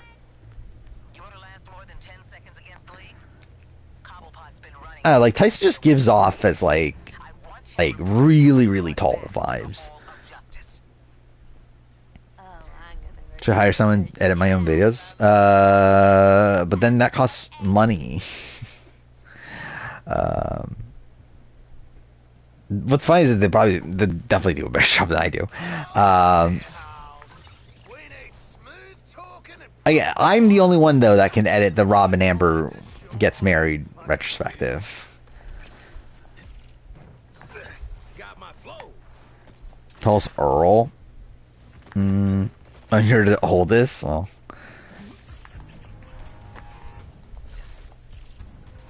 yeah, I don't know why people would want to get married and have kids so young.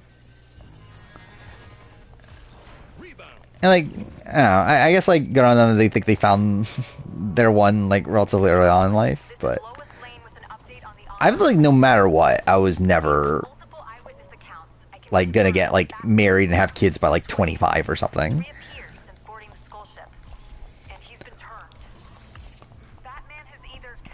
Mike's like 6'2". Yeah, I assume Mike would have been like 6. Yeah, I guess 6'2", 6'3", yeah.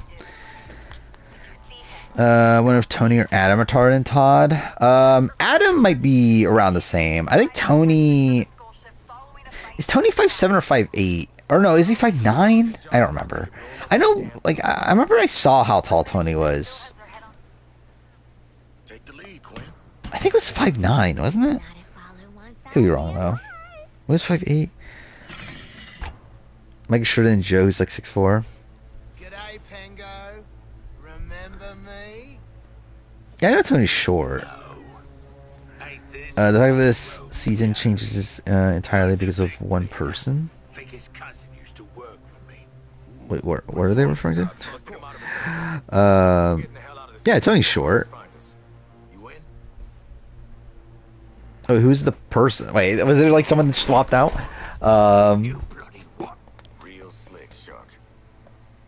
He's 5'8". Sarah Cogyan. Oh, this is with Tiana in there. Okay. Who's Tiana in place of? You guys bombed harder than Eddie Nigma's stand-up set in Arkham. I had to shoot my way out of that. But like, I don't know. Supposedly, like they liked her preseason wise, right? I think that's Penguin specifically from Arkham City. Oh, it's that Hannah. Like, is she actually on Lulu? I think Lulu's still sucks, right? Like, obviously she'll be better. Actually, is Tiana actually even that much better than Hannah Rose? Like, physically? Like, Hannah Rose actually was, like, pretty decent in the challenges. She was just, like, terrible around, like, camp.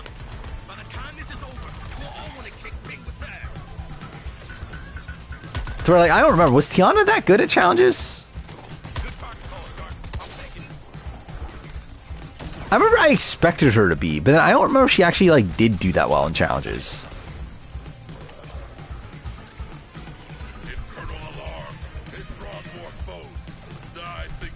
Was she one of the most athletic on 47? I guess, too, for everyone, looking at her tribe, it is, like, her, Caroline, and Sue, which, like, those aren't the two most athletic next to her, so. I guess Sue's fine, but, like, obviously Sue is, like, in her 50s, so.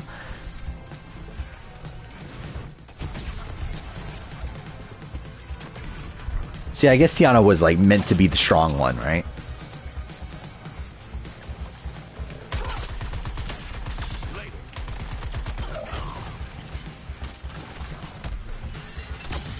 Watch someone 49 call someone else a jungle rat. I mean, we had Andy calling himself the smiling assassin, so.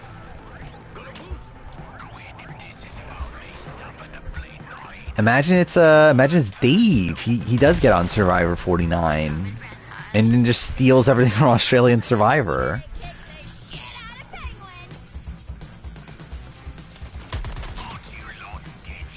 I do like what Andy was doing was intentional, right? When calling himself the smiling assassin, because like he did like hype up Ferris in his pregame press, right? So like I assume that was like a fully intentional thing.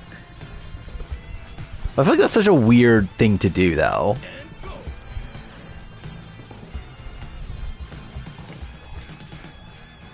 King Khan on can't wait. Did you know that Khan means king in Arabic? I wonder if that's a thing.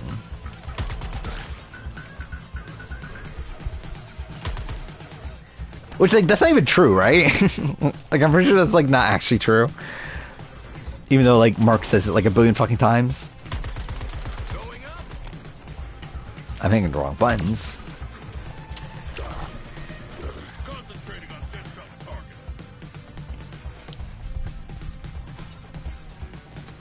What's funny is that, like, Ferris almost definitely did not watch Pia, right?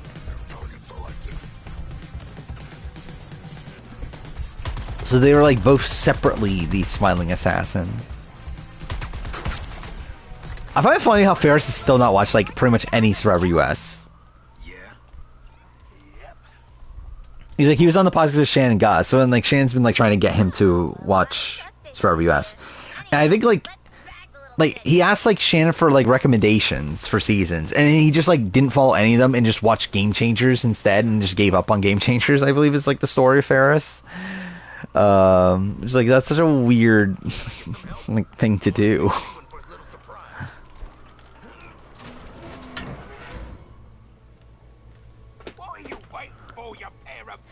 Jory's a trained gardener, I'm a trained killer. I mean, what a line. But again, Survivor, every vote will include an Easter egg or another reality TV season. That's kind of a skewer. I feel like that's something I would do, too. Like, I'll just make, like, a lot of references that people would probably be annoyed at. Well, David on 48 start calling himself the Golden God? I mean, if only he even knew... Like, he doesn't even know Survivor US lore, let alone AU lore. You're making guns for us now. Was Sally almost being on Traitors? What is this? Oh, I didn't know he did this. That reality fan, like, released the list of people he was looking at. That's interesting.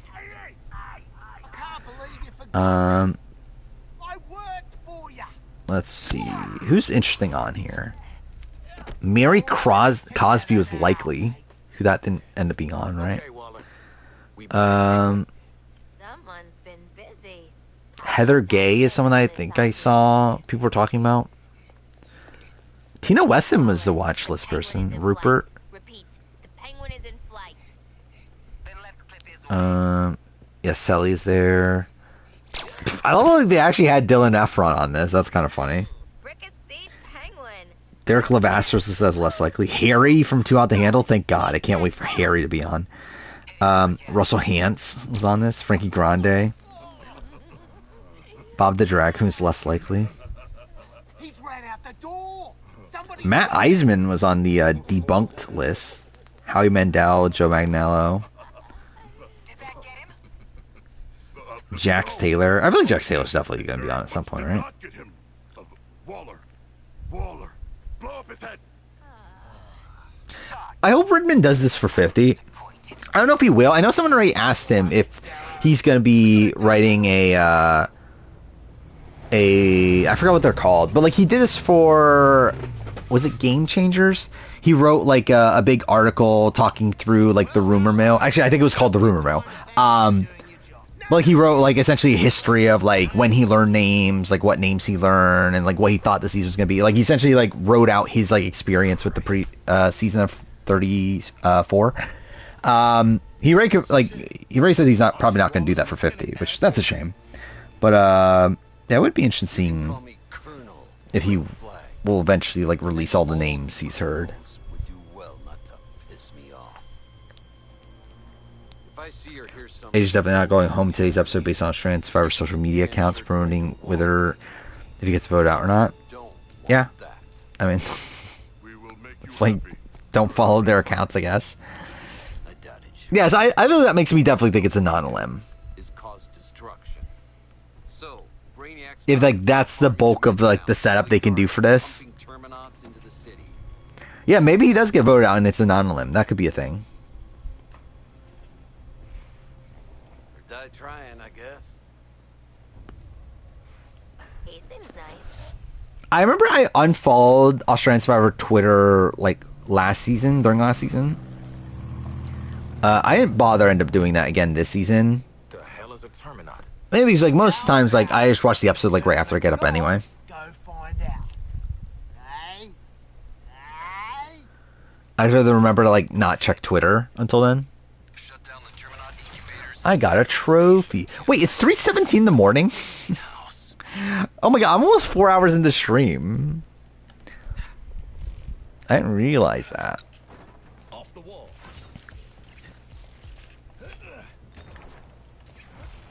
It is kind of crazy how quickly like time can go by when you're talking about random shit and not doing anything in a video game. If I'm on Big Brother, I'm shouting out my favorite content creators like Will Neff. I'm pretty sure, didn't Quinn do that? Like, wasn't Quinn like shouting out Will Neff's podcast? Jack, even if everyone thinks you're just a terrifying plasma primal ray. I think that'll be like the most fun part of it for me if like someone that watches my stuff goes on YouTube is like the fact that like I could be mentioned in the live feeds. I think would be funny, but obviously it hasn't happened yet. Aim it seems a bit lower. And I think I'm like still too small, probably, right? Like I think if someone were to get on and like mention it, would probably specifically be someone that like like it's probably in one of these streams or something.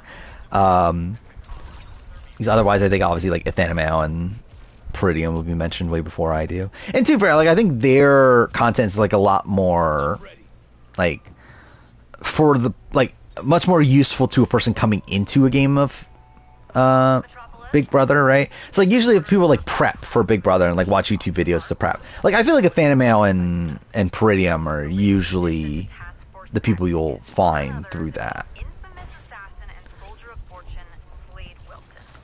Well, I don't know how many people are watching my first boot ranking of Big Brother to learn what to do in Big Brother. Yeah, Ray Ranger was close to getting on BB Can 12. Sadly, that wouldn't have had feeds though. People might vote them out if they say they're fan. Yeah, imagine someone in this chat gets on Survivor Big Brother, and they're there with like one of my haters, and then like you mention me, and they're like, "Oh my god, I gotta target him." Yeah, at least it'll be a funny way to go.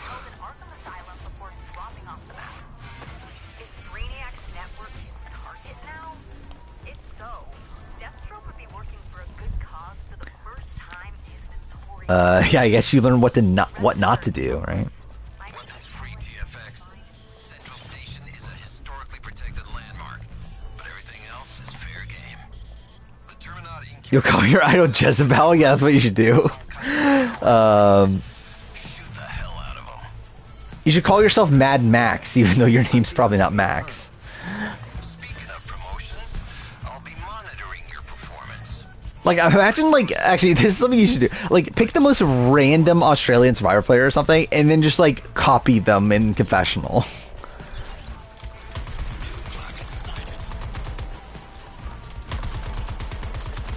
Like, I don't know, what's the most, like, random, like, nickname that someone had on Australian Survivor? Yeah, I guess it's Jungle Rat. I guess that's the thing.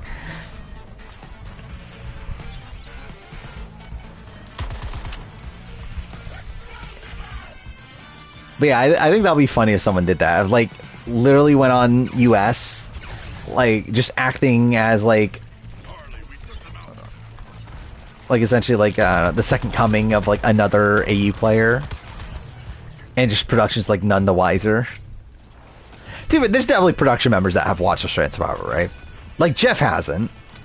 And I don't know if, like, Matt Van Wagenen has, or any of those people, but there's definitely people, like, lower on... Yeah, call yourself Juicy Dave. That should be the thing. Why was he called Juicy Dave? I generally... Like, was there a story behind that? Didn't they also just call him Juicy at points, too? Wasn't that a thing? Yeah, King George, yeah.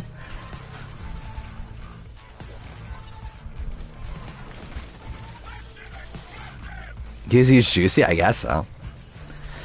Actually, call yourself JLP. Jeff knows JLP, right? Like, I don't know if he knows he's called JLP, though, actually.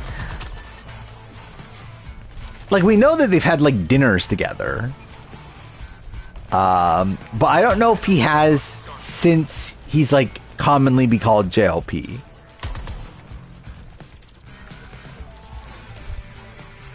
Yeah, JLP.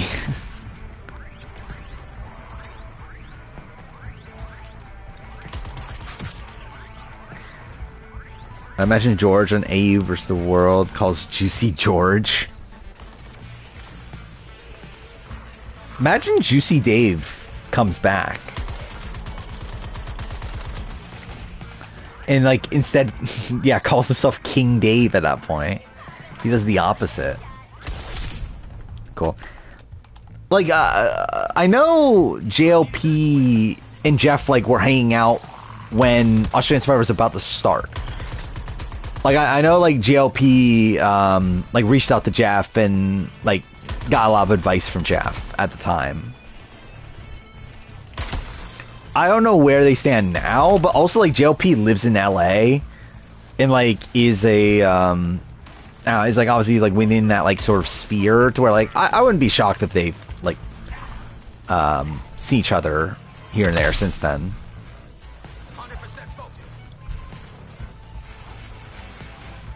Yeah, like, what if it, like, he talks about, like, oh, it's the evolution. I was Juicy Dave, now I'm King Dave, and then he's just, like, first boot.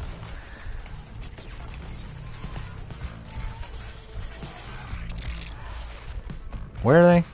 Oh.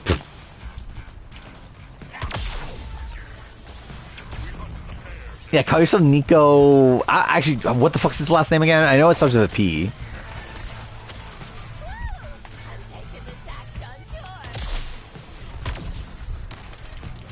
Actually, no, you should call yourself, who's the most random AU? Call yourself, like, Lincoln Holmes, or whatever his name is. The fucking AU 2002.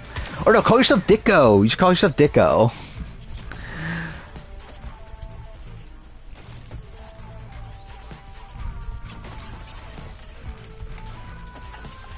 I understand people who insist that JLP is definitively the best host. He's fine. I think he's good. I don't think he's, like, definitively the best host, though.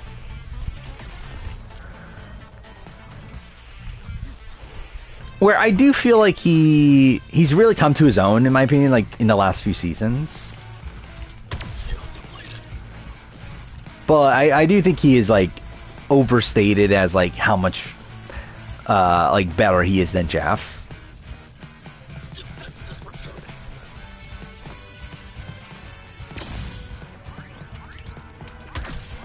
Okay, cool. Dude, fuck off.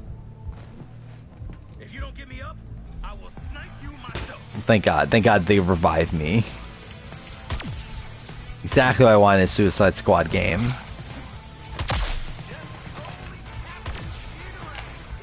Oh, I forgot. You shoot their legs. I forgot about that thing.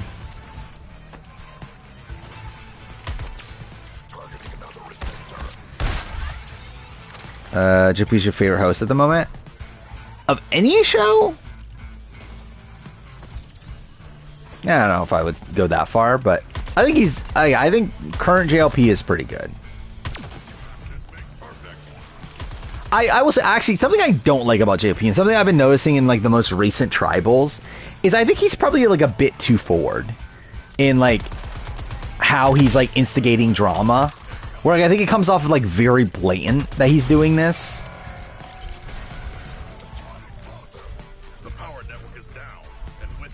And, like, it very much comes off as, like, he has inside information. Like, I think it's, like, I don't know. I get, like...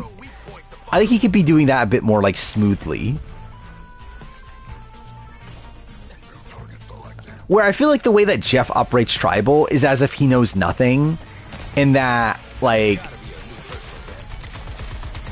And that the players are, like, informing him on what's going on. Where I feel like JLP's been handling this season's Tribals, like, as if he already knows everything. And I think that's something that kind of bothers me.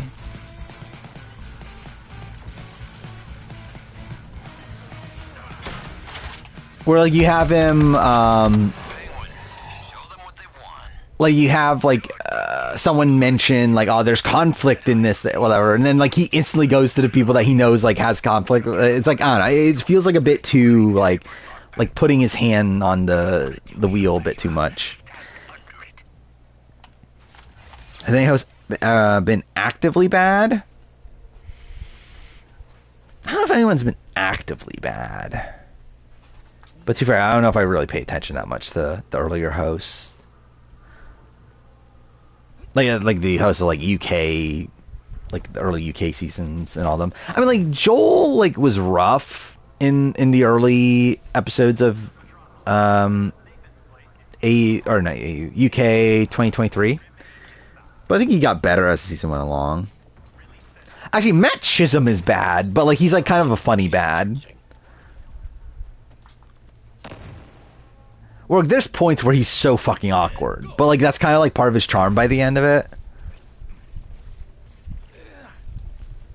Like, I still love the winner reveal. Like, watch season 1's winner reveal. It's so fucking awkward, but so funny to me. Like, the way that he, like, when the final vote comes on, he says the winner's name. He says it in, like, such an awkward way, as if, like, he's trying to make himself sound excited. Yeah, Julie Chen's also funny bad.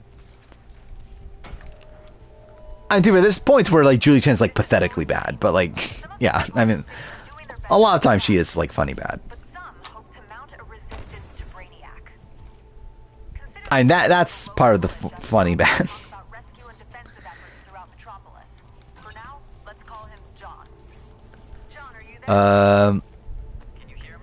Yeah, that's the thing. Is, like, I think, like, I could definitely see the argument that JLP is, like, the better host from, like, an entertainment standpoint.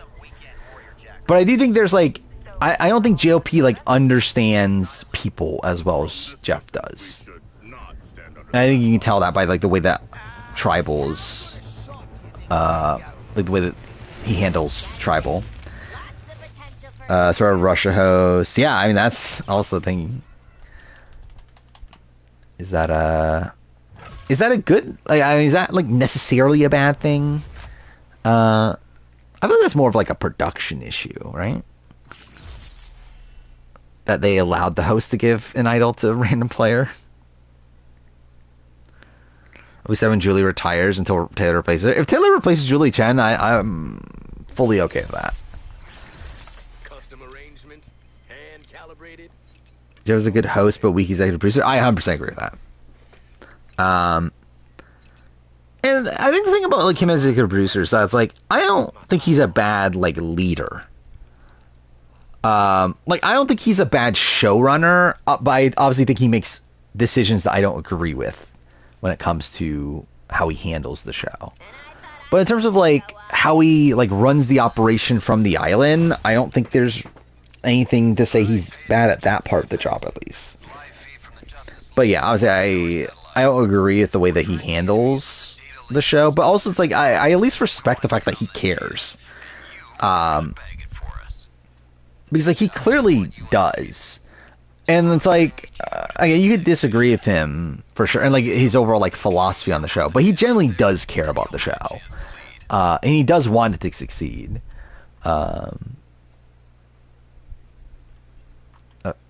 Wait, what? Oh, there we go. Cool. I thought I selected it before. It also supposed to give J Maya an idol. I'd probably give everybody an idol. And people have idols at all times. No one would ever properly get voted out. Everyone would get idled out of the game. That's the only way Strata will be run.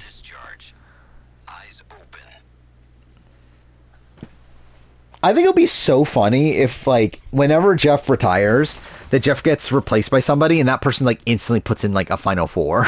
And, like, makes, like, worse production decisions than Jeff ever did.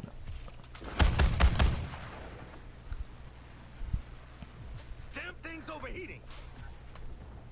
Okay, cool. Apparently Rainer games can still be bought. Oh, really? You can... Thank God we can buy it still. Maybe that was the plan all along. They were like, oh my God, it's going to be important to Traitors. So we're going to make people, like we're going to force people to buy it. Don't want to play anymore. What time are we at? We're at 3:30. I guess I'll continue.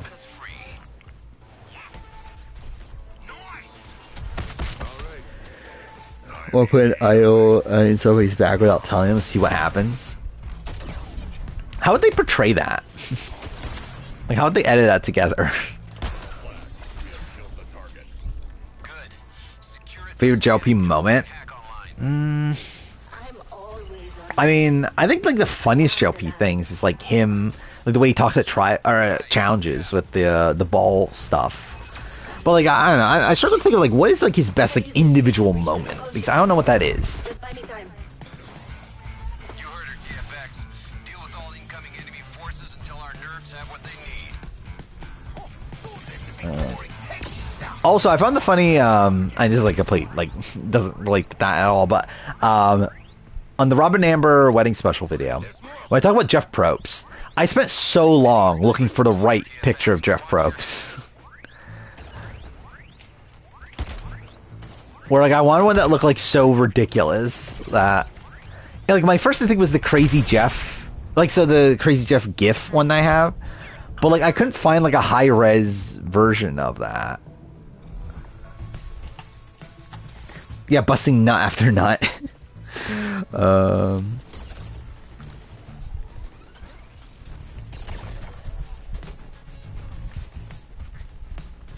You just pick the right Sea tribe. I don't even think that's even the way they could describe it. It would be like, they, actually, I don't even know how. Like, how would you, like, if you literally just planted an idol in someone's back, like, how do you tell that from a storytelling perspective? I guess, like, are you saying that, like, it's like, oh, they sat at the right, like, chair, and that was the one that we decided we were going to give an idol to? I don't know. What if there's a reality show where the only goal is to make the host happy? That'd be funny. I think that would actually be kind of interesting. I mean, actually, no, would it? I think that'd actually lead to pretty disturbing things. Like, if it's like, because I think especially if it's like a guy, I feel like more than likely, like, there are going to be people that, like, are, like, gonna, like, try to sleep with him for the sake of it. I think it would just get, like, icky. I think it'll be fucking weird. I think it'll be, like, a very big, like, sort of, like, power imbalance.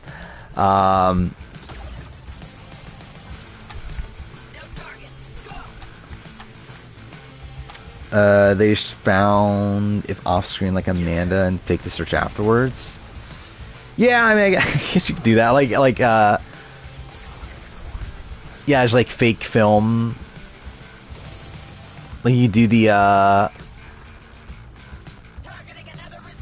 what was it? Who was I thinking of? That, like, you can clearly tell it was, like, they didn't find the idol. Like, that the footage that we saw was not to find the idol. but they had to like reshoot it.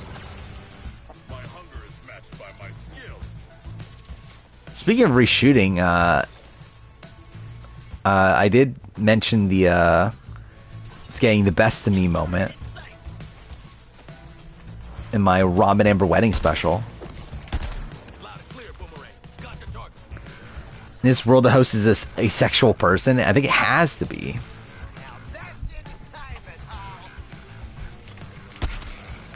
Yeah, there needs to be like a scouting, like it needs, like the casting thing has to be the person has to be asexual, or everyone cast has to be asexual. Like it's a show only for asexuals. They reshoot Davey finding his idol. That's not the person who I was thinking of though. I think I was thinking of like a recent player. I don't remember who though. Like, I think it was New Era. The Rob collapsed at the wedding. He cried at the wedding. I was spoiled the joke. Like, essentially, Amber. So, like, like they had to give each other like these gifts.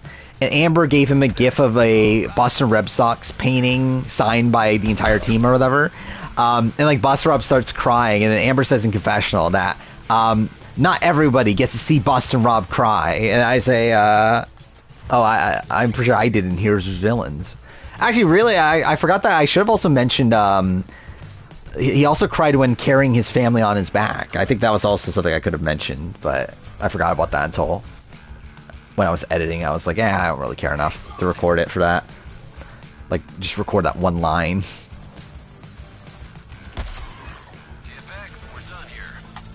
Rank every season by how Jeff Probst is on. I think I already have that on my list of ideas.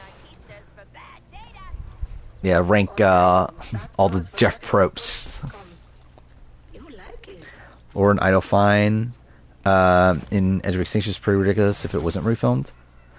I think it was, right? Oh no, I think the story that one is that like actually I don't remember who was refilmed or not, but I remember at least the story is that like she found it way earlier than what it was shown on the show, right? That was a thing that she like found on like day 1 or 2 or something. Yeah, it wasn't on the episode until like episode 2 or 3. When Rob made fun of the mixologist, that part made me laugh quite a bit because legit. Yeah, like this is that was such a weird like segment that like they fucking like one also like why the fuck were they sent to find a mixologist?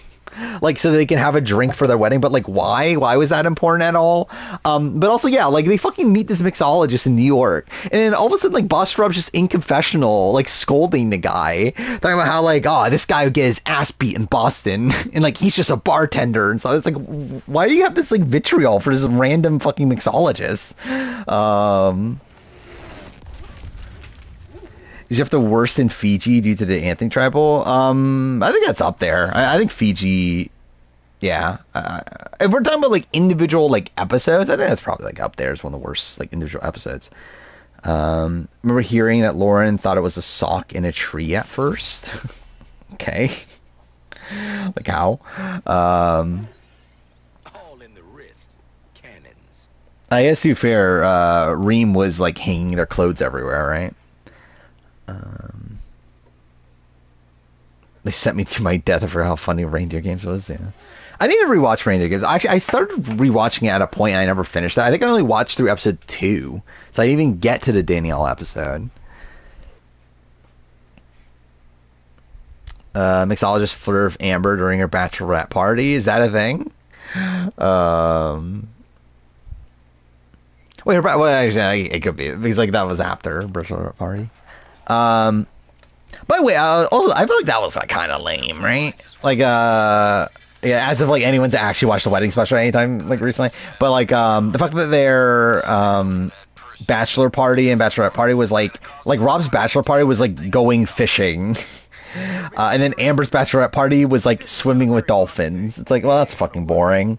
I mean, imagine like Amber or Rob cheated on their bachelor party. Like, what would they do with the wedding special at that point?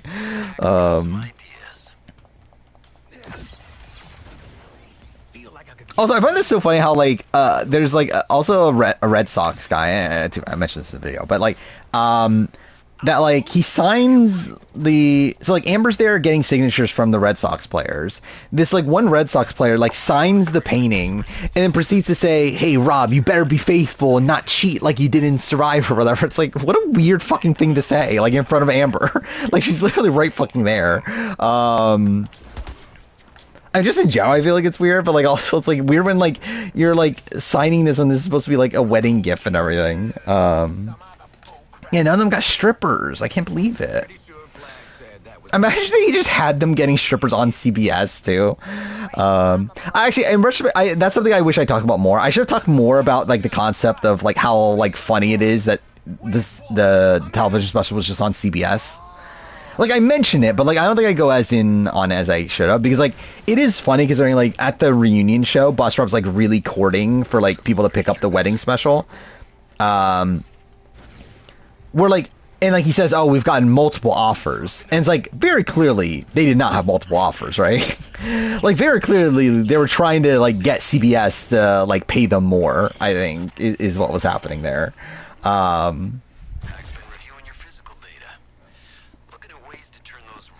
Met one of the players on that team. Interviewed Alan Embry.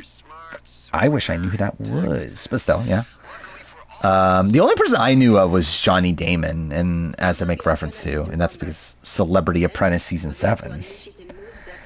Top 10 sassy moments. What was number 1? What's the number 1 sassy Jeff Probst moment? Rated Games 2 would probably be the most really bad. Yeah, I would be surprised, but really, I think it has to do with game design, because like obviously cast wise, like I think they could put together like a fine enough cast. They still haven't used Rachel, they haven't used Janelle. It's like I think they can get good people still for season 2. I think the question would be like, how do they structure the season? And I think they did a pretty good job at like the challenges and like I don't know, like how everything worked in season 1. They were like, the question is, would they be able to do it again? John in bed with 3 women. Really, that's the number 1? I guess. I mean, that would not have been my like gut number 1. I'm gonna look up the video.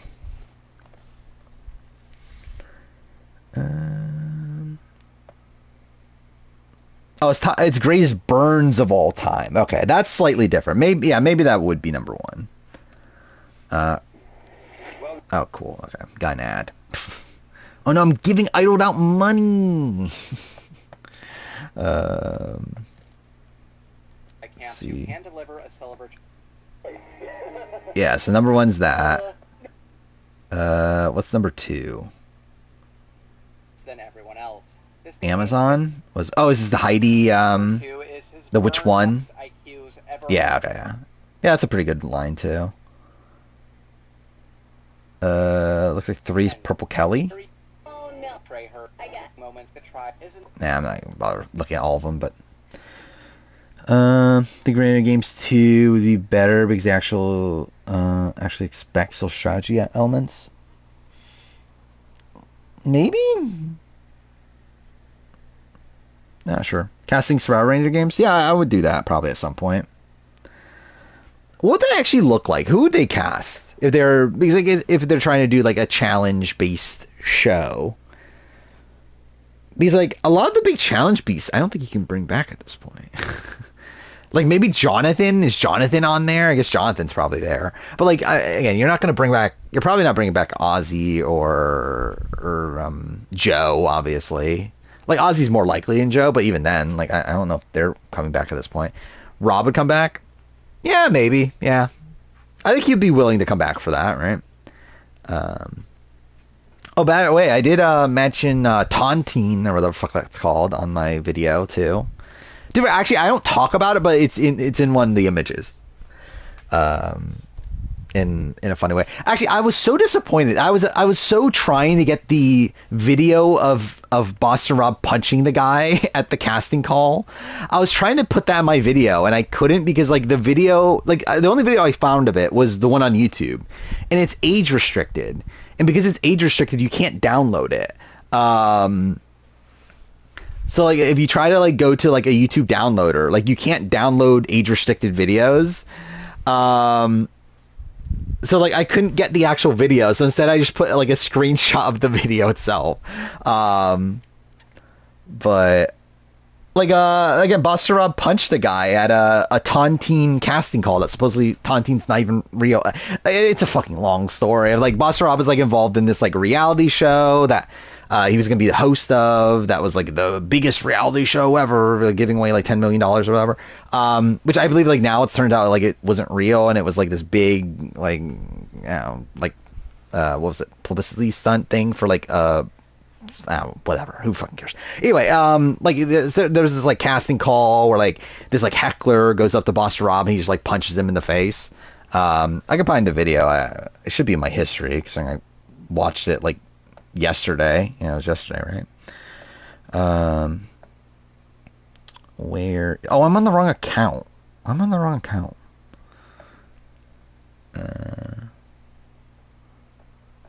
Yeah, what did it end up being? Was it a movie? It was something like that, right? Oh, here it is. Yeah, Buster Rob Dex Heckler is the name of the video. Yeah, there's the video.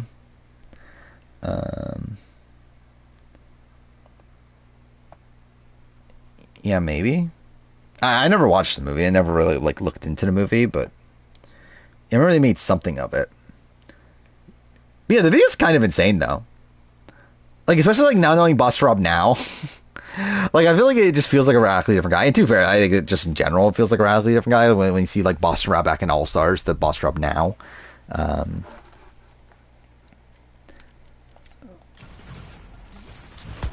Actually, how far into this am I? I probably should stop playing.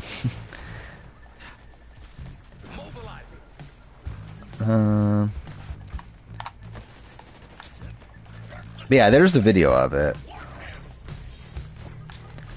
Got autograph from Ella Purnell. That's cool. You went to like some sort of like Comic-Con sort of thing? I know she was at like a Comic-Con in my area not that long ago, and it supposedly was like a fucking like disaster.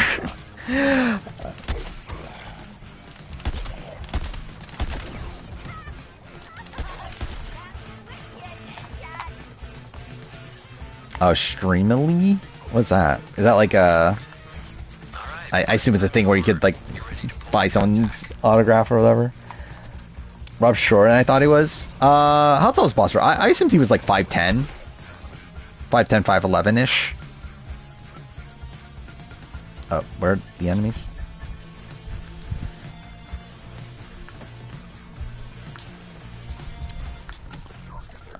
Yeah, also, like, I guess, like, in retrospect, like, I probably couldn't put the video in my video anyway, right? Because, like, it would probably be age-restricted if I did. Because that's why the video's age-restricted to begin with.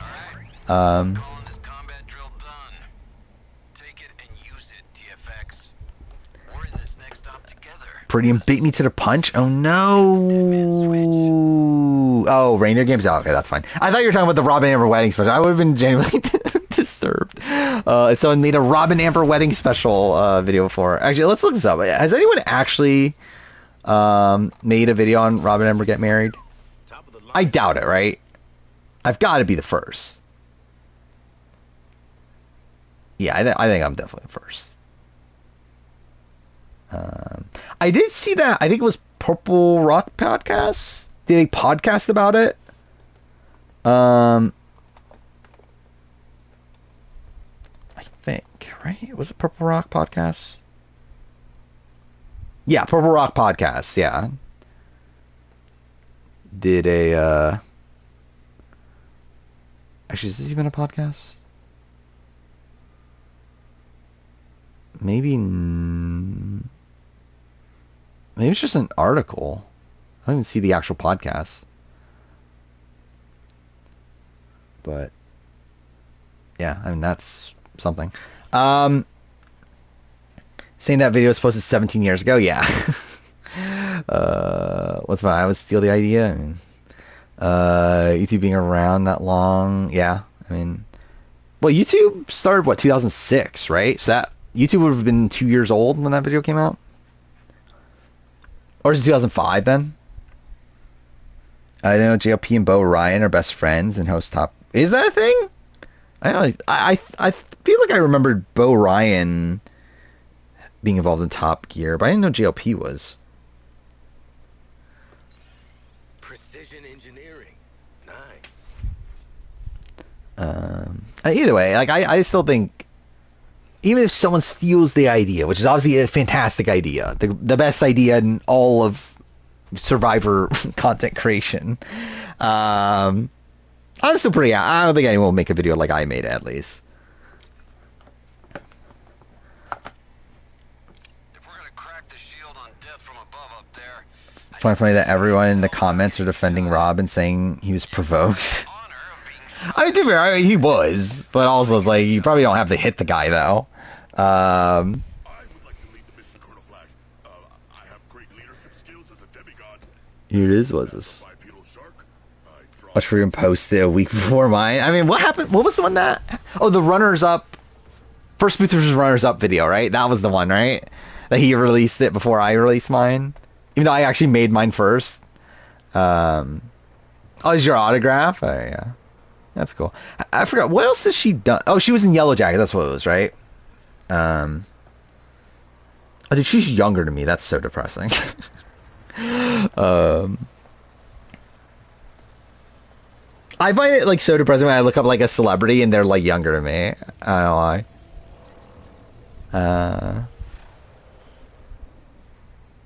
I love it. Like Mikey Madison is like literally like what 4 years younger, like a good chunk younger than me, or at least like Ella Purnell is like a year or whatever. Like it's not that much, but like fucking like Mikey Madison, a fucking Oscar winner, is like 4 years younger than me. Me at the zoo is gonna be 20 years old in less than 2 months. Yeah, and that's the thing. Half of my favorite NBA team is younger than me, and I'm only 21. How is that the case? That's insane. Like, are there really that many like super young NBA players? They must be dug in like this earth's cockroaches. Let's see, if you're 21 now, you were born in what, 2004? That's so weird for me to think. Like, again, when growing up, like, I always looked at like the year 2000 as this like big benchmark. To like, I just find it like weird the concept that like people born after the year 2000 are adults, and like again, literally there are people that are 24 that were born after 2000, which is like so insane to me. Actually, I literally fucking like what Dwight is like what 23, I think, like Dwight Moore. And I watch like Dwight's like Twitch stream all the time. Like that's such a weird thing to me. And like Corey's also like what, like 22, 23. Corey Wartenberger. Like it just feels so weird there that yeah. Okay, actually Dwight's 24, but either way, he was born in 2000.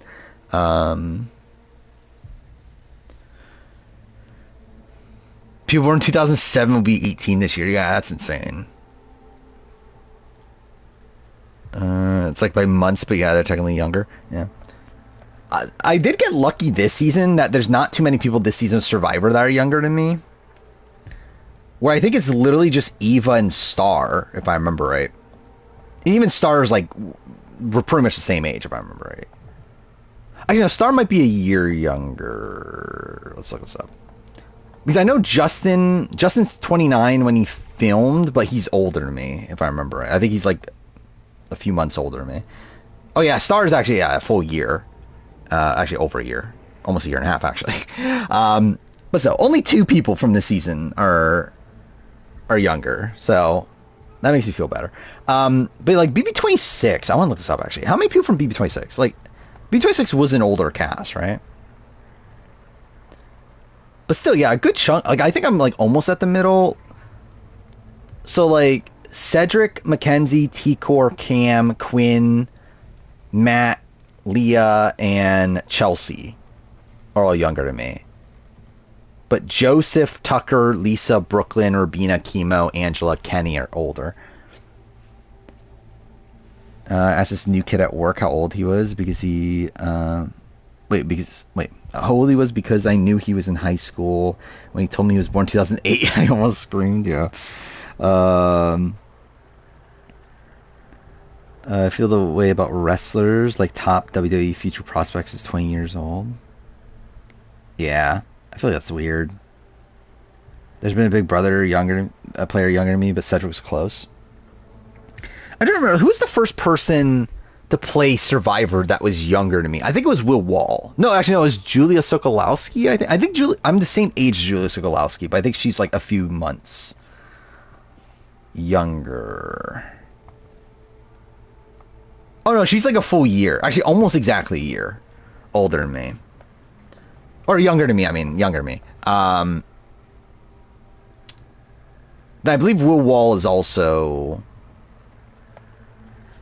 Well, I know Will Wall is younger than me, but like, how old is he actually?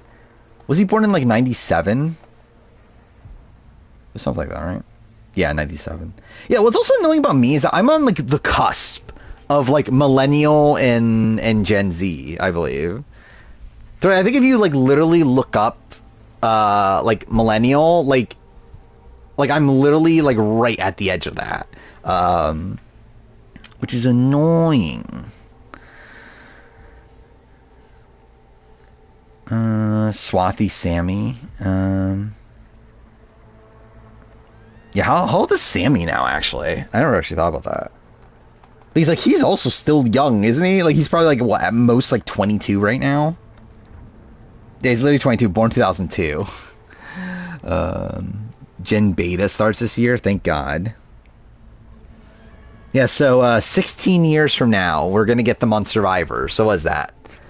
32 seasons from now, so, oh, that's literally gonna be an even number, right? That's gonna be Survivor 80! Survivor 80, we're gonna have Gen Alpha versus Beta. The best season of all time. This person's uploaded every Ponderosa video. First thing Dan Foley says is so funny. What is this? I wanted to show that heroes can win. Oh, actually, I did remember this. I didn't win, but I feel like I was a hero the whole way through. Yep. What a hero. I wanted to show... I need to rewatch this. Actually, I do want to do that Ponderosa ranking. That's always been something I've been wanting to do. Like, rank every season's Ponderosa. Not obviously, like, each episode. I think that's a lot, but... Like, rank just, like, the seasons by how good their Ponderosas were. You're exactly on the cusp. Yeah, so you're, like, right on the edge. Comment from Rob Punch video. Yeah, it's already come out. This was totally staged. You can see a smile on his face. Yeah. Yeah, but I'll also, I do mention this in the video, and I actually am genuine in this. I do actually want to do a retrospective of Rob and Amber against the odds. I think it would be funny. I believe the anniversary for that is 2007. Or, like, I believe it came out 2007. So, like, anniversary of that would be 2027, if I remember right. I could be wrong on that. But I think I might in 2027 if I'm still doing this for some reason. Yeah, January 11, 2007. So, 2027 is the year for Rob and Amber against the odds. Or is there a girl who was born in 2005 and I freaked out? I was freaked out. I was working with someone born after Avatar Last Airbender. Yeah, I mean...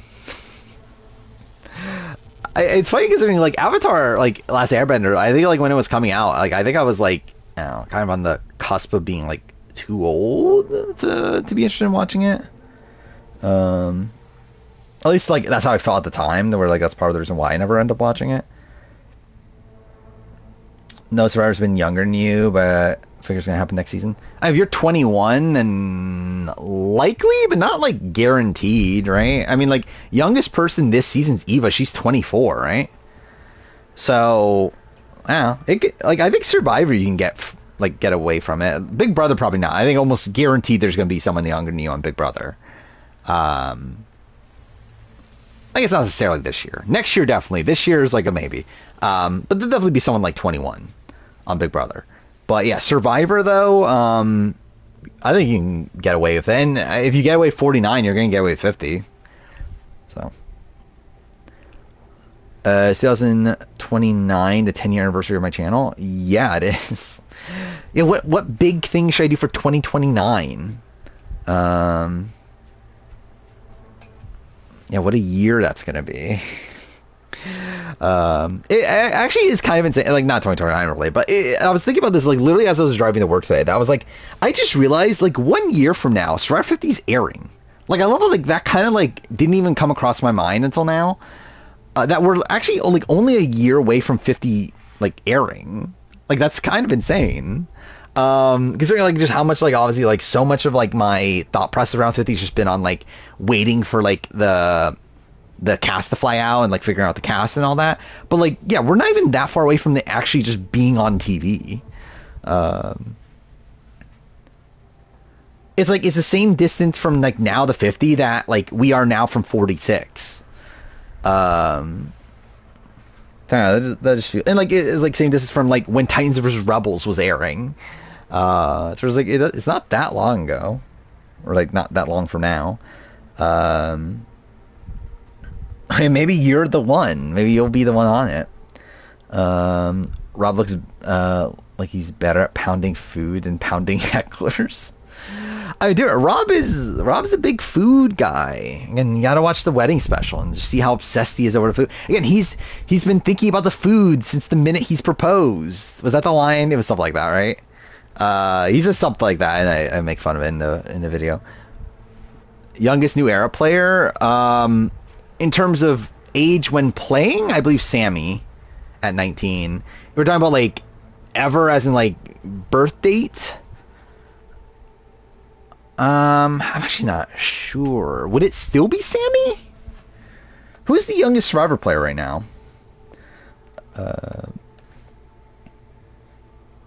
Because I feel like most recent seasons haven't had a super young person. Yeah, Sammy's still the youngest. That's kind of insane. You would think that there would have been someone since then. Just saying, that was what? That was 2.5 years ago now? Let's see. Yeah, I'm ranking new era by age. Yeah, Swathy and Sammy were both 19. JD and Liana and Carson were 20. Yeah, it has to be Sammy. That's so weird. So Jelinski is the only 22-year-old to play in the last couple years? And he's the youngest in the last few years? That's really weird to me. Who's the oldest? I think it's Sue, right? Yeah. A pig on a spit. Yeah. He did not talk about veal parm. He wanted sausages, and Amber said she doesn't want sausages. That was a very big moment in the video. There were a couple of jokes that I did make that, like, were cut from that video. Mainly, there was one that I made that, like, it was just me being an idiot, because, like, I kept, like, remnants of it in the video, which I probably shouldn't have. But, like, so it's like the moment where, like, Colin Cowie on the day of the wedding, like, he's like setting up the wedding. He, like, brings in a fucking truck full of sand and then dumps it on the beach because they needed more sand for the beach for some fucking reason. And I make a joke of, like, Jeff Probst is, like, frothing at this moment. And it's like, I realized, like, when, like after recording that, I was like, wait, no, it's mud. It's mud that Jeff Probst froths over, not fucking sand. So I had to edit that out, but I still, like, mentioned the sand for, like, no reason. Like, it adds nothing to the video at that point, but I still mentioned it for some reason. If the wedding special was drawn out into an entire season, would it be good? Probably not. Actually, like, genuinely, I don't think the wedding special is actually even, like, bad. Like, I think it's actually, like, a fun, like, hour and a half of TV. However, if it was dragged out into, like, 10, like, 30-minute episodes, that would be dreadful. But I think, like, as is, just, like, a 1.5 hour, like, thing, I think it's fine. There's some funny moments. There's some ridiculous shit that's there. Yeah, mud births you in the Survivor, not sand. Actually, it wasn't that I was remembering. It was the, because, like, Jeff on the On Fire podcast went on this, like, massive tangent about, like, how much work they do to make the mud on Survivor. And, like, I got that mixed up with, like, sand, and, like, into thinking that it was about, like, how much, like, work they put into, like, cleaning out the sand, but no, it's into cleaning out the mud. However, Ever seen the movie that Jervis was in? I have not. 15 minutes of sand truck driving would go hard. I mean, there's a big difference between a grown fat man coming at you and a woman, unless this woman is Rosie O'Donnell. But that's a comment. I should have made a Rosie O'Donnell reference. By the way, there is a Trump jump scare in the video. Yeah, if you want to avoid seeing Trump, I would say skip the moment where I mentioned Johnny Damon. Yeah, Trump scare. Where like I literally was looking up, like I was trying to look up a Johnny Damon cast photo from Celebrity Apprentice. I did find one, but like it was just like kind of dull. To where like when I was looking it up, like there was a fucking image of him next to Trump and Ian Ziering. I was like, I think that's a funny image to use. Stealing a Survivor. What? This was like, recent. This is in 2000. I didn't know this existed. Like, why is Jervis like? Is Jervis in this like as a joke of like, it's a. Oh, you know, it's actually... Wait, okay. I'm reading the description. Jervis Pearson's career in Hollywood is hanging by a thread, and he needs to salvage whatever's left of his career. Ray wrangles together an electric bunch of strangers and friends to get Jervis's career back on track and save his father from bankruptcy. What the fuck is this video? I need to... Yeah, I need to watch this. It's streaming on Roku. Has a 4.2 out of 10 IMDb. Oh, I didn't talk about that, actually. I watched Dune since last stream. Yeah, I forgot about that. I thought it was good. I thought, like, visually it was very good. I would say, like, actually, like, watching the movie, I was not, like, the most riveted until, like, probably, like, the last, like, I don't know, 30 minutes to an hour-ish. But also, I feel like it kind of came off, like, I don't know, a little bit rushed. But I thought it was good. I mean, like, I wish I rewatched Dune 1, though, is my thing. Or, like, I feel like I had almost no memory of Dune 1 coming into Dune 2. To where I think I probably should have refreshed myself. Because I was just kind of, like, trying to, like, remember what even happened throughout, like, the first half. I watched Dune Part 2. I watched Dune 1 when it came out. But, yeah, I haven't, like, thought about it since then. Then again, I feel like in general, like, I don't feel like I connect to Dune as much as most people. Because I feel like people, like, came out of Dune 1 just, like, loving Dune 1. I thought it was, like, yeah, it was good. Like, it's a well-made, like, sci-fi film. Didn't really, like, stick with me, though. I love, like, the trailer says, comedy movie, new funny movie. Because they had to make that clear.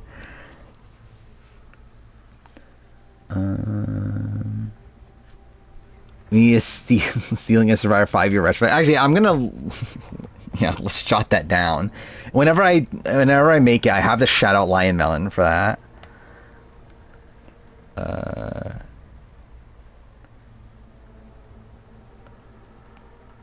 That's a mother Lady Jessica. She's a character that exists.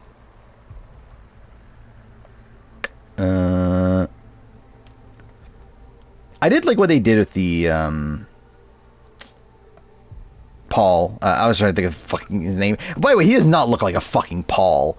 But I did like his arc throughout the movie. I think that's really like one of the main like things that stick out to me. I know, like, supposedly in the book, like, yeah, I never read the book. But like in the book, like Chani, was that her name? Like her role is like supposedly like less, right? Like her and like Paul's mom, that's Lady Jessica, right?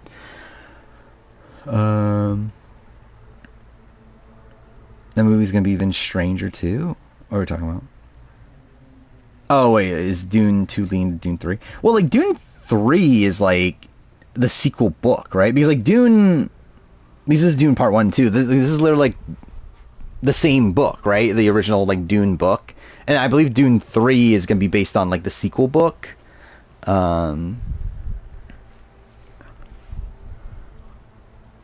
took out the murder baby from the book. Is that a thing? Yeah, Dune Messiah, yeah. which I kind of spoiled myself on what happens in that book, but oh well.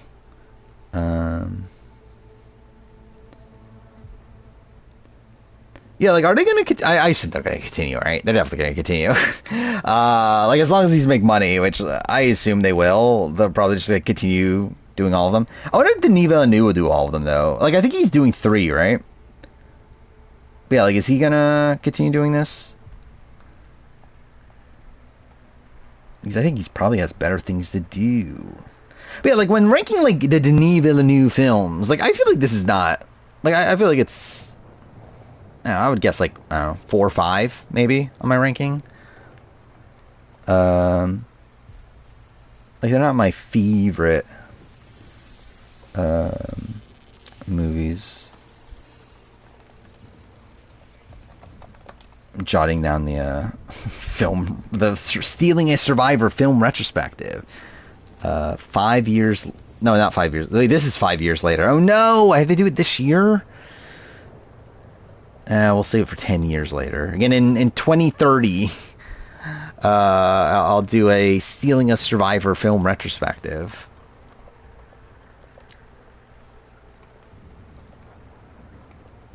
There we go. Yeah, I would have Blade Runner ahead of it. I would have Arrival. I would have Prisoners. And after I probably would have Dune 2, then probably 1, maybe. I don't know. I need to rewatch Dune 1. I generally don't remember it. Because I feel like I probably would like Dune 1 more than Dune 2 if I were to rewatch it now.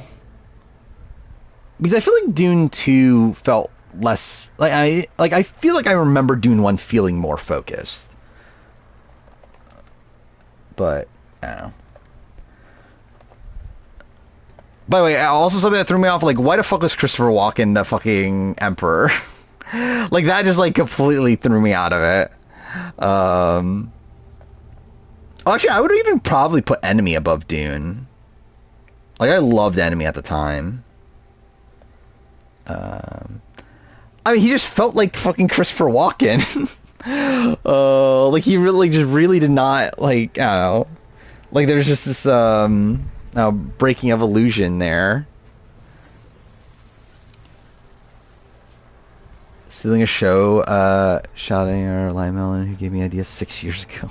What? You're talking about like when making the video? Yeah, 6 years ago.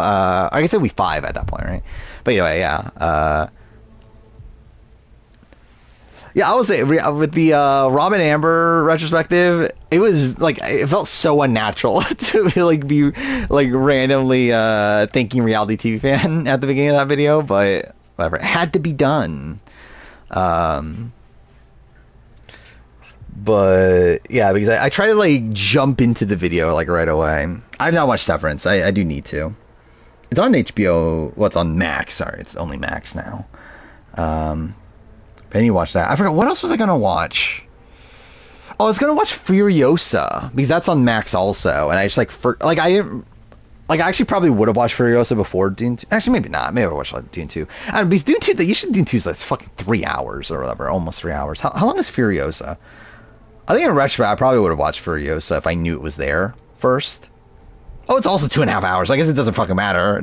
Why are movies so long nowadays? And again, this is from somebody that fucking makes like 5-hour videos every few months, but still. Yeah, Mark Wells is in it, thank God. Have I ever had a retrospective video be longer than the source material? No. Theoretically, like, I've finished The Last of Us quicker than my retrospective. It's like, theoretically, yes, but not if you were going to play The Last of Us for the first time.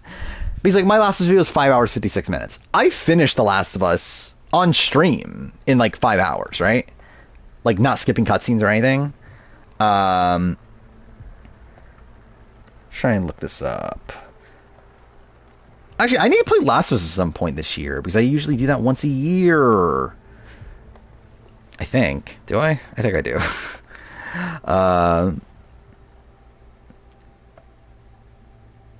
But yeah, I'm pretty sure. Yeah, I finished it in 5 hours 45 minutes one time. I think there was another time where I did it, and like, wasn't the anniversary? I think on the 10-year anniversary I finished it. Yeah, 5 hours 6 minutes. I think that's the quickest I've done it on stream. But still, yeah, I finished The Last of Us quicker than on stream than what I have,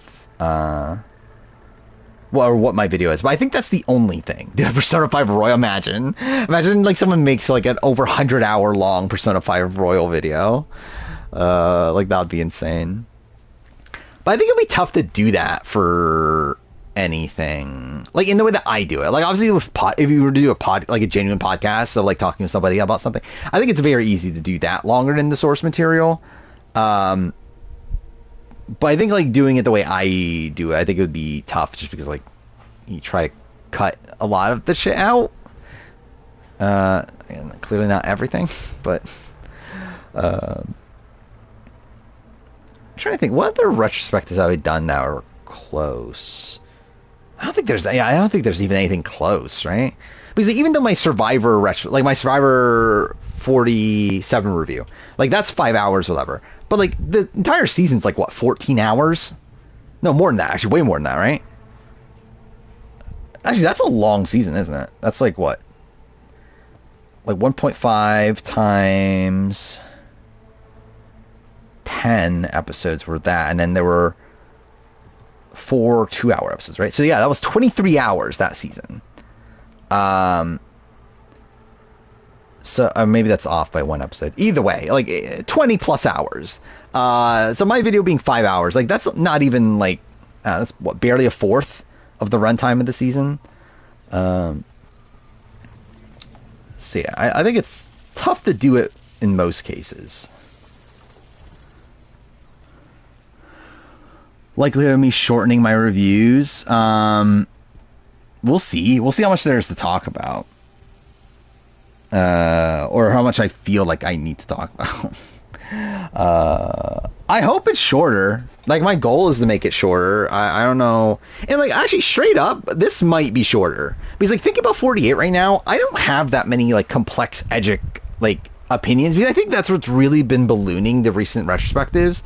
It's not really like the general talk about the game events. It's more so talking through the edgic of it all, and like more so talking through like what I was thinking with like how these things were portrayed and that sort of thing. To where like I feel like with this season so far, I feel like the edgic has been like a lot less complex than 47's. Where again, to me, again, we'll see how the season plays out. Maybe I'm fucking wrong, but like I think it's very clear that like Joe and Eve are being set up as like late gamers, right? And it's like, I don't know how much there is, like, edgically that interesting to talk about right now. So I think there's a shot this one's shorter. And actually, no matter what, it should be, like, theoretically it should be short. Because, like, this season's going to be shorter. Like, in comparison to 47, like, that had, like 4 2-hour episodes. This season's only going to have, what? Well, 1, right? Only the premiere, and then the finale is going to be 3 hours or whatever. So yeah, I think this should be shorter, but we'll see. But I think I thought that with 46 as well, in comparison to 45, and that didn't end up happening. Yeah, 46 was like, what, 15 minutes longer? So, yeah, we'll see. I would be surprised, personally, though, if it is.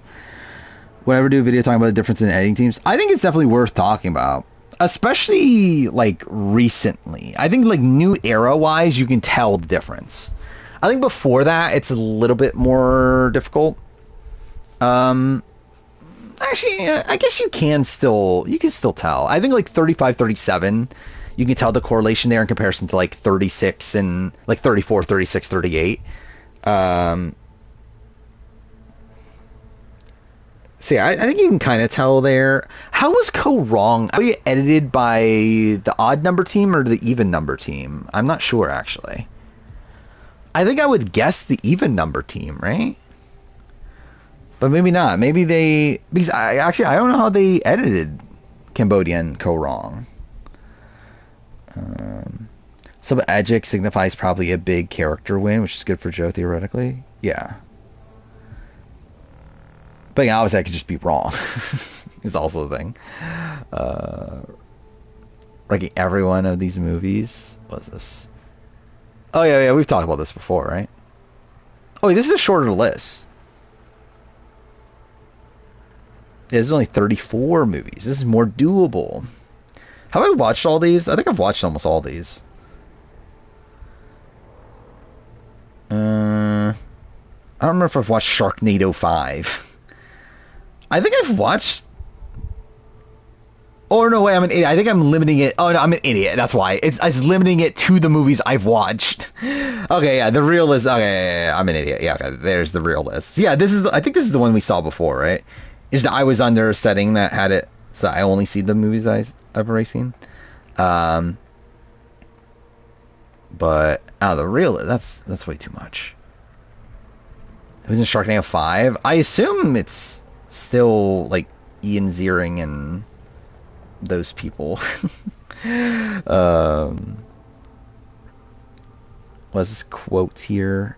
Oh, it's not even a quote. Mildly interesting trivia and Survivor. In U.S. Survivor, Sandra holds the record for most days played before receiving a vote on her 75th day. And Australian Survivor, the record is held by Nina. Oh, is that really the case? Yeah, obviously because she got medevac and came back, and yeah. But so, yeah, that's pretty good of her. Yeah, I was limiting it to 34. It said 34 movies because I had a filter thing of like, I'll only show the movies that I've watched. So that's why. Who's in The Water Boy? I mean, with a lot of the comedies, I just assume Mike White is in it. Probably not the case, but I can't wait to watch a Brian Hayden movie. Would I want to watch a movie that Brian Heidick is ever in? I feel like that's not like my preferred. What happens if you look up Brian Heidick? Actually, do I want to look this up? Brian Heidick movie.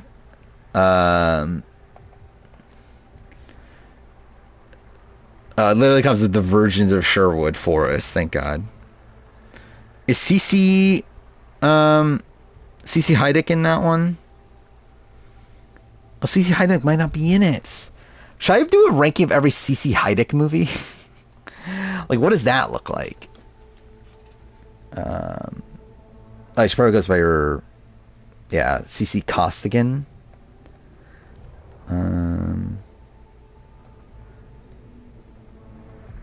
She was in Cape Fear. She was in Vegas Vacation. She was in Beach Babes from Beyond. Thank God. She was in Chick Street Fighter. What the fuck is that? Don't want to know what that is. She was in Sex Files, Sexecutioner, or Sexecutioner. Yeah, as the librarian. Thank God, she was the librarian. My favorite. Oh yeah, the Kama Sutra one. Yeah. Thank God. Yeah, it's my favorite Heidick movie.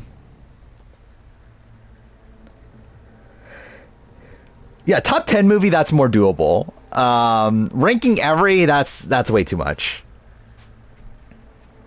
What is the best movie a Survivor player is in? I did want to rank all the movies that were like sponsored, like sponsored Big Brother or whatever in Survivor. I forgot, didn't Barfbag do I think Barfbag did a product placement video and talked about them, right? But I don't know if he ranked them. Read for Sarah Lishers and I Am Legend. Why? It's kind of random. Here we go. Highest rating. What's the average? Oh, Holdovers. I never watched the Holdovers. Logan. Again, I've watched Logan. That's a good movie.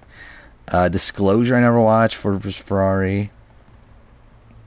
Babylon. I need to watch Babylon. I hear it's good, even though I know general reception's mixed. He did a Patreon video of him watching. Oh no, he did rank them. What travesty.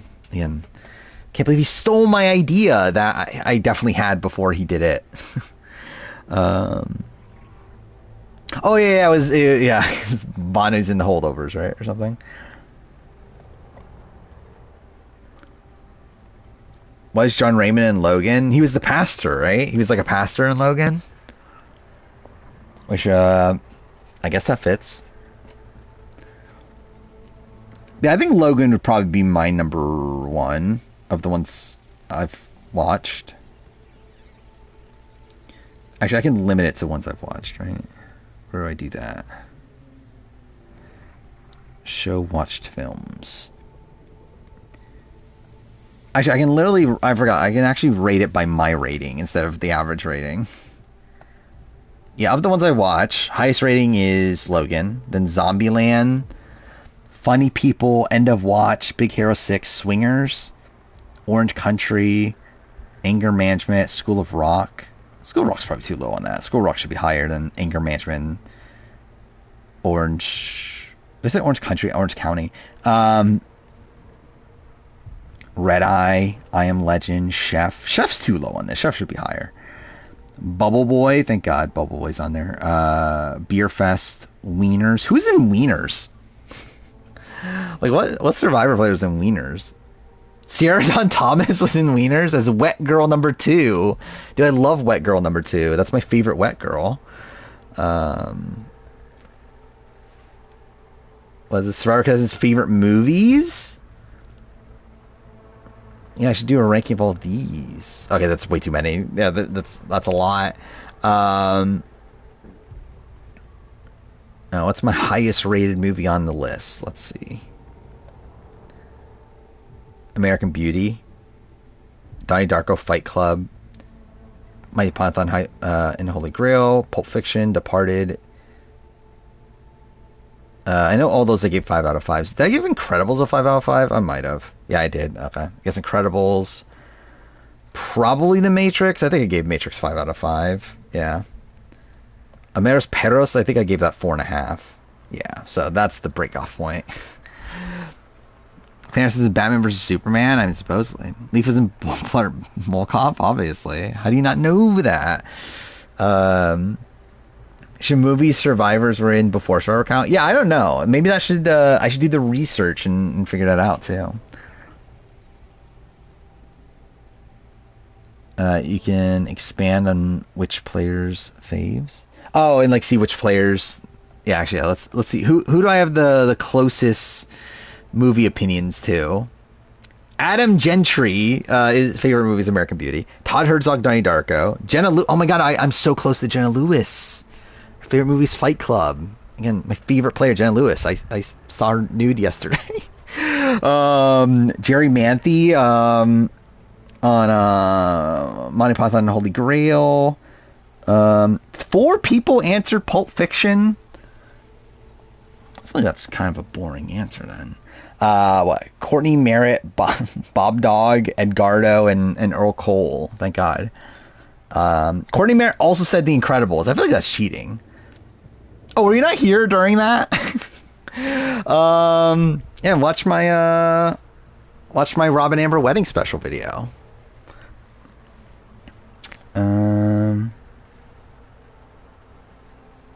Is there a single Survivor fun fact I am and aren't aware of? Probably. I mean, there's stuff that gotta be there. I mean, I didn't know about the taunting thing until like a few months ago. Like that's like a relatively recent thing for me. And mind you, like I know like supposedly like people knew about that because of Peridium talking about it. I never watched Peridium's videos, so. Cere's favorite movie is Shallow Hal. Oh no. If I only got the first shot, didn't need to continue the video. I mean, I scrolled through it. I needed to because I just need to see where was she clothed. I mean, there's a screenshot of her in the sex tape. Like when I mentioned, like that's literally the only reason why that's still in the video, by the way. Because I was gonna cut it because I thought, like, why is this here? Like, this doesn't need to be here. Me going on this tangent about how, like at the reunion show, Rob and Amber only hung out with like Colby and Jenna Lewis. Like this like has no relevance to anything. But I realized like, oh, that'll be so funny if I just put a random photo of Jenna Lewis's sex tape. And also with Colby, it was like, oh, okay, but curb your enthusiasm for Colby. But yeah, it's like literally the beginning of the thing. Like she's clothed. so could get away with it.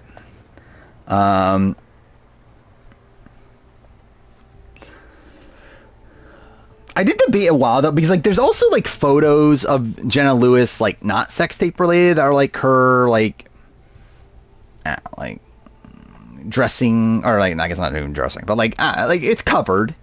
So like I was thinking like, okay, should I actually like use like one of these sort of pictures for like, I mean, she's nude but it's like covered, so I was like, I don't know, could that be a funny picture, or is it funnier just to literally put like a screenshot from the sex tape?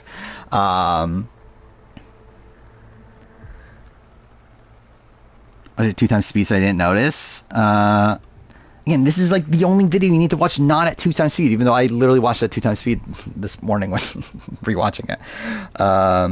By the way, annoyingly, the video didn't fucking finish up. Like I talked about when I played Metaphor 130 minutes yesterday because I was editing the video the entire night.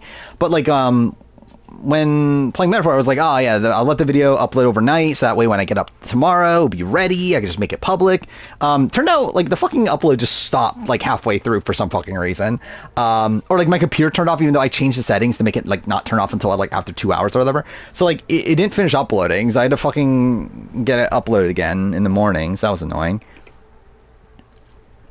Because again, it would have been uploaded earlier otherwise.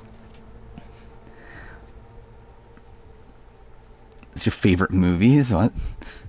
Oh, you're talking about the list? Yeah, the list of Survivor, the other one. Yeah, it's list of favorite. I think Varner's favorite movies, The Matrix. Cecilia Mancilla's favorite movies, Amores Perros. That's, I guess it's not that random. Yeah, how like this is all like, yeah, they must have not asked this for super long, right? Looks like it's all Guatemala through China.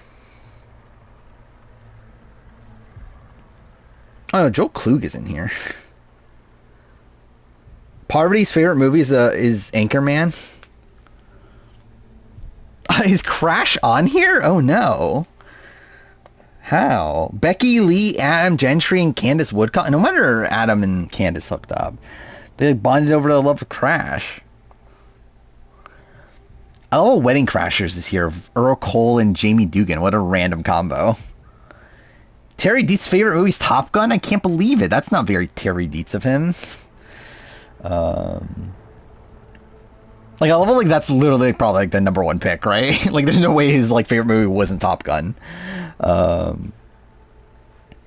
Kill Bill is Brianna Varela's favorite movie. Cowboy's favorite movie is Forrest Gump. And Eric Huffman. Thank God. Bookstruck's favorite movie is Closer. There's the movies on the list past the year 2010. Well, I mean, yeah, I assume they stopped asking the question after a while. Because, like, actually, I see Tyson is on here. I think he's the latest player I see. 9 people said Shawshank Redemption. That's because they're fucking boring. They picked the most generic answer. And who are those people?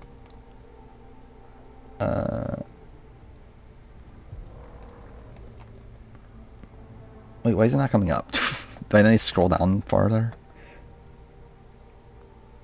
Oh, there's multiple pages, that's why. There we go. Yeah, Blake Towsley, Jim... Oh my god, dude, so many... okay, now it goes beyond that. Alright, Blake Towsley, Jim Lynch, Amy O'Hara, Austin Carty, Shane Powers, Rebecca Borman, 70 Favor, Brad Vareda, Boo Burness.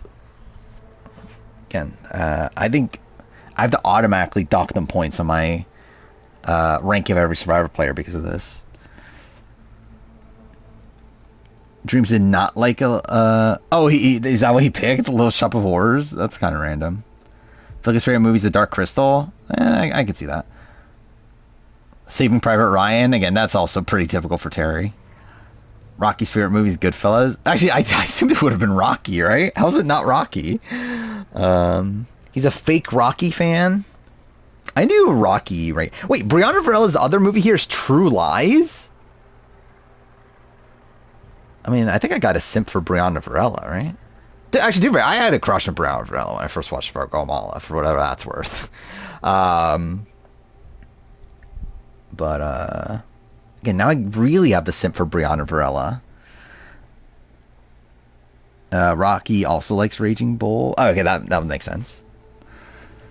Speaking of Dune, the original was Marilyn Hershey's favorite. That's something. I actually want to watch the original Dune. I think it would be interesting to watch that version of it, especially with it obviously having to be very condensed, and also the fact that I know it's like super inaccurate, right? Braveheart's 7 choices again, so boring. You had a crush on Brooke. Yeah, I had a crush on Brianna Varela. I had a crush on Misty Giles. I remember. I don't think I really had a. I'm trying to remember like all the other crushes I had on, like when I first watched those seasons again. Yule's favorite movies Before Sunset. Well, at least he has good taste. Brown didn't know what a basketball pick was, though. I mean, that makes me simp over her even more. I think Yule listed here on the Blade Runner also. Ryan Aiken's favorite movie is Good Will Hunting. That's fucking random.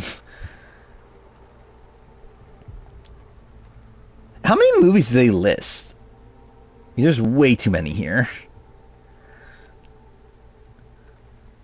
Morgan McDevitt's favorite movie is When Harry Met Sally. Hit David Lynch Dune, but I know a lot of people love it. Yeah, I believe it's like a very like cult classic sort of thing now, right? Right, I don't think it was like that at the time, right? I'd be dragged for picking Jurassic Park as too basic. I would say it's too basic, but I mean, obviously you do you.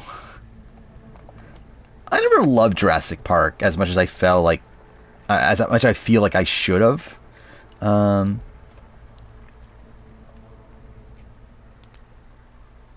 Or like, yeah, it's like, it's obviously like a classic, and it's a well-made movie, but I just really in general, that's like I just kind of feel about Spielberg in general, though. Or like I never loved Spielberg's movies for the most part.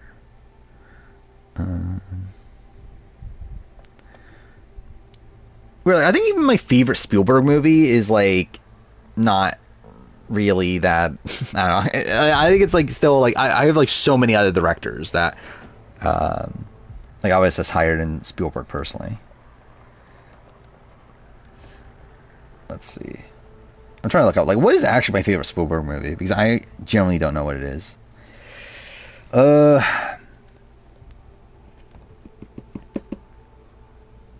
And really, it might be Jurassic Park, even though I think Jurassic Park. Yeah, Catch Me If You Can is pretty good too.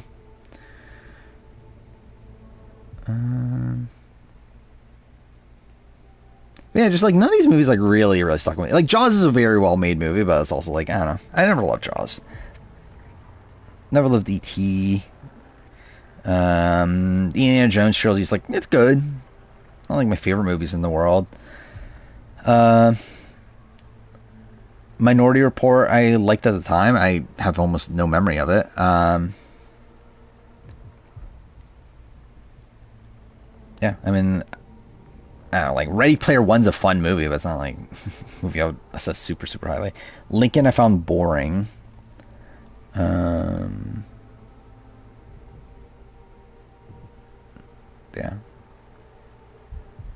A silent movie?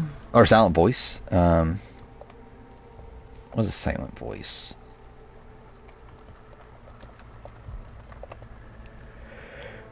Oh, anime film? I never even heard of this one, actually. I used to watch a lot of anime films, but actually, this is around the time that I would have been watching them, so, like, yeah. Surprised I missed out on this one. Schindler's List is probably your favorite Spielberg movie. I remember being bored by it when I watched it, but also it's like I watched it like 10 years ago. Pirates of the Caribbean being Denise's favorite movie weirdly makes sense, yeah.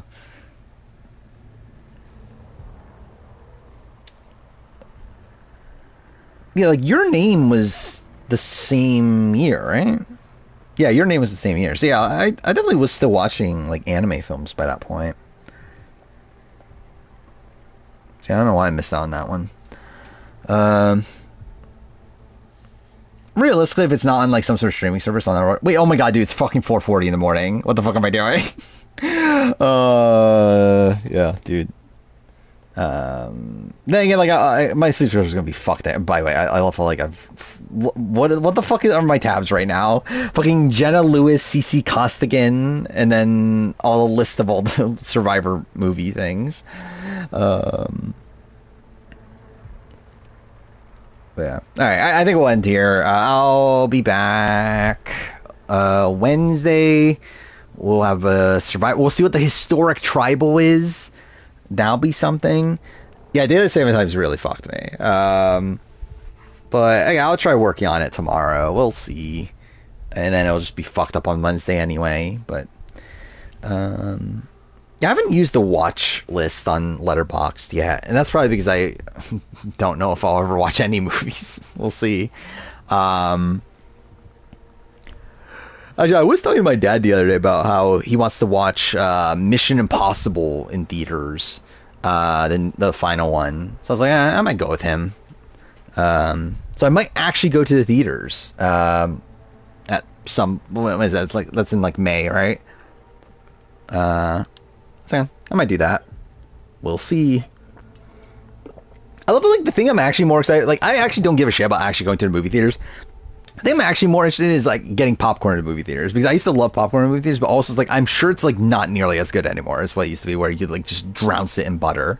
But again, that's fine. Okay, yeah. Again, before I go on a tangent, yeah, we'll be back on Wednesday. Yeah, and I'll probably have the mid-season power rank for Australian Survivor. We'll see how that turns out. But yeah, all right. See you guys next time.